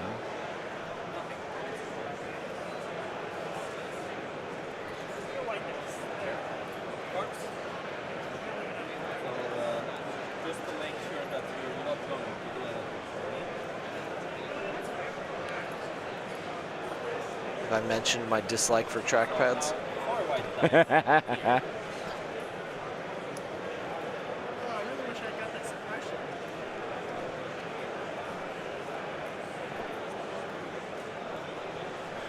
You know, I used to live off of them. I had a laptop all through college, and for years after, that was my only computer. Yeah. But, man, I can't go back. Tasted sweet, sweet freedom Yeah. on the other side.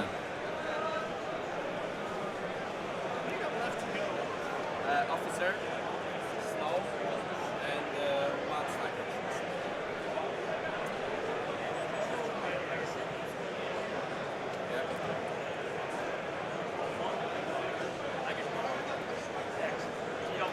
All right, Richard going with his other storms here. Do these storms have heavies? Are they? They have DLTs. Okay, they do. Yeah. They do. This is not Remnant, right? This is like a faux Remnant. Yeah, because Krennic is what Right. makes it not Remnant. Well, and there's And the two Gav. storms Yeah. before they've repeated all of them. Yep. And the Gav.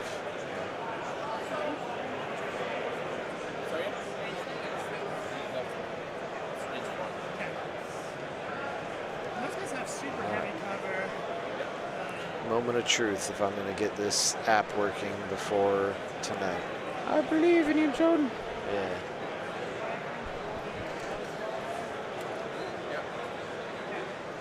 You can do it.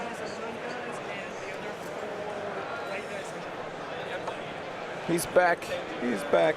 The man himself is back.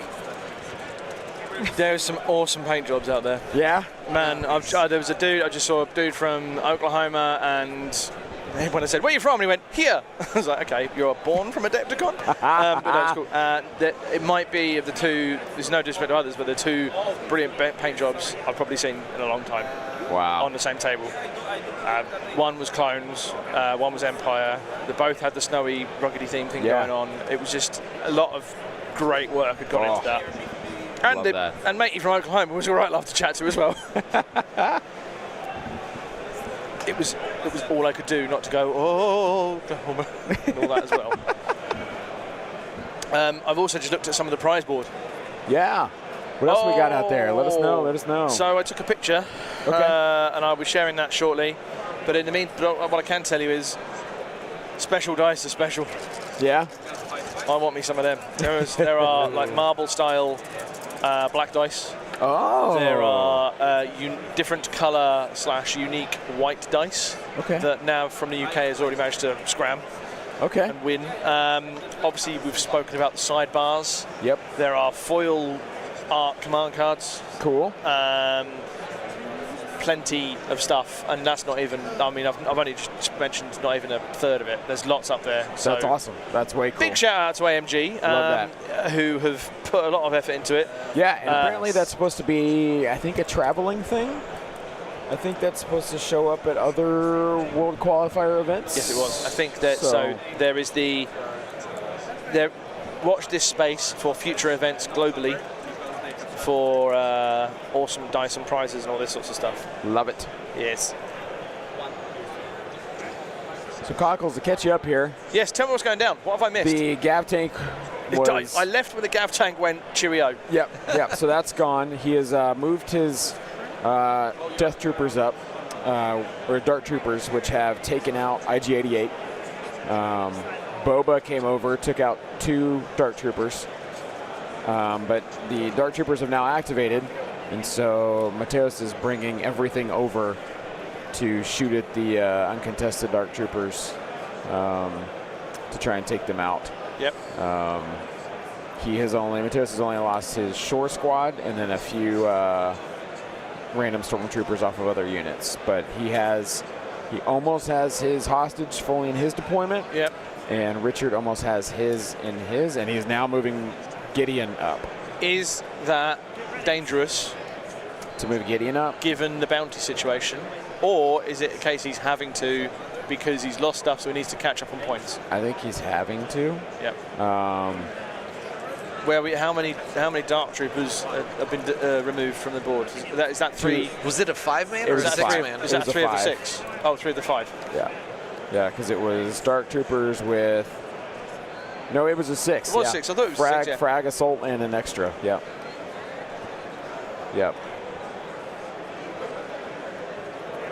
So I think it is a necessity move at this point and not so much a going in for the kill. I think it's I have to back up my Dark Troopers before they're just completely hosed. Going with Krennic back there, which he just has Krennic. And folks, I'll tell you, just Krennic needs some help. Just Krennic in a back line, literally just dodge standbys the whole time. There's nothing else he can do. I always throw on binoculars, scanner, something to just let him be a little more useful as he just stands in the back. Yeah, I don't play Empire, but I definitely get that vibe. Gents, I'm going to say a phrase here, and I hope I nail it. Hey, would you mind passing me the water, please? Terrible, terrible. 0%. The fact you say water with a D. Water. And then I'll say, Cockles, how's your bottle of water? Bottle of water. Bottle of water.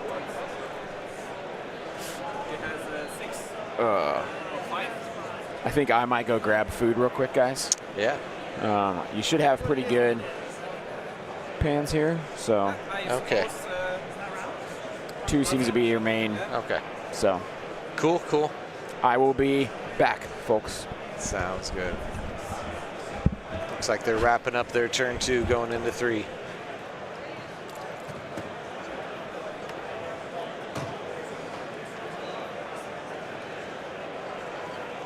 Meanwhile, while it's just me and John, yeah, I'm just popping pills.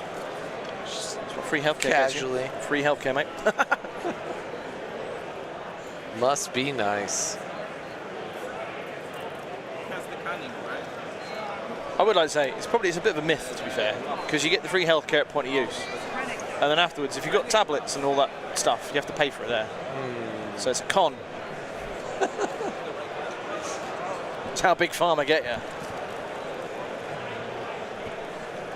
Hello, chat. Let's have a little see who's been saying what on the chat. In the meantime, are both hostages recovered? I believe that was a yes. Both hostages, I think we said, were recovered, so it's now down to the bounty and/or points. Okay.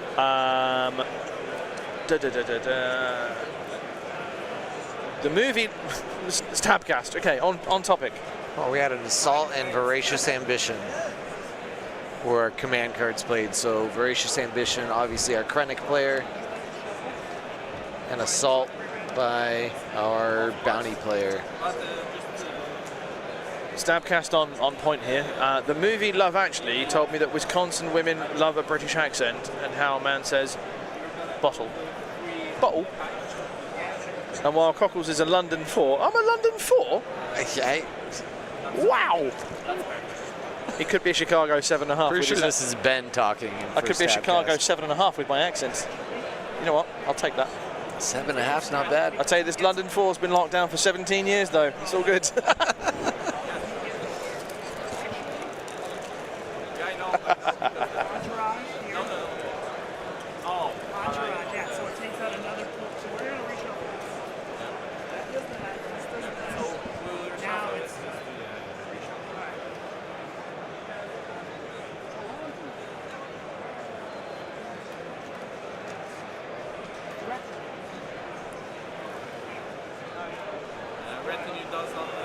No, Kokolzler. I don't think he is. I don't think he is saving the Darks. I think he's having to go on the offensive to claw back points because he is behind. But he's also down on the activations as well as he was at the start of the game. So yeah, we'll have a points count here in a little bit. I just need to. One of these lists was a late submission, so I did not have it. I will shortly. Dave Nolan, who ran the Worlds, did a little thing. If you forgot or you were late submitting a list, you had to bring in chocolate. So he ended up going home with a lot of chocolate. Oh, man. Yeah.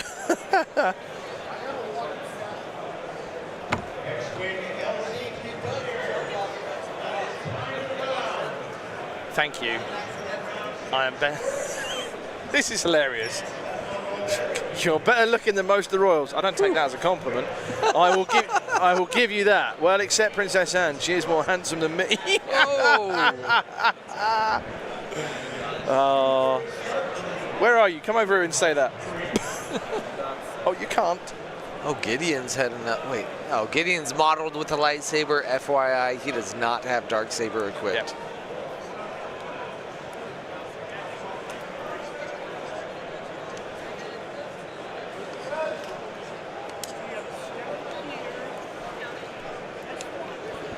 Yeah, you only lost the Gav, but also lost 3 Dark Troopers, which is a lot of Dark Troopers to lose. He still has almost all of his firepower, minus the Gav. But it could go south quick. Next wounds take out a heavy weapon on the Dark Troopers.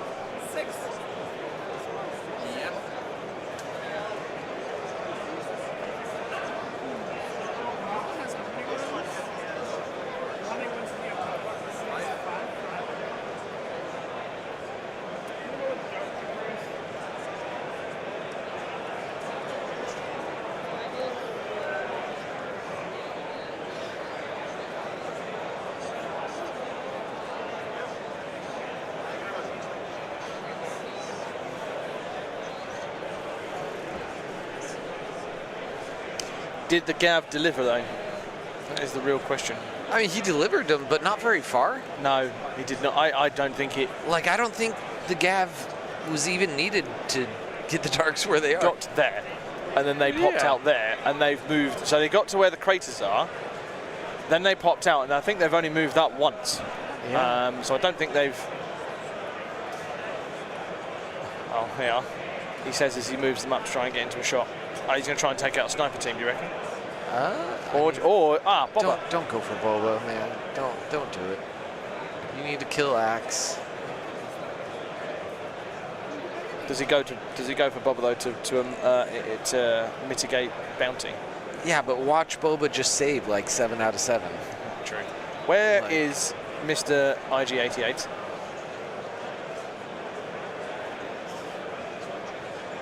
Those kill points are going to swing quickly, though, Daniel Thompson.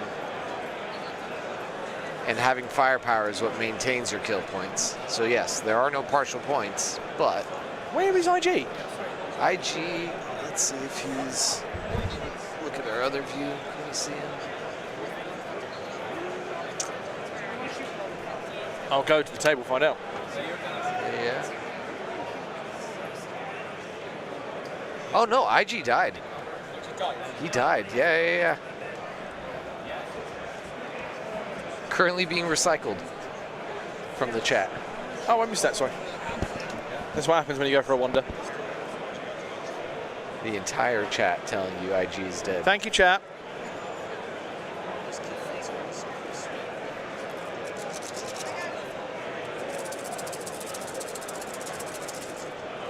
Jake's Hobbies, the blue list, unfortunately we can't deliver with the codes. What we will tell you is just that it is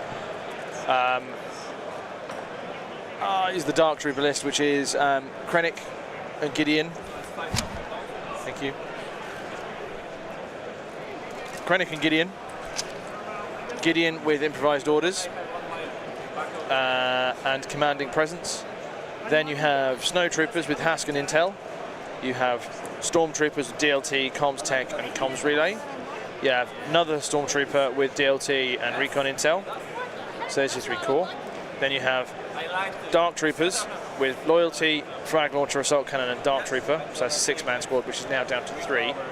Then you have the Gav Tank with Governor Price and the DLT Pintle Rifle, which has died. But it did deliver the Darks, who then immediately lost 3 models. Yeah. That is a roll from, what would that be from? Storms? No, can't tell. That looks like a T21. Yeah, T21 roll maybe. Whites and blacks, but there are no T21s. There's one. There's one. I lied. Yeah. So that. And then if you're interested in red list, Mr. Hobbies, that is, to reiterate, for those who've also just joined, the Imperial Officer, Underworld Connections, Boba Fett with Mr. Fett, Boba, however you pronounce it, Boba Fett, up close, situational, his flame projector, and the Intel IG-88, who's now dead, with Hunter's targeting scopes. The Mortar, Shore Troopers with a T-21B, Snow Troopers Delmico, 2 Stormtroopers HH-12 with a specialist.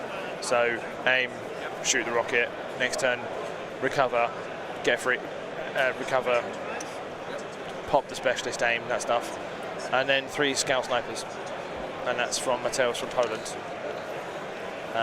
Mateusz obviously coming all the way from Poland to the LCQ, so he is hoping to. Do you want to play again? Was a phrase that stirred on there. Come again?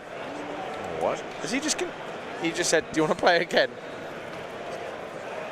Interesting. Yeah, Mateusz coming all the way from Poland to make the LCQ, and then with the aims of playing at Worlds tomorrow. That is impressive. Here's one for you, John. Traveling this far before with the for an Worlds, LCQ. with the Worlds tomorrow.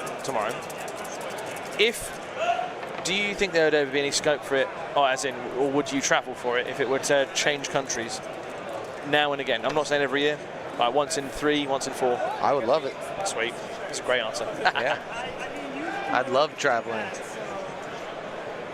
There was someone mooted an idea in a chat a while ago about why not have it follow Star Wars Celebration, the country that Star Wars Celebration's in, and then when it comes over to Europe or Asia, as it is next to Japan, I think.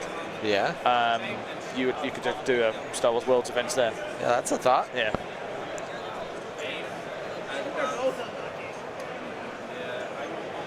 And you could be on the flip side of Traveling Man.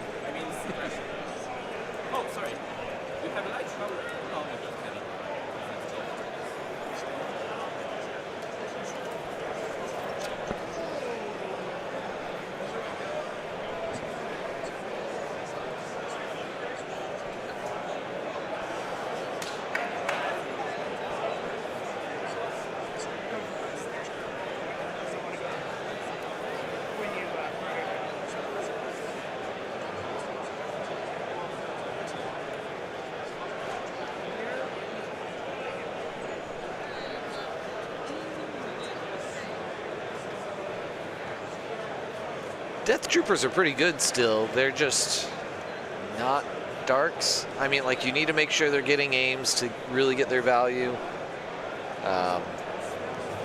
And honestly, you probably need medbots because everyone's going to have some form of pierce, and it just destroys them.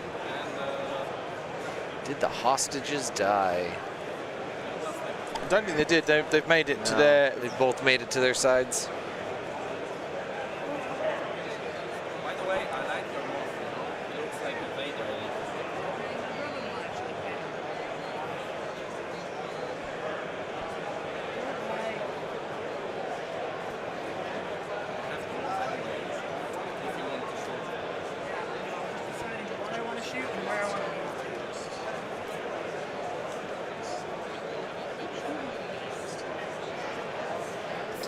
Dark Armor is the name of his list. I like it.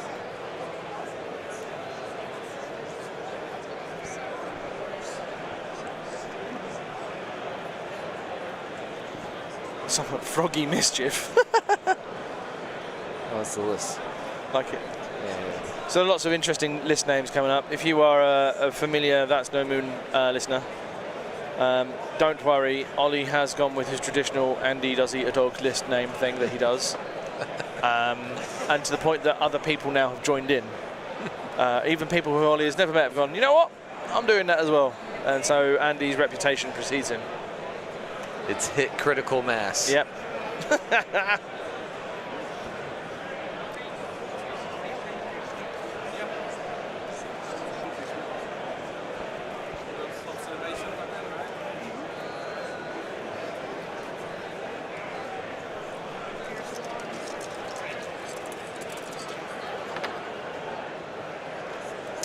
So we got 3 hits coming into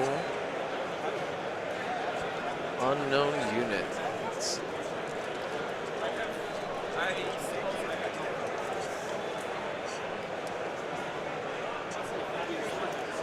Like 1 block out of 3. Sure enough, picks up 3 snows. So that was must have been the Dark Troopers shooting into him. Our Dark Trooper player is now set up a flank, though. He's coming from both sides of this building, being very aggressive on the hostage, and it's going to be a fight for kill points. Yep. Being hostage, I can't imagine. I mean, it could be that the Dark Trooper manages to kill the hostage at the right time, so that it can't be picked back up. Is Mr. Fett not going to go chop off Gideon? Oh, I don't know. Because one there, straight over. Yeah, they're right there. They're close. Who's the bounty? Oh, they're both bounty. Yeah, because 2 bounties, so both of them. Yeah, Moff going right up there. Yeah, I don't know, man. That's bold. Is it bold? Yeah, I think it's a bold move, Cotton. We'll see how it plays out. Yeah. I'll give you that one. You tee that one up. All right. We're just going to see if Zane can shoehorn it now in at some point.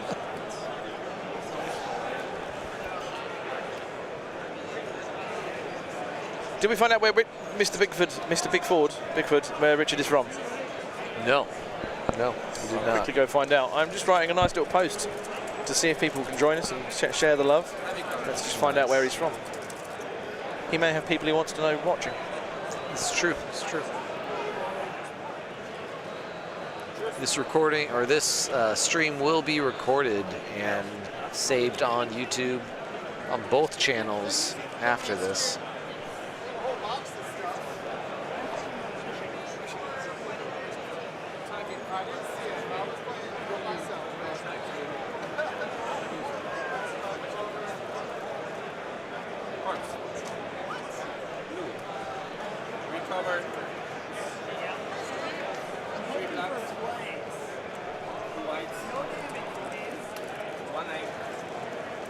What do we get? Well, the laughing there. Something big's just happened. I missed. Look, the roll is. I see is it 2 natty crits? Is that the exciting part? I saw lots of. It was Mateo was getting very excited. This is going into the Dark Troopers. 4 crits into the Dark Troopers. 1 save. Oh, 1 out of 4 saved. That'll kill. Oh. All of the firepower of the Darks. Yeah. So this is Richard Bigford from Michigan. No kill points taken from the Darks yet, but 95% of their firepower is gone.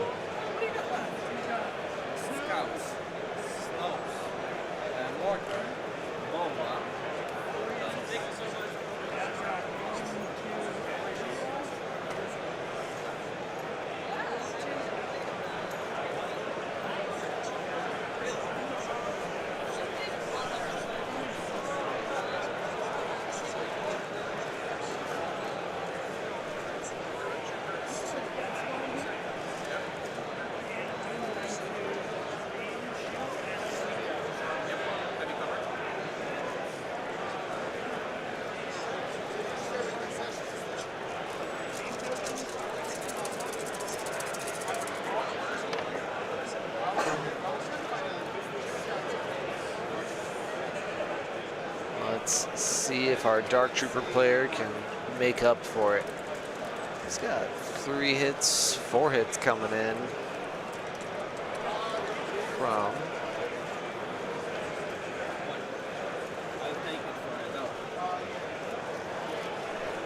He's not the leader, is he? We have 2 suppression on the snowtroopers now?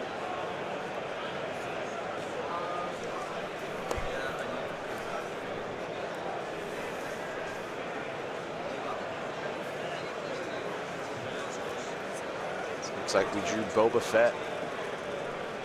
What is the Fett gonna do?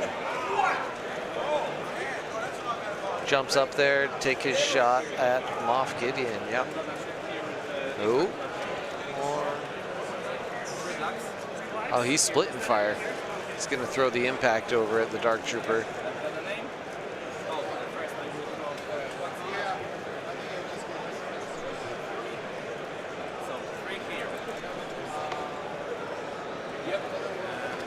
It's like 2 on one of them.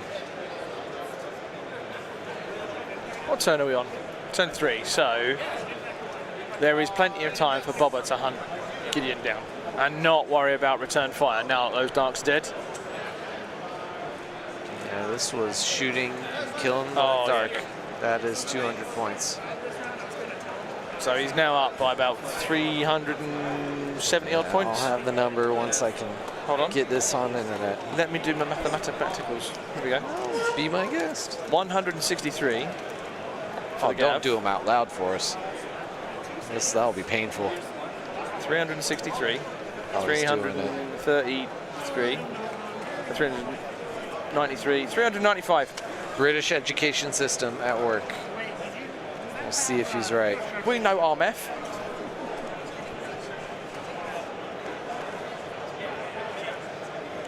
Yeah, so 163 plus 232. Nice. I feel pretty confident about that. I'm not even keeping track of what units have died yet. I'm still too distracted by my apps here.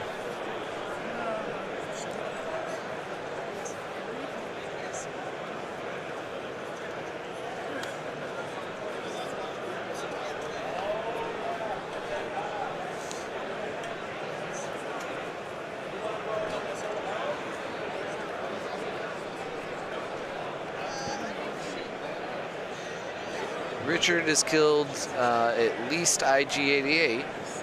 And at least a sniper squad, I think. I think he's on a long road for ruin, to quote the Foo Fighters. I'm looking. I'm looking over at Mateus's dead pile. Exists, but it's not very big. Richard's dead pile is significantly larger, definitely in points.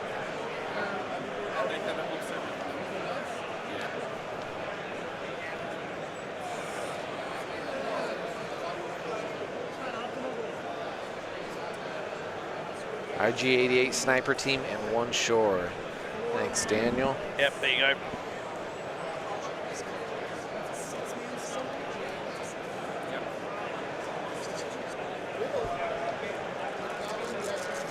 We do maths plural, but I was trying to adapt Oh, were you? to integrate. Oh, were you? Yeah. That's yeah.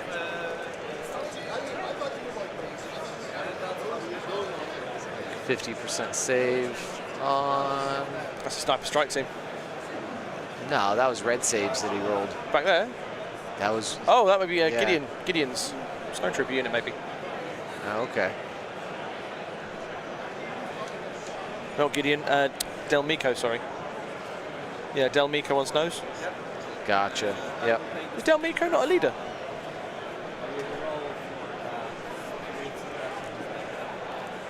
Is Gideon Hask the leader? Yeah, Gideon Hask is a leader, maybe, actually. So, yeah, Yeah. that makes sense. They're still suppressed. He's gonna get one in.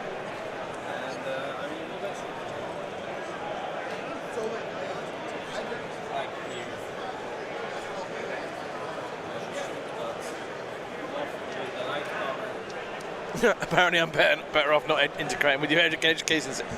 Better off not integrating with the American education system, he says. Yeah, he's not wrong.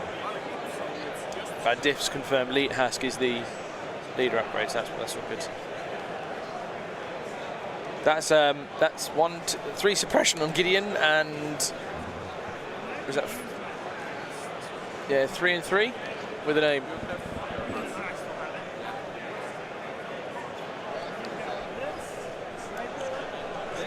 If you're in this situation here, you've lost your heavy hitters, you've got your hostage, what are you doing now? You have to evaluate what the points situation is. Well, no, I mean, it's pretty obvious that he is down points. You don't have to count too hard for that. So what did we say? His only win condition is to make those points back up. So what did we say that Mateus had lost? He'd lost IG-88, it's 120. He'd lost a mortar to make it 160. Did he lose a mortar or did he lose the shore? He lost them, didn't he? How many mortars does he have? He put the mortar on the hostage, didn't he? Mortar's right there. Oh, mortar, yeah, okay, 1 mortar, sorry. So he lost the shore. Yeah, so he lost the shore. And he hasn't lost Del Mico's squad yet. No, so that'd be, he's on, 84, 204. Did we say he lost the sniper team as well?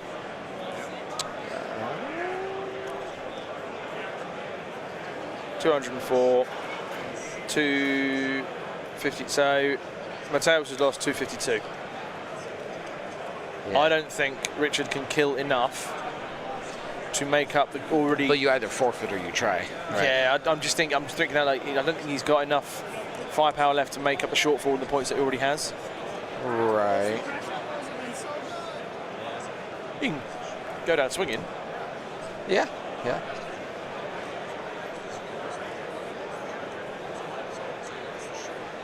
Daniel Dosso thinks that they've lost already. Glad Darks have lost.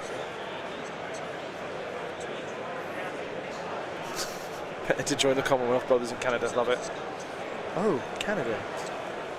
Is there an opportunity for the Dark Troop player to dive for the hostage, or is it behind an LOS blocker? Here's the thing, it's only turn 3. Like, if he picks that off, then he just picks it up again. Yep, and it's also a really long dive. Yeah. Because his stuff is very far away. Killing the hostage doesn't do you anything while it's so far away. It buys you 1 or 2 actions from your opponent picking it back up.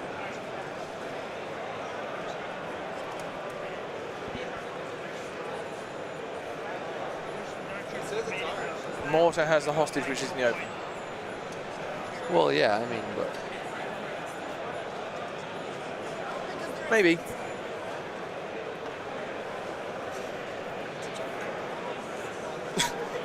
Imperial Bubba is always a threat. Rebel Bubba is a thing that exists. Yeah, yeah.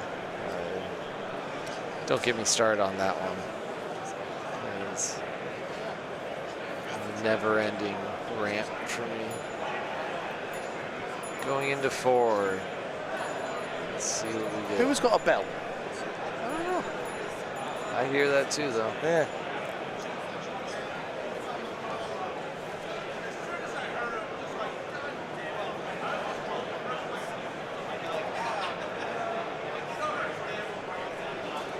Waiting on the other command card. So Mateus has definitely picked his, he's just waiting on Richard now.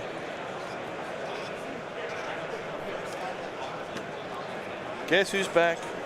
A man Zane. Back again. That is Whipcord launcher. Oh, poor Gideon. Whipcord launcher to the whatever. Oh, no, I just picked it up. Can't see now. You have what I want, I think, is the card. But You have something I want. yeah. Yeah. There it is. Boom, he threw it back down for you. Oh, okay, I am properly refueled. Nice. There is a burrito bowl bar upstairs by the lobby. Nobody in line. Okay. See you in a bit. Yeah. So, also, completely forgot I had a voucher. Oh, no. Completely forgot. Bunker. I just, like, pulled out my card and was like, and it was like, it beeped, and then I went, oh, crud. I wonder if our vouchers will work for that, too, not just the concessions.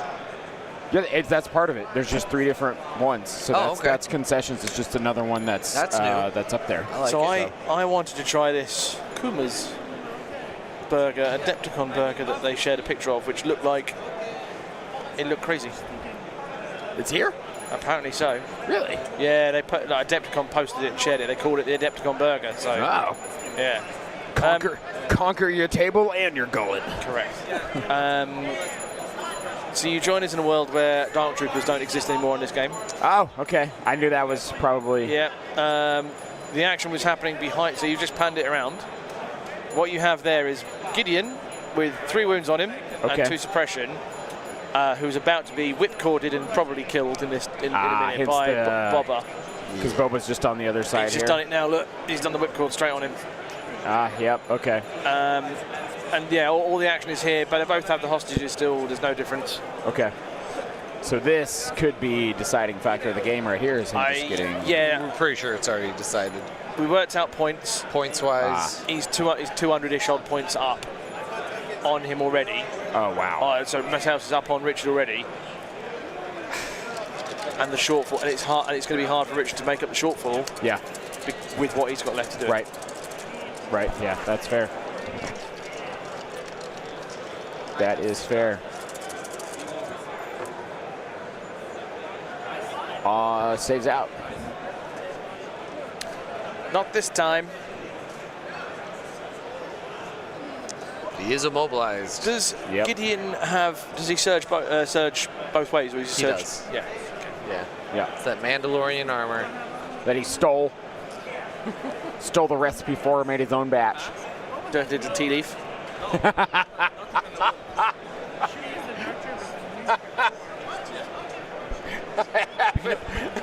I have not heard that one. Dirty little tea leaf. I think over the coming like few days, I should teach you some Cockney rhyming slang. I'm absolutely here for it. It's along the lines of, so if I'm saying apples and pears, what am I doing? If I'm walking on the apples and pears, Working on the apples and pears. walking up and down the apples and pears, Zero idea. Yeah, I'm not sure. walking up and down the stairs, Oh, because it's a lot of rhyming. rhyming slang. That's yeah. what it is. Yeah. Yeah, So yeah, tea yeah. leaf, thief. Thief. Yeah. Yeah, you dirty thief. Yeah, dirty tea leaf. Yeah. Gotcha. Okay. Okay. That ends today's lesson of Cockney rhyming slang. Tomorrow we work on Scottish words. Love that. Here for it. So it looks like Krennic's done a whole lot back there. He's walked around Right. the building. All right.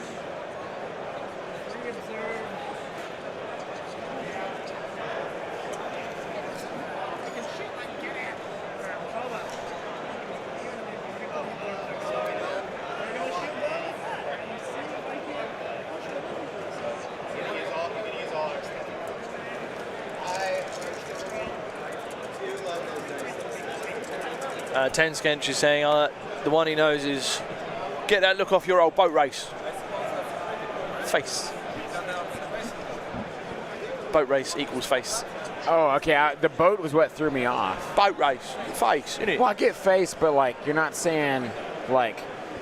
No, but that's the thing. It's like the whole thing together. Like, so tea and leaf, tea leaf, thief, Okay. apples okay. and pears. It's just the phrase. It's the phrasing of it. The phrasing has Yeah, to go with yeah, it. yeah. Okay. I'll work up to it. I'll have some by the end of the weekend. Yep. I'll figure some out.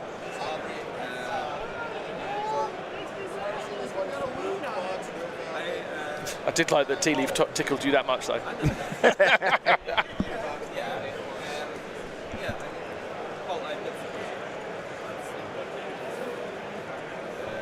What about use your loaf? Use your what? Use your loaf. Use your loaf. Loaf of bread. Use your head. Okay. All right. See. Yeah. See. Yeah. But you didn't say bread. You just said use your loaf. No, so I you was- just imply So that. I shortened it to Oh, imply man. more. So it's implying you know what the Yeah. loaf represents. Okay. Because everyone knows what a loaf of bread is. Yes. But a loaf. Gotcha. Okay. Son. You are welcome. Love it. Becoming more cultured by the minute. I'm gonna wind up going back to California and be like, you don't know what's going on, do you? All right, no, go back and go, all right, son, how you doing? Yeah. All right? Okay, just say, okay, just 1 sec. Oh, Okay. Gary, what? Watcher. Just tucking that hostage back behind there. Yeah, that's not much else they'll be doing besides scoring. Is there a world where Annihilation Looms comes out and really screws over Mateus? I don't think so, because he'd have to have a lot of suppression on his hostage carrier to make that not count as a scoring. And it also go on his own one as well. Exactly. So. you have light? Yeah. Some cover going there.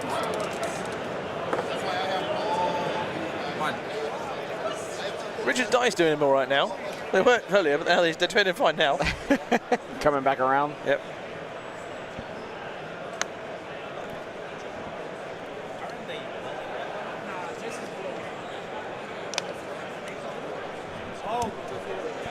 No, that's fine. I just It's the bases, yeah. because I've got it, on my arms, and that's why.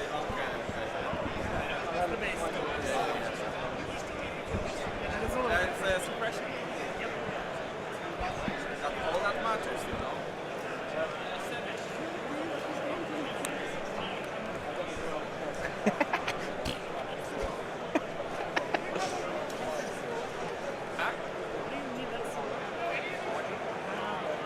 see if you can shoot over. Yeah. And you can, it looks Additional like. to suppressions doesn't hurt,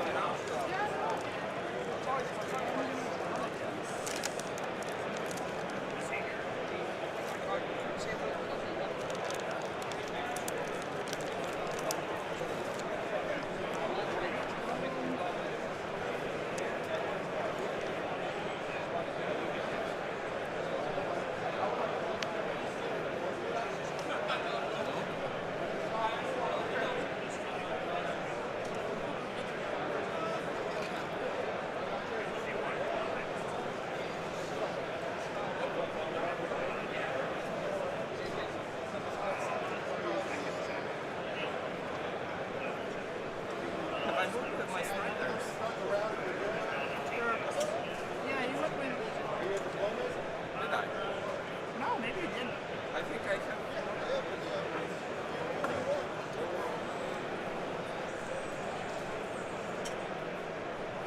Yeah. Let's see. I would. You went for.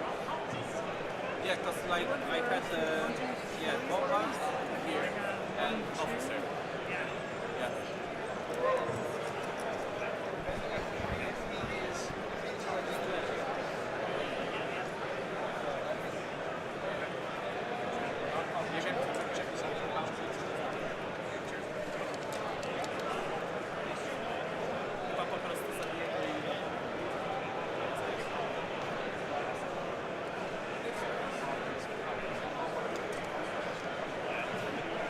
Yep.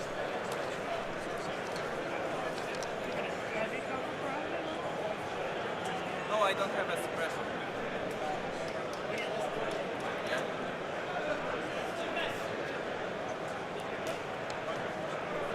Del Mico's squad still alive? That is Yeah. impressive. I was gonna say, I saw the Del Mico on dead. there.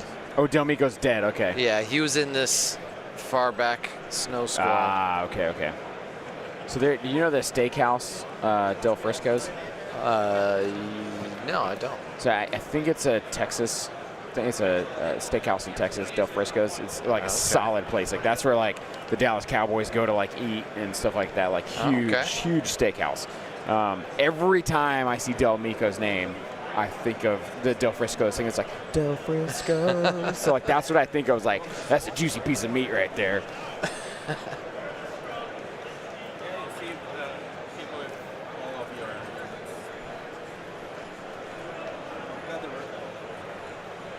All right. So it's like Richard's determining what all he can see from. Because is there just one man left in that snow squad? And There then is. There is a snow squad with a single man left. Yes. Because Del Mico died. So because it he's seems second like to he's trying to Split fire. Split fire. That's kind of greedy with. Because I'm thinking he's He's gotta hoping be he can greedy. take out the. Sorry? You haven't went with the 3 yet? I haven't went with the 3. I think he's hoping he can take out the lone snow and then shoot at something else. I think he's looking at the scouts. Oh, there it is. There's the jingles. Oh, the jingle. Jingles That's the of- beer cart. That's the what beer that cart, is. man. Yep. Yeah. So yeah, those of you in chat, if you hear the jingles, it's not us celebrating Christmas early. That's just the beer cart man coming around on his little beer bicycle. It's like one hit going through. Yeah, he took out. He did the DLT into the snow and got him. He blanked too.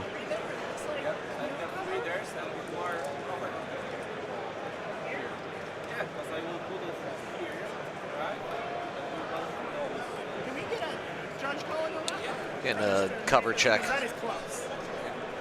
Yeah, that's fair. It depends if one kid went through or not. So he's shooting from here. Those 3 guys, are they covered from that? The lines not reach or are they not? That is a close call. It shouldn't change the game, but you know. It could. It's That one move could make a difference. Players laughing about like, whether it does or doesn't hit or land doesn't change much of the outcome of the game. So.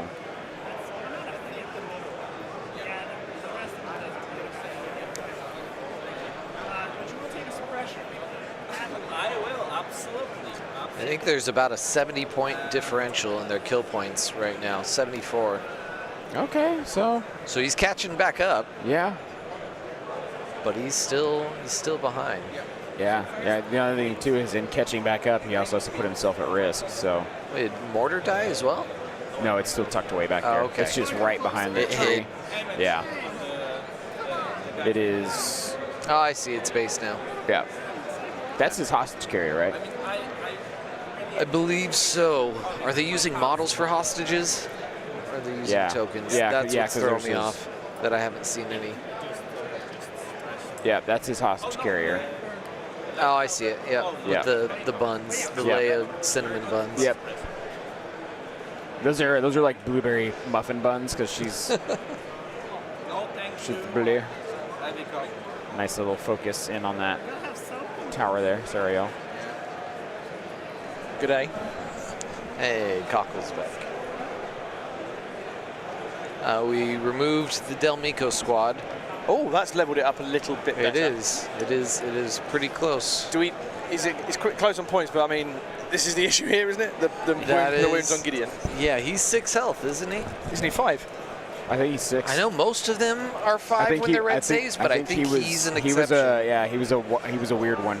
But there is They wanted to make him tankier, so.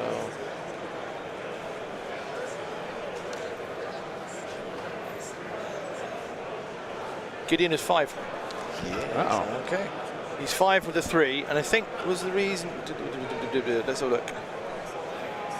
Because that means he's probably only 1 wound away. Yeah. 1, 2, 3, 4. Yeah, he's 1 wound away. He's From, he's 5 because Callus is red save, surge, crit, no defense. yes. Krennic, white save, surge, both. Officer, we won't bother the officer. Palp, red save, surge, both. 5 wounds. Veers also I thought 5. he was the exception to the 5 health for red save surging wounds. No, I guess turns not. out no, but I mean, Vader is effectively 8 health surging wounds. Yeah. Now with reliable 2. It's insane. yep. I thought about having a bounty. But I Moving don't his care. snipers up to, I guess, I just hope you don't kill him. He needs to survive in the next round. Or Now I just it's going to try and just take out Gideon here. What I like is 2 hits. Richard's not stopped smiling. Yes. Yeah. Yeah. In the face of everything getting taken off the table, he's still smiling and laughing at it all, which is great. even if you will dodge one, What a champ. I'm gonna roll him anyway. you're gonna roll it because you to show it, right? Oh, saves that. Mateus has just looked over here and is like, see, I knew it. But Yeah, he could have dodged one. Yeah. There was Pierce in that shot, right? Because it was the sniper. Yeah, it was a And that's sniper. him gone. So it didn't matter. That's why he said he was like, "You're gonna roll it." Did he not either way, it's a roll Pierce the extra one. dice? Oh, He doesn't have impervious. he doesn't have impervious, even though he's got Mendo armor. Yeah. No. He doesn't know how to wear it well. Right. No, okay. There He's you go. missing the leather joints in between. Yeah. Yeah. That's it. He just got buckles. Yep. So that's huge. That's what, another 75 point? Well, it's that and a bounty. because I couldn't. No, because that was with the sniper squad. Not, Oh, did not, you? not Boba. Boba couldn't do it. Yeah. He doesn't need it, really. I mean, What? Gideon dead now. Yeah. And everything's So very far away. 180 point, or 184 point difference in kill points. Yeah. Can I ask you why are you invading my base? At this point, I've got to somehow get rid of that mortar and make the drop that, or I lose the game. It's really not like I gotta be aggressive. There's no. So I Richard know- telling him I know. why he's still You know, playing. Yellow. He's gonna gun for his mortar, Yeah. Yeah, so One suppression. which you know is up to the player to divulge why they would want that. Yep. To, Yep. But I don't think it's okay to ask your opponent why you're still playing. no. Not at a, Yeah. like, because Yeah, and I think Mateus was genuinely asking is like, what are you gunning for now? Like, what is your I don't think what are you that. going I mean, for, that but- could just be a What's your language motive? barrier thing, but Yeah. that's also not really a thing you ask. Like, yeah? Which your now- opponent's not going to tell him, Well, here's the thing now. but now then that he did tell him. Now that he's told him, Mateus Yeah. goes, "Cool, I'm running away with this Exactly. guy." Like, and what does he do immediately? Double move away. yep. He just like, yeah. That's why, like, if someone asks you if you're, what's your goal? What are you trying to get to? I think Unless you're moving something to shoot, you know, and you're showing like, hey, my intention is to be able to make it here to shoot that. Up to you if you want to tell them what your plan is. I think it was. I don't know if maybe. I think maybe a little lost in translation on the old language front. I don't know if he was. sure. I'm trying to think what he was asking. I think. Yeah, I think so too. Because it sounded like he said, "What are you doing, like with those white dice? Like, what are you trying to hit with the white die?" I think it was something along those lines. But I think Richard took it as, Yeah. "Oh, this is what my plan is,and Yeah. let him yeah. know." So he And now my just test is gave going. off. Oh right, so you're going to try and kill that? I'll just run away. We're gone. Yeah. We're gone. The thing is that even if the mortar dies, he's got enough activations to go. See there. Yes. Yeah. Yeah. Yes. He's got enough right there to easily move and grab. The only benefit to doing that is then if you could keep killing the thing that picks it up, then it's never moving away and Yep. True. it's staying in range True. to What do we be got? picked up. Standing orders on and- Oh board. yeah, Bob standing and Gideon would be orders. gone, wouldn't they?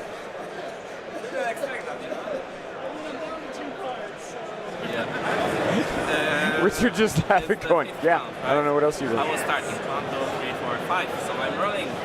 So my blocks. I'm gonna start them. Cammy was saying, just as I left to have a little wander around, so two things, information a bit. Cammy was saying, these guys know what they're doing, and she was just saying, no, they've just flown through the game. Yeah. No hiccups, I haven't even had to see it get up to do a judge call. Yeah, they're moving great. It's good. The next, we will have, next on stream, will be a chap called Ben F, who is a Brit. So he'll be on next. Next. Okay. He is obviously LCQing. His gaming partner Lee Macken has already got his ticket. So basically, they're hoping to play tomorrow. They're both a content creator as well. They do crafty terrains. They do battle reports on YouTube and stuff like that. So he's already won. He's 2-0 now. So I'm not quite sure, but Josh was basically looking to try and spread the love. Yeah. So that's what he was doing. Yeah, that's awesome. And then the final will be the final, Yeah. which is absolutely fine. Yeah. Not triple block. Well, we're not going to have a single undefeated. It's going to be 4 undefeated. Yeah. At most, 3 to 4. So we'll have one of the guys. I mean, someone will be on that's 3-0. Like it'll be a matchup that Yes. two guys are 3-0. Yeah, so- Josh is just sending them down, and Yeah. then we'll just go, yep. So I think he's spreading the love. I don't know what Ben's at. I haven't even looked. That's awesome. Yes, Crafty Ben. Diff says, hey, say hello to Cammy. We will when she's. Oh, when she says we'll say hello. So to stress that, I don't know if we've mentioned it earlier, we have a dedicated judge, which is Yes. really handy. Yeah. Because I've been watching the judge like on X-Wing to our right. I see their hands up and they're like, judge, and they're like, judge. Yep. Which X-Wing is adjacent to them, right? So it's not Right. It is easy terrible. for them to just come I've right been on waiting over. ages. Yeah. Yeah. No, it's true. I mean, that's even last year when we were right in the middle, we'd still have to wait for someone to come running over. So. Yeah. We can't get Cammy on the mic, unfortunately, because obviously she's judging, so we're not officially allowed to, I'm afraid. Yep. We are tied by rules. Yep, we were given a list of rules and we are abiding. The mouse said, oh, no. No way. Exactly. Guys from the stream, I like your dice. He likes your dice. They're on fire. Mateo's saying he likes the dice that we have for the stream table because they're rolling better for him than they are for Richard. So he says, I like your dice, they're working for me. Which, that's something to talk about too. I know we've talked about it in other casts, at other events, but sharing dice is always a good way to mitigate that frustration and like feeling like your own dice are betraying you. You know, like Right. when you're playing with just one set, then you're like, you know what? That it's not me. It's not you. It's just that's just the way the dice are rolling for me. You know, I know a lot of times when I play, I'm like, my dice aren't rolling for me. You know, sometimes they just don't. But it also helps you to not lose your dice. You know, a lot of times you're like, wait, why do I only have 3 red defense dice at the end of the day? Yeah. Funny story. Sharing dice is great. A funny story about Mateos. So he came to Andy's tournament at MKGT last year, and obviously the social that we try and do is quite a big thing for us when everyone comes together. It's good fun. Yeah. Mateos and I can't remember who else he was with. Might be Mickey. No, I can't remember. But anyway, Mateos and might be Casper or someone. One of the other Polish players. They were over, Yeah. and they were giving it the. We'll outdrink you boys. We'll show you how to drink. Blah blah blah blah blah, etc. etc. Went home first, didn't he? went home first. So when we see him the next day, what happened to you there, son? Where were you? Where were you at? Where were you? We missed you. You said you could drink it. No, it was good fun. He took it well. He took it well. That's awesome. But to be fair, the reason that was is because he was fighting for a potential top spot the next day. So yeah. you kind of give a little bit of like, all right, fair enough. Yeah, you gotta Yes. gotta give yourself a little leeway there. Exactly, as Tom says in the chat, he was a lightweight. So it looks like he just picked up another sniper unit there. Oh, and then Richard moving his unit back behind the wall. I guess to not get shot anymore. Can Krennic give out? No, he can't. Has he got the no? He's got nothing. He's just Krennic. I just wondered if he had like a spotter or something like that to give out Nope. aim. So move. So like, is an aim, move, shoot, done, whatever. Krennic says, I got a pistol and I'm a little cunning. And that's about it. Okay.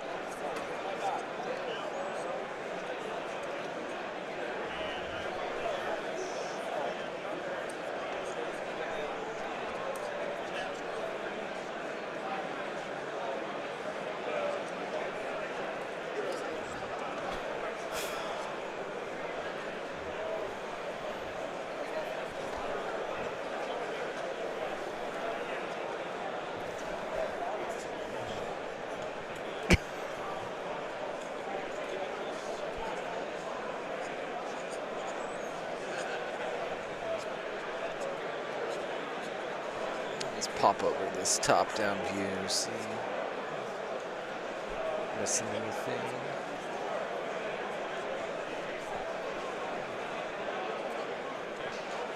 No, there's not a lot of models left there. On either side, really. It is 4 games for the LCQ. We will be lunching, I think, After this. after this. Although, we'll be having a visit. Yep. We will. Oh, correct. Yeah, it's in 30 minutes. In 30 minutes. Yes. Oh, man. It's unfortunate lunchtime. I shall load up the questions so I've got them there ready, to be fair. Yeah.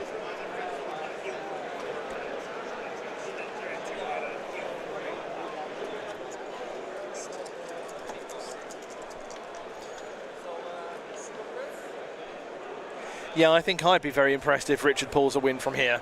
I don't think he's going to.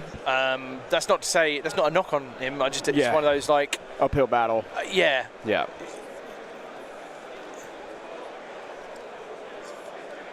I think this match is, I think, what everyone was saying. But that said, I'm surprised he let the snipers kill Gideon.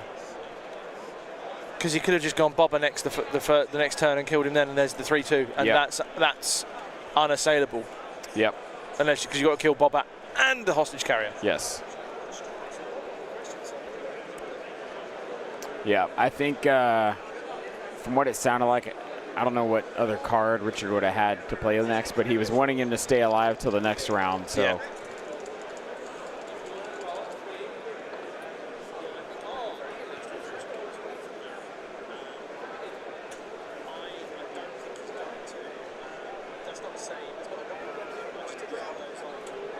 So the Storm's back there getting 2 out of 3 suppression off, which is good. That way they don't panic.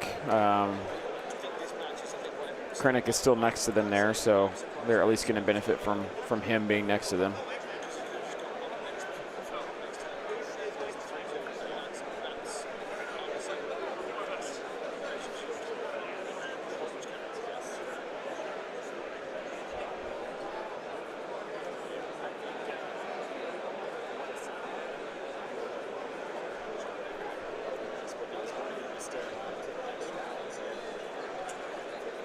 So as we were saying, Will Schick from AMG comes over in about half hour. Yes. I'm just going to bring up the questions now. What I'll do, stream, is, and chat, I will just show you, I'll read the questions for you, and you can be like, oh, that's what's going to be interesting, if you're wanting to know, and if you don't want to know, you don't want to know. So here we go. So the questions will be, obviously, it'll be a conversation, so I'm going to ask them straight off about what their impressions of Adepticon. Have they seen much of the Legion games? Because obviously, he might be in plain clothes. Yeah. I don't know what he looks like. Nope. He could be wandering around. Blends in. He's one of us. They live amongst us. Has he seen anything like the game? So that's that. I want to know what he thinks, why Legion's popular. Because obviously he is a game designer. Yeah. He will know as to what makes a game tick. Yep. So I might try and lead that in there. How do they? So when you're thinking of what to create to add to the game, how long does it take to go from initial conception to final fruition? Yep. With AMG fully embedded in the game, i.e. the battle forces and new units, what considerations do they offer for the older units? Yeah.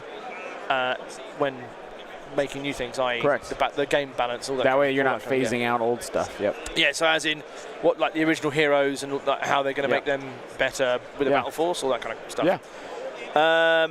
There was a change in one of the questions there, so it's not that one. It was, are there plans for a mission and deployment update which could change the game and breathe a bit of fresh air? Because I think we're all eager for I wouldn't say eager for a breath of fresh air, but we're all eager for a different challenge with missions and things. Yeah.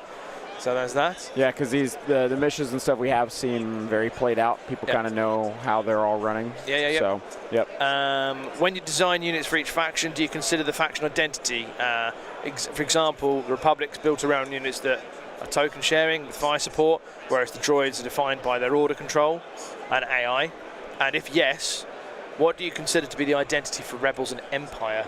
So that might be a hard one, but he's got that in their list. When are Gungans coming out, please? For question from the committee. That was someone there. Someone asked that. And what battle forces or units would you like to give us as a spoiler or an exclusive? See what we can try and tease some information. Yep. They were pretty good last year, to be fair, weren't they? They did something. They sort of like dropped a hint. Yeah. Well, last year they had which I think they're going to do the stream again this year. They there was a few hints that they gave us. They gave a lot of reveals last year. But it'd be interesting to know. Interesting to know what they've got up their sleeves. I think the stream is on Saturday, if I'm correct. I defer to you on that one. I believe it's Saturday. We will not have. I mean, we won't be streaming because we will be in here playing. Although I think they might have it scheduled out just right, so there's a break in the game, so people can go to the stream instead of just being stuck in here playing the whole time. Is that going to be in this hall? No, it's going to be in one of the ballrooms. Okay. Yeah. Yep. So they're the questions. Response to those will be payload needs hover 1. What is it? Payload needs hover 1 Yeah. from Daniel. Yeah. Thank you, Shadow Scout. The questions. They were actually drawn from some people in the community as well, so it's not just my brain. Yeah. Orin likes the identity question. Rebels and Empire were kind of the test bed for the game itself, and Yep. I think that's exactly it.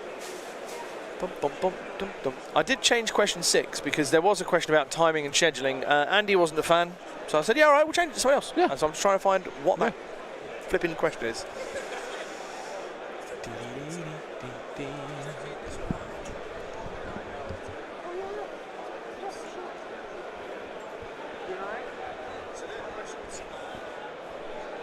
Webear is back. Webear is back with his wee kilt. I would like to stress that he has gone full kilt. He's gone with the prince. He's got the brogues, the shoes. He's got the socks. And he's got the laces around the socks. He hasn't got. Can he see the flashes on his socks? So he's not gone there. But what is quite cool about having a kilt is you have your sporran and you can hide things in your sporran. So he's just cracked out his mobile phone and his sporran. It's quite good. Oh, lovely. Right, the question 6. How frequent, that was it, how frequent might we see balance changes going forward? Are we talking yearly or 6 monthly? So they were the questions that that Mr. Will Schick will be posed. I will attempt to throw a couple curveballs as part of the natural conversation because, hey, if I can get some extra information for us all, Oh, I love that. that's what you want. Dude, I love that.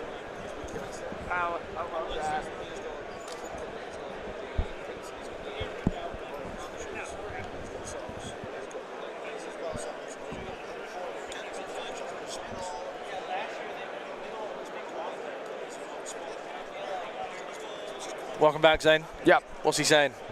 Oh, he's just showing us the outfits that all those Indy Garrison guys are going to be wearing tomorrow. Are you? Can you share? Or am I? They're tracksuits. They're custom tracksuits, essentially. Sweet. Have they called the game? I don't think so. No, he's measuring. Yeah, No, he's measuring. Sorry, he walked around. It looked like they were about to go, and that was it. But I'm just, yeah. Yeah. Any more deaths? I mean, The Boba jumped down and shot those storms down to just the DLT and the leader. Oh, okay. But that's so far about it. And then Krennic just, I guess, double moved around the other side. So. Let's swap back views here. Sounds good to me.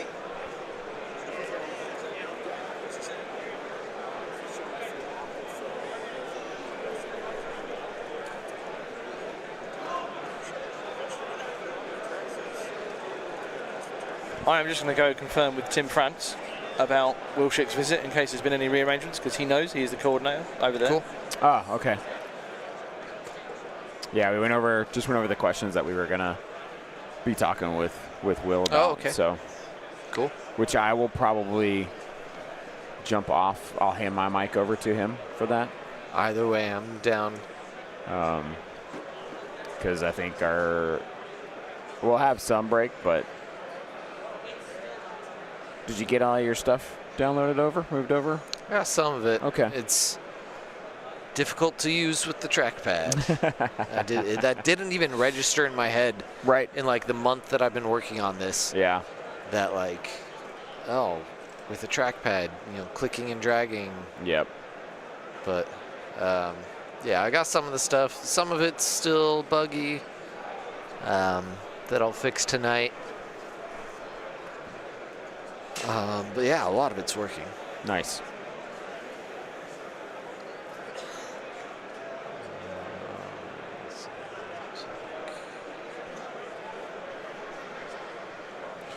Table's a little bare now. A lot of units off the board.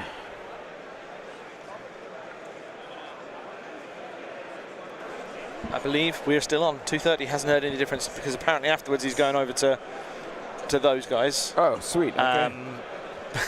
Tim's just said, but if you can hold him up because this game's not going to be finished in time for when he comes over. So if you can hold him up, that'd be great. And I just went, I'll do my best. Yeah. We will try.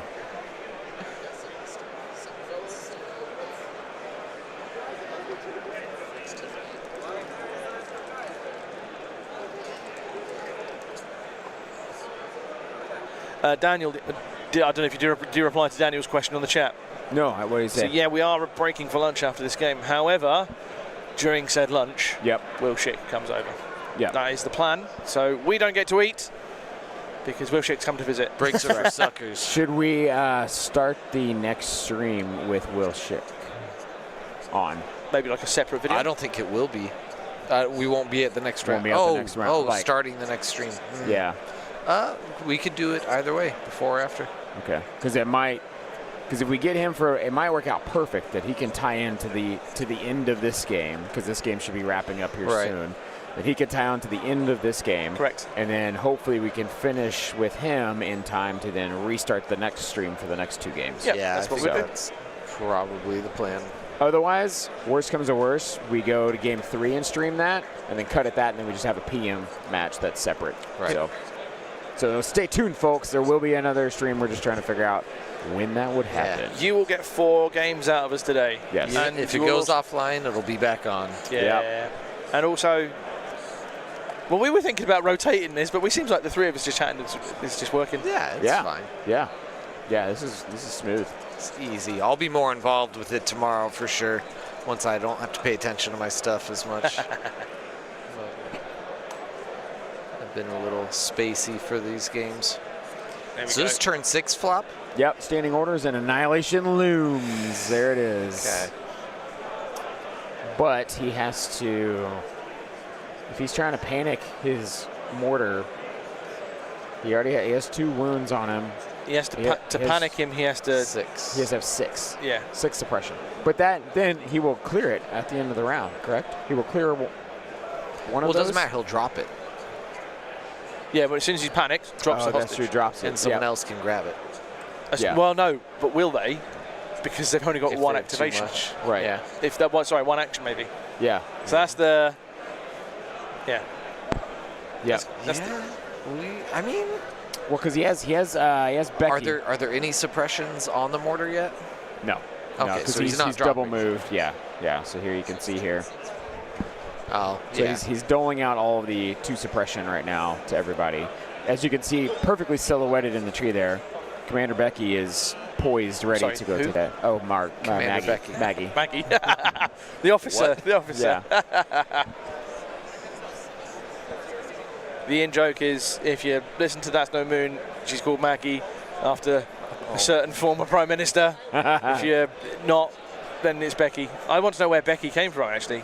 I think it's just a haircut. I think that's what they call a Becky haircut. So.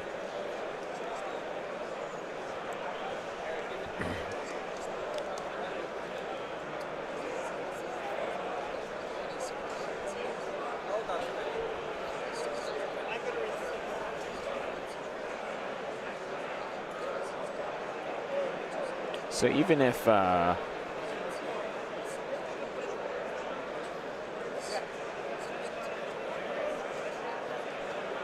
so Yeah, I Richard goes first, but he has to put a shot on that mortar, and that mortar can still just creep further away into the corner and not have to worry about Yeah. any other suppression. I don't see a win condition outside of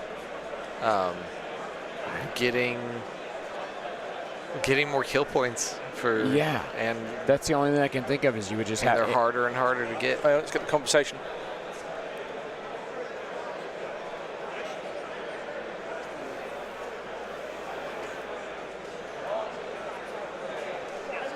Our mic may have died.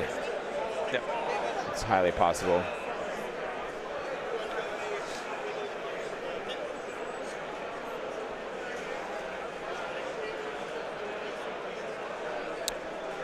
Also, I will say the way our setup here is, I mean, X-Wing on the side, like they can have people come see their stuff fairly easily. There's a little bit of room for like Shatterpoint MCP to see as well, but like ours has got this perfect viewing spot for people to tag in on the end and be able to just look in and Yeah. see the game. Yeah. And be kind of out of the way of most traffic. That's, you look, well, you got the Shatterpoint one there, Yeah.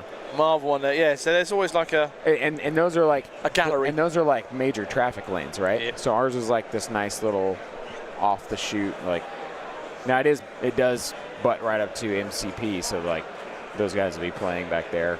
hey, Might have some new players. They turn around and go, "Ooh, Oh, what's going on back here? that's a lightsaber." Oh. John Hall played Ben from Crafty a few weeks back. He was last game of the day. He was running experimental droids and he was running Wookiees with the triple flutter comms jammer. Ooh. He snuck a win. Triple comms jammers? Yeah. Oh, man. I snuck a win only because I got the flutters stuck in and took out Kalani. So I'm not entirely sure.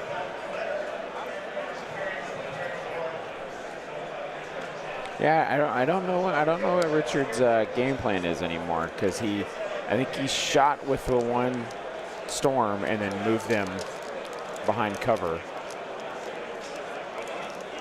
And I mean, would killing Boba swing it enough? Oh, why did this go? I mean, his storms have 3 suppression on them. Someone's not rallied. Mateos is just scratching his head now.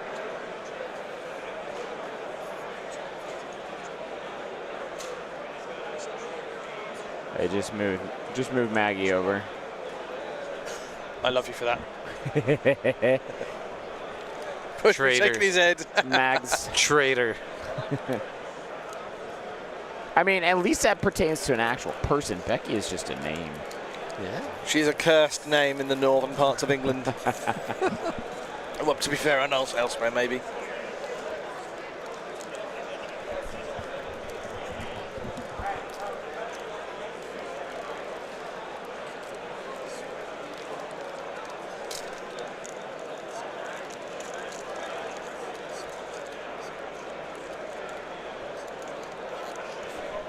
I think Richard's just enjoying playing Legion right now. I think that's Hey, that's great. I think It's a that's great outlook. That's what he's doing. So by all means, that's what we're here for.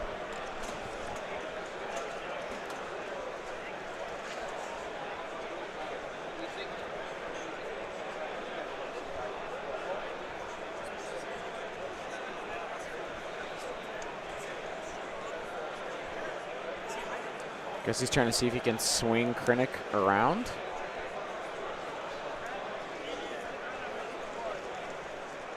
Or he's shooting in the snipers team with Krennic? Which I guess he got nothing from it, so both players just thumbs down the roll. Trying, man. He's trying. And like we said, guys, he's still smiling through the whole thing, so. Just a happy guy.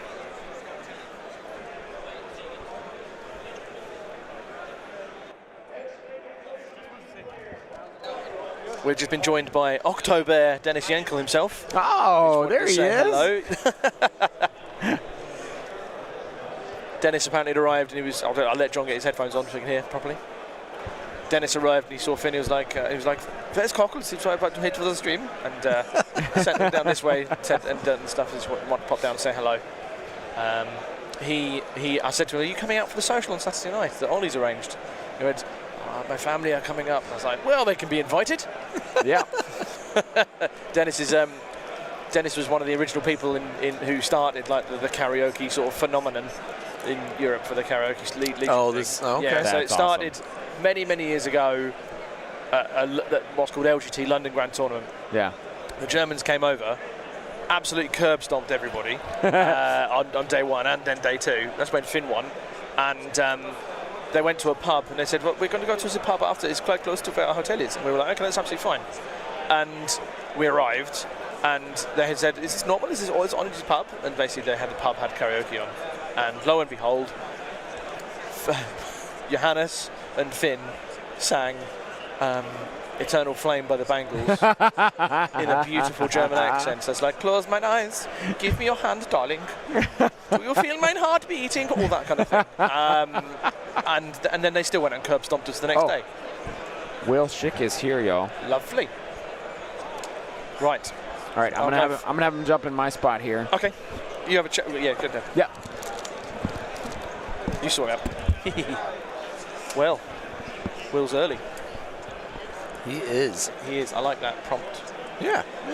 It's all good. Do you need the questions up in front of you? I do not have the questions. Do you want me to just fire and you can have them up here? Bang. So I put them up.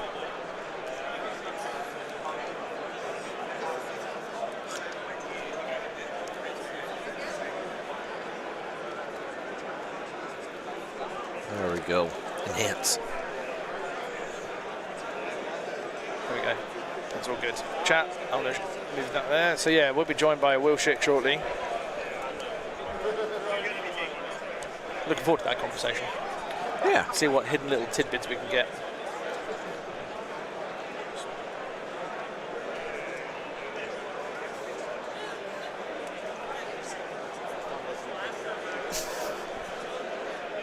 What do we call the rebel generic commander? Gary? I thought we had a name for him. Nick H says, I call mine Bluey Westgrove. Jeez. Because he is a ginger Aussie cowboy with a green stuff hat. Yeah, as you do. Bug. So the question is, can we bug this man about the range trooper pricing? Oh, probably not. I'm going to probably not, unless it's the last question. But I want to talk to him again in the future, so I'll figure something else.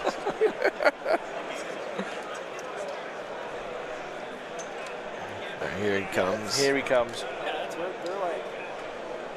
Zane's giving him the brief. Yeah. Giving him our expectations. Can't have a third Gideon. Nah. Yeah. This one's spelled GID.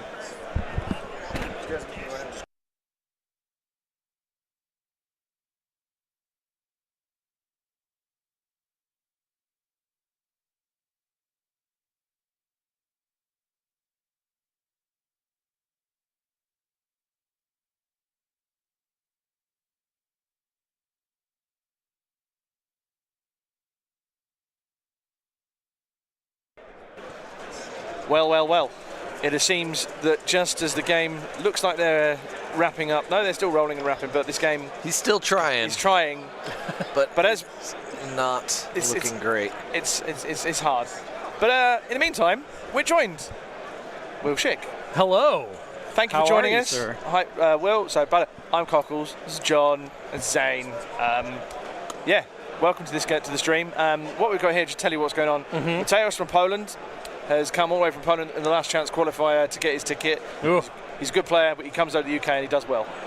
Richard has been fighting an uphill battle, losing his Dark Troopers and a Gav tank. Fairly early. Very early. Like round 3 they went down. That's not what you want to have happen. No. And it was only one unit of Dark Troopers too, so his firepower went down the gutter. Yeah, it's like half his army points within a turn. Yeah, that sort of thing. because he lost his tank first Oh, yeah. in round 1 or 2.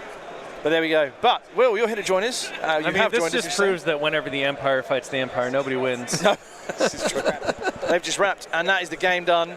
Mateusz now takes it 2-0, and unlucky Richards on that one. Zane's going to go just get some final info. He's going to give them their prize tickets. By the way, those prize tickets, I had a little venture around earlier. Bravo, sir. Bravo. You can get some choice things with those, Oh, right? yeah. It's not too bad. They're really cool. Not too bad of an arcade prize wall for people. So, for context, Will, you've joined us. Tell us, for people who don't know who you are because they may not know, who are you, and what do you do, please? So, my name is Will Schick. I am the... oh my gosh, it's day 1 of the convention. I've forgotten what I do. I am the director of product development for Atomic Mass Games. Nice. Which effectively means that I oversee all of the creative departments for the game development, sculpting, painting, artwork, all of that. It's my job to kind of provide the cohesive vision, do the long-term product planning and release scheduling, and then work with those teams to execute it. Awesome. So I get to work with a lot of really talented people and tell them what to do. Sweet. Nice. What you've been here? Did you arrive yesterday or today? Because I saw other Will. Yeah. Was doing things yesterday. So we got in. I got in on Tuesday night, so we were here all day for setup yesterday, getting everything built for the prize wall and for the little HQ setups, and then our exhibit hall, and then I got to watch as all these glorious tables went up. So I've been here. I haven't been here too long. Dallas and a couple of other people got in on Monday, so they've been here for the whole week. Awesome. And what are your sort of your overall impressions of Adepticon as a whole? I love Adepticon. I mean, every year I think it can't get any bigger or can't get any more spectacle, and like it always does, right? Just the fact that we've seen the player growth so much. We have the largest, as far I was told, so far we have the largest Legion tournament happening tomorrow with round 1 of the Worlds event. It's going to be 14 hours of nonstop Legion action. Let's do this. I can't wait. I mean, that is an event right there. It's been wild and crazy to just watch everything. And like Hank's team and the Adepticon staff, they do such an incredible, like every year you come and there's new terrain, there's new tables, there's new, like, so yeah, it's been amazing. I love Adepticon. I love seeing where it's going. Oh, now we're on camera. Look at me. Yeah, you threw us on camera. There he is. And I'm hiding behind John's under the big fingers monitor. there. He's just under there. Yeah, it's just a monitor. It's fine. It's fine. You just peer out, you know? John, after you. You got the next one? Yeah, so have you been able to watch many of the Legion games yet? Already games, to be fair, as well. I honestly have not. There's a lot going on. We started the day, and I made the mistake of wandering to go see how Pagani was doing this morning, and then I got locked into doing registration for all of the league events because we had a line out the door for that, which was awesome. So I got to meet a lot of people and basically give them the same spiel about how they get their cool prize tickets that we just talked about. So that took until, I think we had a line until about 9:10 or something, and then I wandered over. I saw the event for Legion start. The LCQ started like 7:30. 7:30 was reg and got started. I think you guys kicked off at like 8:30. 8:30. Okay. 8:30 was for LCQ. So I saw the players like filtering in. I've seen some gonk racing. I've walked the hall a little bit, but I've been basically running back and forth between different spots. I just came back over from the Armada section and talking with those guys over there. So I've seen speckles of games, but it won't probably be until Saturday where I can just like be free to wander around and stare over people's shoulders and really and start really getting in on their miniatures. That's cool. My favorite thing to do is walk over to a tournament table and just start picking things up and be like, "This is amazing! Oh, it's so cool!" And then put them back just randomly. I don't do that, but it would be funny. What do you think makes Legion unique and why it's popular? Obviously you come from a game design perspective, because it obviously has many unique points to it. What do you think is the big one for it, though? Obviously I think the first thing that draws people in is Star Wars, right? Yep. Like seeing something that's multi-generational and as just evocative of people's imaginations of Star Wars. Like right away, you know what a stormtrooper is. You can recognize Luke Skywalker. You know what Darth Vader is. You know what clone troopers look like. So I think that's the first thing. But I think what really, Star Wars can only take you so far. And then I think what really hooks people in, and kind of like keeps them in the game or gets them motivated to go with the game. I think it's for me, there's a couple of pillars of what makes Legion Legion. One is the command card hand and how the construction of that hand and the way in which you play it throughout the course of the game has so much impact and can lead to big play opportunities. It's extreme. Like it can make or break your game. Absolutely. Yeah. That's what makes Vader and Luke so strong still, is their command hand. They have 6 each, and they're great kits for both of them. Yeah, 100% agree. And knowing when you want to try to hard go for priority versus what you might lose in terms of your order allocation, and potentially, if you're playing a one pip for one of your characters, or you've built your character's command cards around like what they can do, those things all impact. So you can say, okay, well, I know I have to go first, but then I'm not going to have order control because my one pip that's left, it only gives me one order typically, so I'm going to be drawing off the top of my stack. What does that mean? And that leads into the second pillar, which is the order stack, right? The idea that your activations are not completely in your control, but through either clever use of assigning orders or army construction, you can kind of mitigate some of that. So I think those puzzles and those challenges start to bring things in. And then the last part, which may be the most important part for a lot of people, because you asked from like a game design perspective. Like for me, those two things are the things that I think really make Legion stand out from other games that I played. And I played a lot of games. Yeah. But those are the unique mental challenges. And when you get to the table and you say, okay, these are the things I have to think about, and they matter. you have all the classic miniature stuff, positional elements. Where am I deploying? Where am I moving my forces? How are the objectives forcing me to react to my opponent? What is my opponent doing to place pressure on me? How am I putting pressure on my opponent? But that order stack, that command deck, I think those are really unique. And then of course, I think you have the theme of Star Wars, right? The places where that flavor can really come through, largely in the characters because they're obviously more expensive, so they can do more stuff. But I think even when you look at some of the through lines of Mandalorians being immune to Pierce because they have the Beskar armor, things like Jedi and how the lightsabers are kind of thematic with the Pierce, and that kind of those kinds of things, right? I think those things. When you play, you can see Star Wars on the table. You can feel the movies playing out, and I think there's a lot of games out there that they struggle with hitting that theme. And our goal at Atomic Mass, especially since kind of taking the reins on these games and building off of the foundations from them, has always been very focused on, okay, how do we get more Star Wars into the game? How do we get more narrative? How do we get more theme into these units, into these ideas? And it's a unique, challenge when you're talking about something like Legion, because Legion uses a universal keyword system.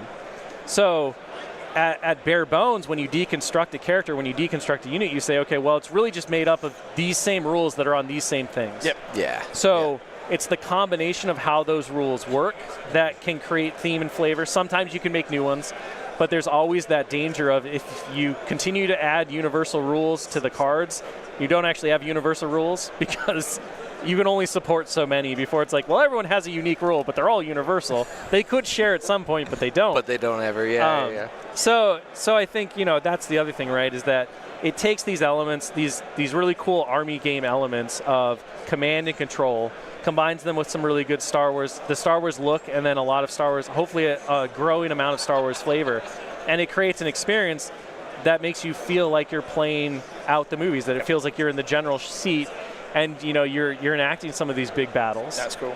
You've segued quite nicely into the next question, really, which was when you're thinking what to create next in the game, how long does it go from initial concept to fruition? Yeah, so the process actually is, if we're talking about initial idea to final thing, it could be as long as 5 years. Wow. Because yeah. Well, so and really what that means is that we plan a minimum of 5 years ahead. My job is to have a roadmap, to know where we want to go, to have an idea of how are we going to get there. And because you have to structure, the way in which these lifestyle games grow, the way in which one unit can impact the entire meta versus a faction. How are you growing these factions in ways that are offering players new opportunities, that are pushing boundaries of the meta and keeping the game experience fresh, exciting players and their imaginations, letting them innovate. There's a lot of stuff to it, right? So you have to have a long-term view of, I think this is where we're going. Now, just because we have an idea at a mark and we have a 5-year plan, it doesn't mean that 5 years from now we've it's not a solid map. It's a general we think we're going in that direction. Yep. Right? But we might veer left or right depending on what's going on. So 5 years is about the idea. We have ideas out from 5 years and we say we think these are the things we're going to make. Now there might be a piece of Star Wars media or an opportunity with LFL that comes in and it's okay, well, we're going to shift. When the work really starts is 2 years. It's a minimum of 2 years to create hard plastic miniatures with all the rules, with all the art. That's our timeline, and it's very immutable. You can shave some months off here and there, but it requires doing things that we don't like to do unless there's a really good reason to do it. So we've built everything around the fact that 2 years we can make what we believe are the best miniatures and the best rules that we possibly can. Yep. And so here's what we're going to do. So those ideas, once we get in that 2 year cycle, from that point it becomes less of an idea and we start making a concept. We say, okay, this is what it's going to do, this is how it's going to fit within the general army or within the faction, or this is what it's going to add to the game. These are the design beats for development to hit. This is the art that we're going to need. These are the kind of cards that we envision needing, whether it's command cards, upgrades, unit stuff, whatever. And from that point, we start really banging out everything. And so development starts. Development gets basically about 18 months. or more, depending on kind of what the complexity of the thing is. Sculpting starts right away. So sculpting and development are kind of working concurrently. And there's a lot of cross-checking where it's like, okay, if the concept says he's going to have like, you know, the DC-15 long blaster, if it's a clone unit or a clone character or whatever, then if development suddenly changes their mind or sculpting suddenly changes their mind on something, they have to communicate that to make sure that it gets reflected in the rules if it matters or whatever. Like this character is going to be equipped with X, Y, and Z. Okay, well, the sculptors need to know that. And if the sculptors are like, well, Y doesn't work because of these reasons, then development either goes, okay, well, we'll just kind of hand wave it that it's there, or we'll remove it and come up with a new idea. Artwork happens typically after the sculpting after the sculpting stage is in process because it takes a little less time. And then once we have all these elements together, our amazing graphic design team has to get them all and then create them into products, right? They have to lay out the cards, they have to lay out the packaging, they have to do all the photography. So it really doesn't become a thing that players get to have until they're done with it. And then by that point, we then send it off to Asmodee, who is our publisher. So we as the studio actually don't manufacture anything. We create all of the files and all of the things they need, and then we turn it over to the publisher to create. So you think, like a great example is kind of like how old school record companies used to work, where the band, we make the music, but they print the records. Oh, okay. I've got this cool album. Yeah, and so, you know, even though we're done with our work at that point, the real work of manufacturing and production happens, and that's a consistent process with them. Back and forth as they work on getting the things actually made, actually manufactured. We have to have a lot of conversations about tooling and how the factory is going to cut the different parts, how the mold layouts are going to be. We do a lot of proof checking, and then eventually it gets on a boat. And then provided that, you know, there aren't somebody shooting rockets at people across canals or anything, the boats wind up getting to places, and we release on a global release date. That makes sense. Okay. On a sort of a follow-up to that development thing, is you've got the miniatures have changed drastically. The plastic's changed, and also then and then it's changed in terms of the sculpt. When the feedback from the community that has been like very positive. Oh, absolutely. So I recall last year's stream concept stuff coming out, so the future stuff as well. How long is that? How long does that sort of take to sort of design an intricate miniature? I'm not a graphic designer. I'm not a designer. How long does it, like a sculptor from like to sculpt? From sculpt to think, do they have to like design it, make an initial, see how it looks, and then go from there? So the sculpting process to get to miniatures is it's interesting. It usually like to go from a sculpted or like from a miniatures concept to a final like in stores miniature is about 18 months. Okay. And with a large amount of that being like production and tooling and stuff. But effectively what happens is that the way a miniature is birthed is the art team under Dallas will create a concept. So Dallas and I will work together and we'll say, okay, this is the thing that it's supposed to be. So I will pull reference from the LFL archives. We'll identify, you know, this is the costume, this is the equipment that they're supposed to have, this is all this. And that concept goes to both development and to the designers and the miniature sculptors. That's cool. From there, Dallas and the art team will start sketching out poses. So if it's a single character, we'll have a smattering of poses. We'll say, we like this one for the character because we think it looks great. It's going to look really good in miniature. If it's a unit, we'll have a number of them. So we like guy doing this, guy doing this, guy doing this, right? And you'll pick those. From there, that concept gets sent to Marco, who leads the sculpting team. He works with a great guy called Mike Jones, who's the sculpting manager. He actually works with all of our freelance sculptors across the world. He sends out different jobs to all of them, and then the sculptors start working in their various digital programs. They'll turn over, so there's a lot of iteration that happens between Mike, Marco, and everyone else, right? Eventually, when they believe that job is final, it comes back to the studio. We print it out as a 3D prototype. And then a number of us sit down in person, and we have what's called a CAM. And during the CAM, we're actually reviewing the 3D printed sculpt. And the reason that's so important is because when you look at something on a screen, whether it's a photograph or a three-dimensional CAD modeling program, you're only seeing it in 2 dimensions. The CAD program cheats, and it does things to make it look 3D on the screen, but it's not. And so the only way you can really tell if something is sculpted correctly to the scale is by seeing it in person. And there's a thing like that people don't notice, which is as you start to shrink things, certain proportions have to be adjusted for the eye to read it properly. So for example, if you take like a miniature stormtrooper or whatever, and you blew it up to real proportions, you'd be like, oh my gosh, that thing's hands are insane. You know, the hands would be the size of somebody's like head. The head itself would be like a bobblehead, but it's because as you start to shrink things down, the eye needs these certain cues and it needs these certain distortions in order to read properly. Did not know that. So the fact of the matter is that when you look at something, you say, that miniature looks amazing, it's so proportional. When you look at it on screen, or if you blow it up into anything that doesn't show it at accurate scale, the proportions are off. Wow. The eyes are way bigger, like they all look like gray aliens because their eyes are super huge. You have all these different accounts that you have to do for this stuff. And so we have this cam, and that's when we're looking at the thing in 3D and we say, okay, this needs to change proportionally, this is too big, this isn't reading right, we don't like this pose, or it's obscuring this isn't printing properly, and so it goes through a process. That's not done by the sculptor, that's done by our engineering team. And our engineering team is really, they are the secret heroes that make everything possible. Because you can have the best sculptor in the world, but the fact of the matter is that their sculpt is probably not going to be manufacturable. Yeah. So the engineering team goes in, they adjust all the different proportions, they do all the final tweaks, they make the thing as perfect as it can be based on the original sculpt. And then they go through the process of working at the factory to determine, okay, this is how we're going to part it, this is how we're going to cut it, we have to remove this detail here for undercuts, all these different considerations. That whole process takes about 4 to 5 months.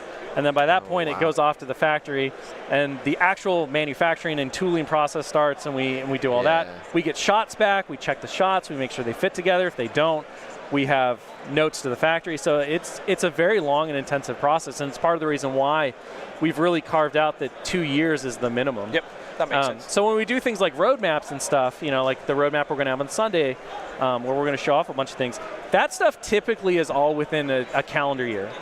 We're usually only showing stuff about 12 months out. Yep. Because at that point, we're very confident in the fact that it's gone to manufacturing, that we know that there's not going to be any major hiccups. And it's to a point to where, you know, we can show it in a way that people are going to be like, what is this nonsense that you're putting on the screen? So it was this time last year. It was at Adepticon last year. It was Bad Patch revealed, wasn't it? And yeah, that's it. Take the next one. Our next question. Let's see. Bang. How frequently might we see balance changes going forward? Kind of like yearly or 6 months or? So, you know, I think we talk a little bit about this at our mini extravaganza panels or just in general. Our desire as game designers and developers, right, is to have as minimal impact as possible on the meta and the community. Yep.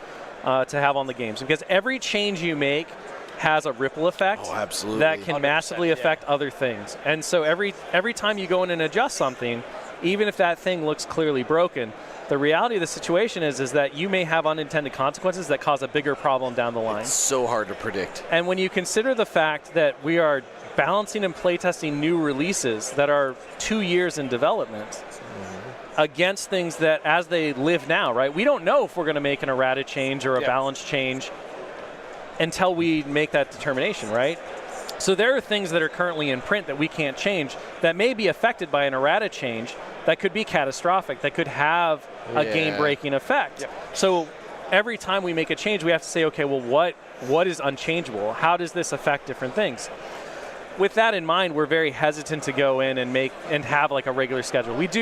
We're constantly reviewing things. We're constantly taking in community feedback, looking at tournament results, looking at community chatter, talking to our playtesters, talking to our judges, talking to members of the community that have a good sense of what's going on, talking to our retailers and everything else, right? We want to take as much data in as possible.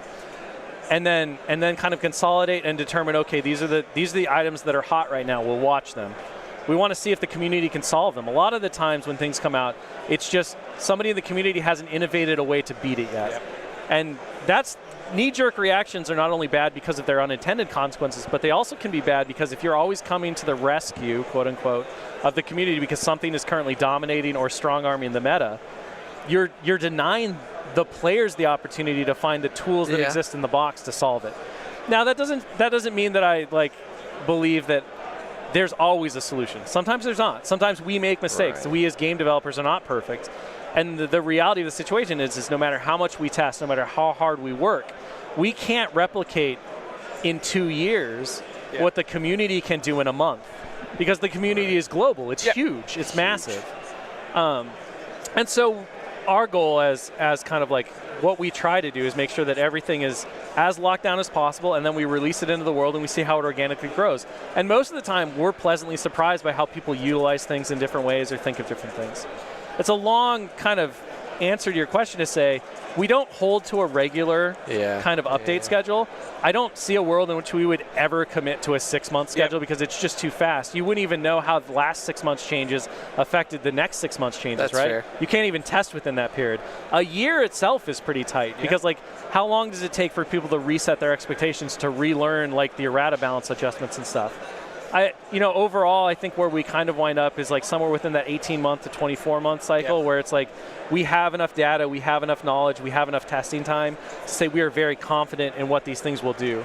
And the reality of the situation is that we're moving into that point. Like when we took over stewardships of the games, there were things that, the community felt like needed to be addressed, we felt like needed to be addressed. We kind of have been working through that stuff. As we become more confident and comfortable with the games, as we've kind of stepped fully into our role of working on these things, which I think we still have some space to go as well, and become more intimately familiar with these game designs, it's always hard to take over designs that are not your own, right? To learn and to think like other people thought. Oh, yeah. And so I think what these last few years have been for us has been kind of we understand or we're learning what the original intent of what the FFG designers did or what they were thinking, what this unit was supposed to do, or maybe what it was aimed to do. We can see very well what that was. How would we have done it a little differently, or we wouldn't have done it that way, or maybe we have future plans. How do we want to expand? How do we kind of merge these two, right? How do we make a blended home in a way?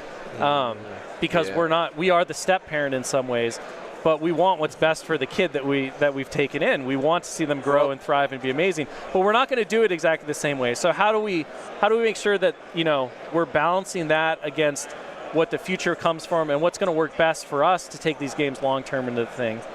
And so we did have a number of adjustments. We kind of worked off of the original Fantasy Flight release schedule, and they were very aggressive with kind of the points updates and stuff.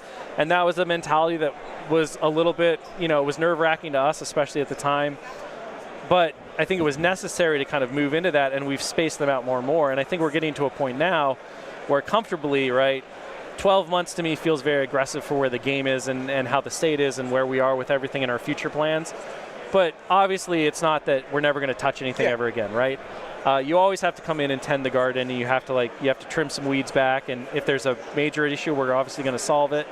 But I would say, more than a year is the ideal, right? Like somewhere between 18 and 24 months. That's the minimum amount of time you want to go to let a community breathe, to let new releases live, to let problems kind of be solved through organically through the community, and also from testing on ourselves, right? Like I said, every single change you make has a dramatic impact.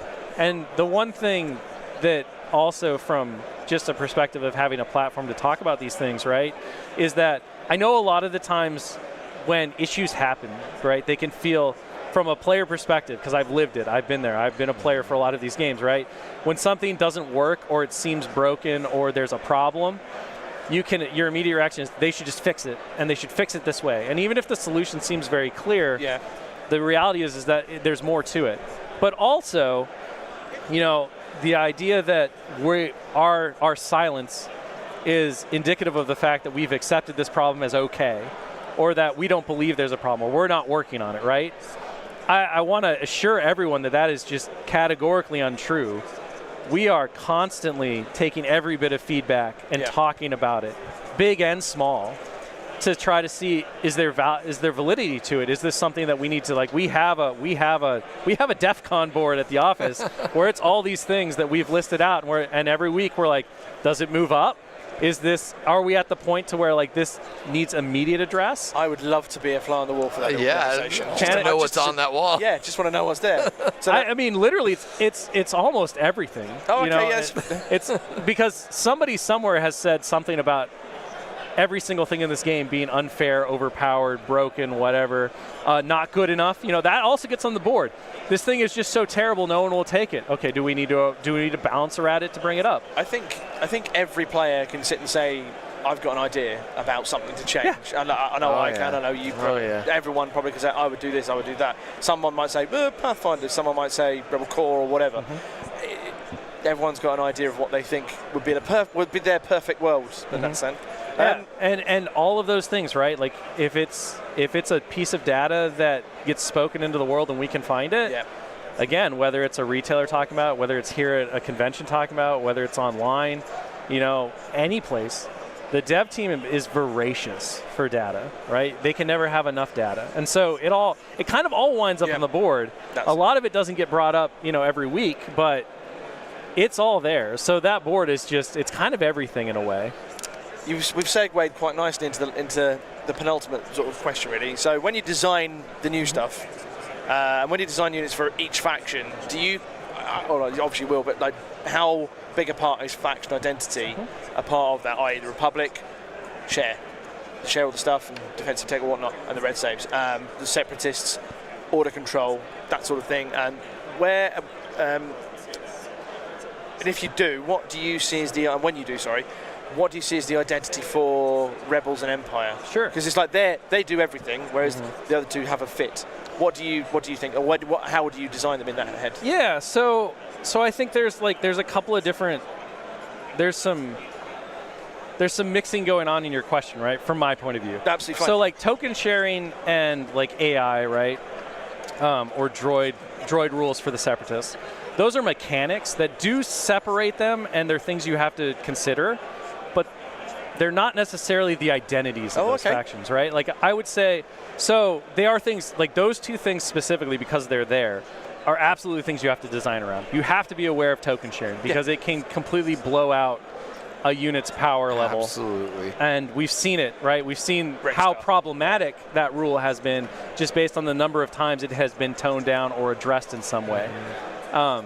So we do take into those things into account. But I think when you talk about faction identity, it's larger than just a mechanic or a shared kind of through line on a universal thing. Like for us, right, when we look at faction identity, what we're looking at is, we're saying, okay, what is it to play Galactic Republic? What are the big notes that players want out of that? And for us, what we've identified for Galactic Republic is it's an elite army. They're typically outnumbered, but they have kind of the best of the best. Red saves is a great example of that. Like most Republic units will have red saves because there aren't that many of them, but they are well equipped. They are the elites, right? They're cloned and trained for war, and it's all they know. And they can kind of rely on the best of equipment. But they're typically going to struggle against higher activation lists, right? They're not going to attrition super well, so once that attrition ball starts rolling, it's going to be a more uphill battle for them because there's just not as many of them on the table. And so once you have those kind of ideas in there, and then of course you have the idea of brotherhood, right? You want to see clones working together. You want to see every clone should care about every other clone. You want to feel that connectivity between those units. That's kind of the token sharing thing. That's the idea behind it. And then, of course, you have Jedi, right? What is a Jedi? How does that work? They get to they have access to the most Jedi, the most Force users. How do you play into that? I know, there's like a bell going on right now. There's a bicycle just literally riding behind me in a minute. It's the beer cart. Oh, is it a beer cart? Oh, okay, there you go. So then you take those things and you say, okay, how do those influence like what unit choices? How do we work around, because part of faction identity is about their strengths but also their weaknesses. So if they have low activation count, what are the tools that you can give them to mitigate that? What are some of the things you can do that make that necessarily not go away, because then everything's the same, but how do you do things that will allow them to compete in ways that are meaningful, that give players options and opportunities? And in those things you can often find how to create new meaningful units that add value, right? Whatever those may be, or new upgrade cards or new command cards, things like that. Separatists, we look at, like for me, the faction identity of the Separatists is they're kind of like the Star Wars undead army. You play them like these hordes of endless, like rank and file troops that just grind you down. They're terrible on their own. Like a child could beat one of them, but a child can't beat 10 of them, right? Is that the old question of how many toddlers? How many toddlers and how many ducks do you reckon it'll take before you lose?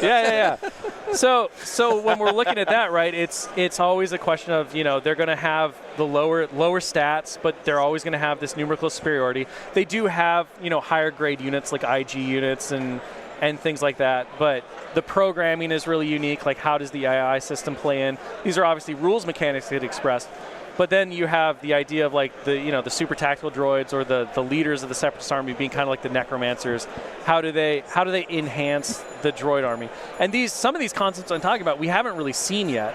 So, but these are the ideas that are going through our heads. So like, how do we integrate, talking about going back to that blended home and where we're going in the future, how do we get more of this faction identity out of them? Yeah. How do we start to really diverge these factions and this game into a way where every faction has a very unique feel, Right. and one that is indicative of what a player who comes to the game like would want to play. I want to play the elites. I love the clones because they're bonds of brothers and they have the best of the best.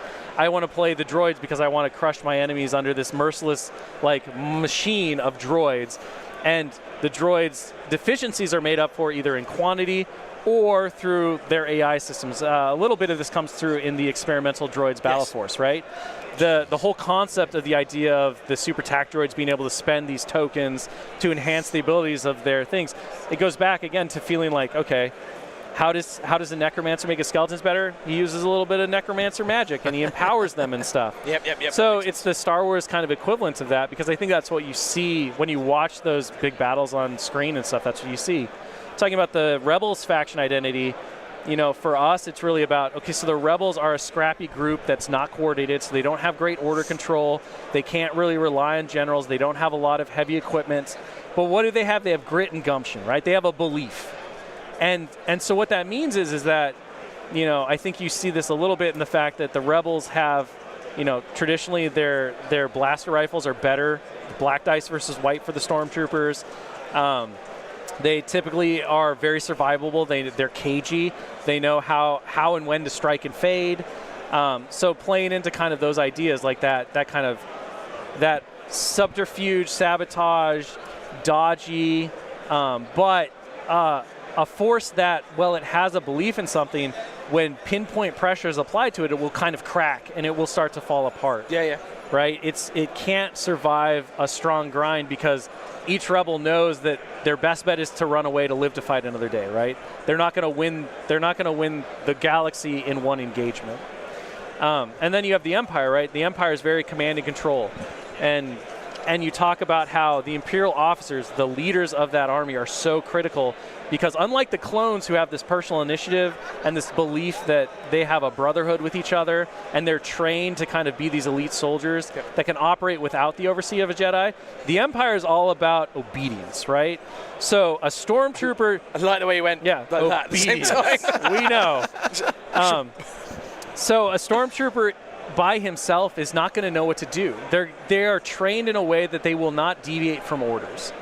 And so you talk about like, okay, Imperial officers are the backbone of the Imperial Army, because without them, a stormtrooper is going to be like, well, my last order was to stand here, and that's what I'm going to do, because if I don't do it, someone's going to choke me to death with the Force, right? But they also have access to, they have access to the best heavy equipment, so they have a lot more vehicles and tanks, and their tanks should be of quality compared to other things. They have a number of elite troops. And so the backbone of their forces, unlike the Republic where their elites are centered in their core units, for the Empire, their elites are centered in their special forces, are centered in their like support choices and things like that, right? Yeah. And so you get kind of this inverse mirror of the Republic, and you play a little bit off of that, where like personality and personal initiative and trusting in the common soldier to be the best is the Republic version. The Empire version is kind of the opposite. Common soldier doesn't get to make any decisions. It doesn't get to do anything without it. Has no personal initiative. We rely on our specialized units and our Imperial doctrine to give us the needs to go over.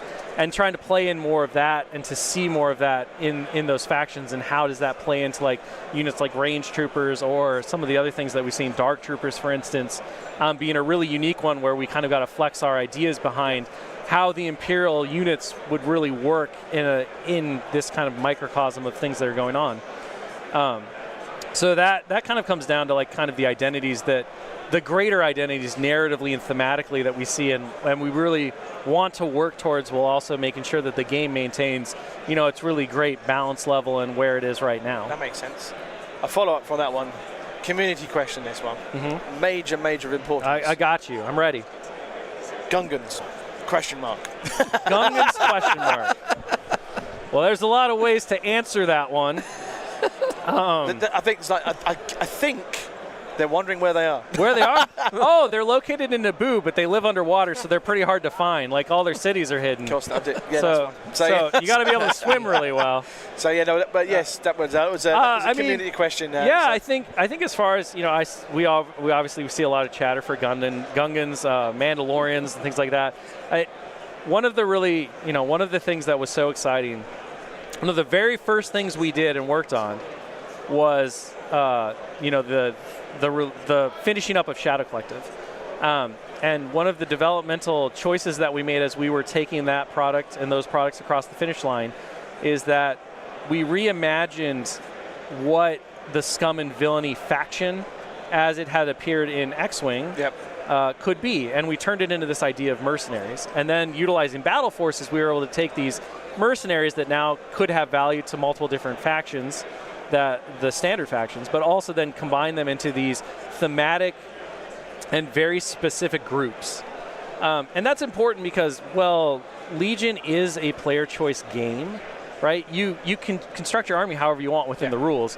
You can have things happen. You can have the Empire, fight the Separatist Alliance. You can have Darth Vader fight Dooku. These things never happen in media, and they never will. They're not canon, but we can do them on the tabletop.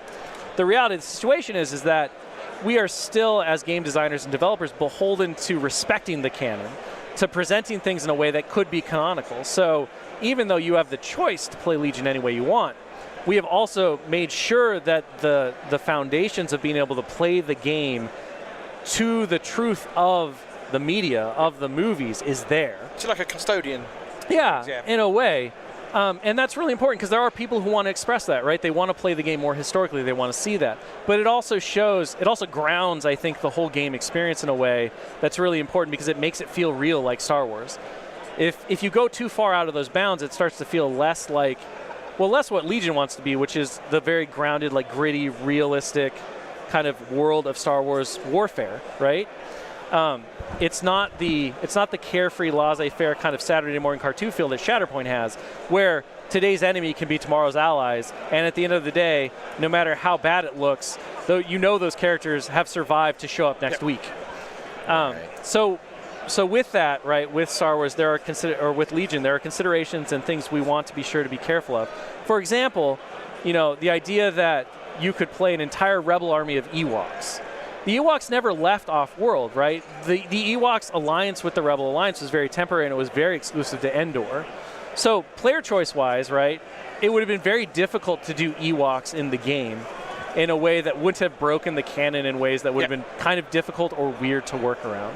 But using the mercenary rule and the Battle Force rules, we can let you play that Ewok army, but ground it more into the narrative and the story of the canon, while also giving you the choice as a player to say, well, I want to take some Ewoks in my army because Ewoks are cool, and then I'm going to pair them up with my Wookiees, and I'm going to have like Ball of Fur. Yeah, the army of fur. Fur Force.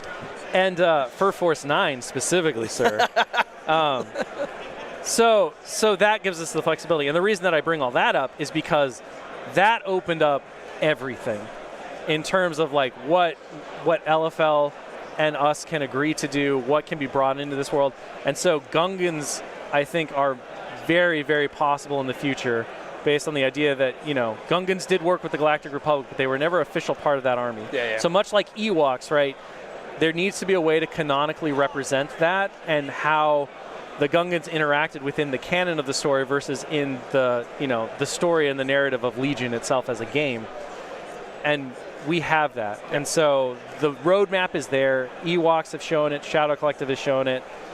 Gungans, I have no doubt at some point we will see the Bombad General Jar Jar leading his troops to glorious victory on the tabletop. It's just a matter of time. Yeah, right? That makes sense. Gungan mercenaries. John, Let's do you go. have any other business questions to follow up? I've got two little tiny ones, but that's about it. No, let's hear it. So the two tiny ones are one. Anything you can spoil for us? Oh, I can spoil everything for you, but you've got to be in Nirvana. That was me, Brood, and the old cheeky British guy going. It's got to be. It's got to be in Nirvana at noon on Sunday, and all the secrets will be revealed. I can deal with that. Actually, you guys are going to get quite the spoiler tomorrow when they hand out the participation prize card for Legion Worlds. Boom. That's good to know. Okay. And the other one, I forgot what the other one was because that was it, really. That was it. I mean, was pretty much it. You got to close with spoilers, right? That's just how it works. That's how it works. Try some journalistic approach. Go, spoilers, anyone? That sort of thing. And no, but Will, thank you very much for joining us. Absolutely. Fully aware you are about to go behind me and go see the guys over there. I'll pop over and see Professional Casual as I make my little stream circuit. Nice. Are you? Actually, I remember what my last question was. Are you willing to put a little thing and go? A unit that might win, a force that might win, or a list that might win in the Worlds. Oh, do I have to pick a list? No, not a player, but like a type of list. You think that might be the faction or an archetype? Well, I mean, we got a pretty good dark horse last year with the whole Black Suns list. It was the pink horse. The pink horse, yes. I would say Lila she'll like that. Yeah, I don't know.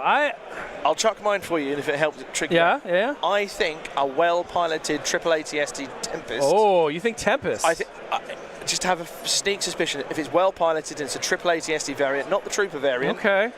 Because it techs well into the experimental droids, which a lot of Tier 1 players are trying. I'll tell you from my personal heart, like what my personal heart would love to see.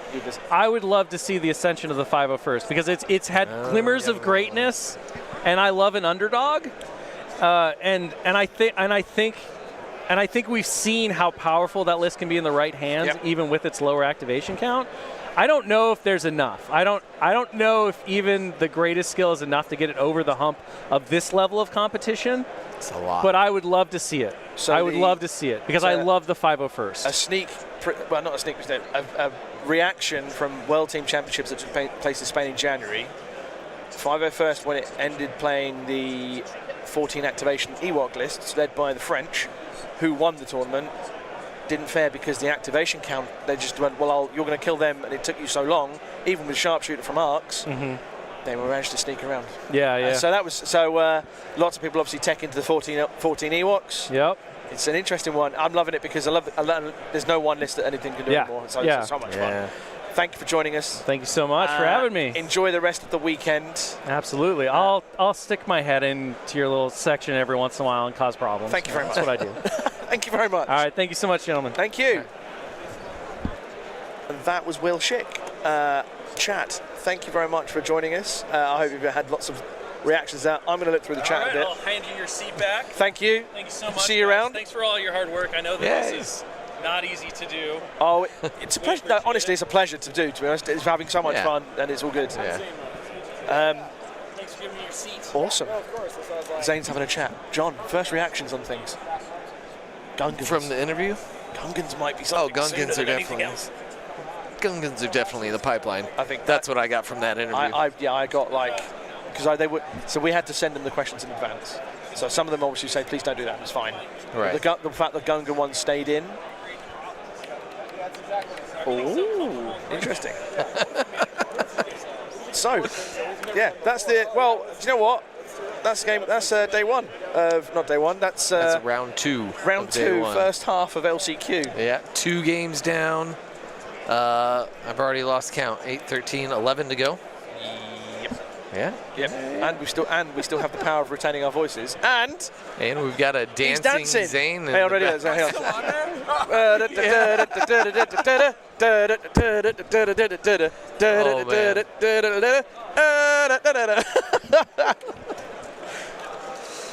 Who invited me on? Anyway, Zane, welcome back, mate. Yeah. Thank you for sacrificing your chair. Oh yeah. Camera. Oh, you're panning. That's why. I was like, what's going on? Camera's falling. I'm going to say hello to Ollie while you have a chat. All right.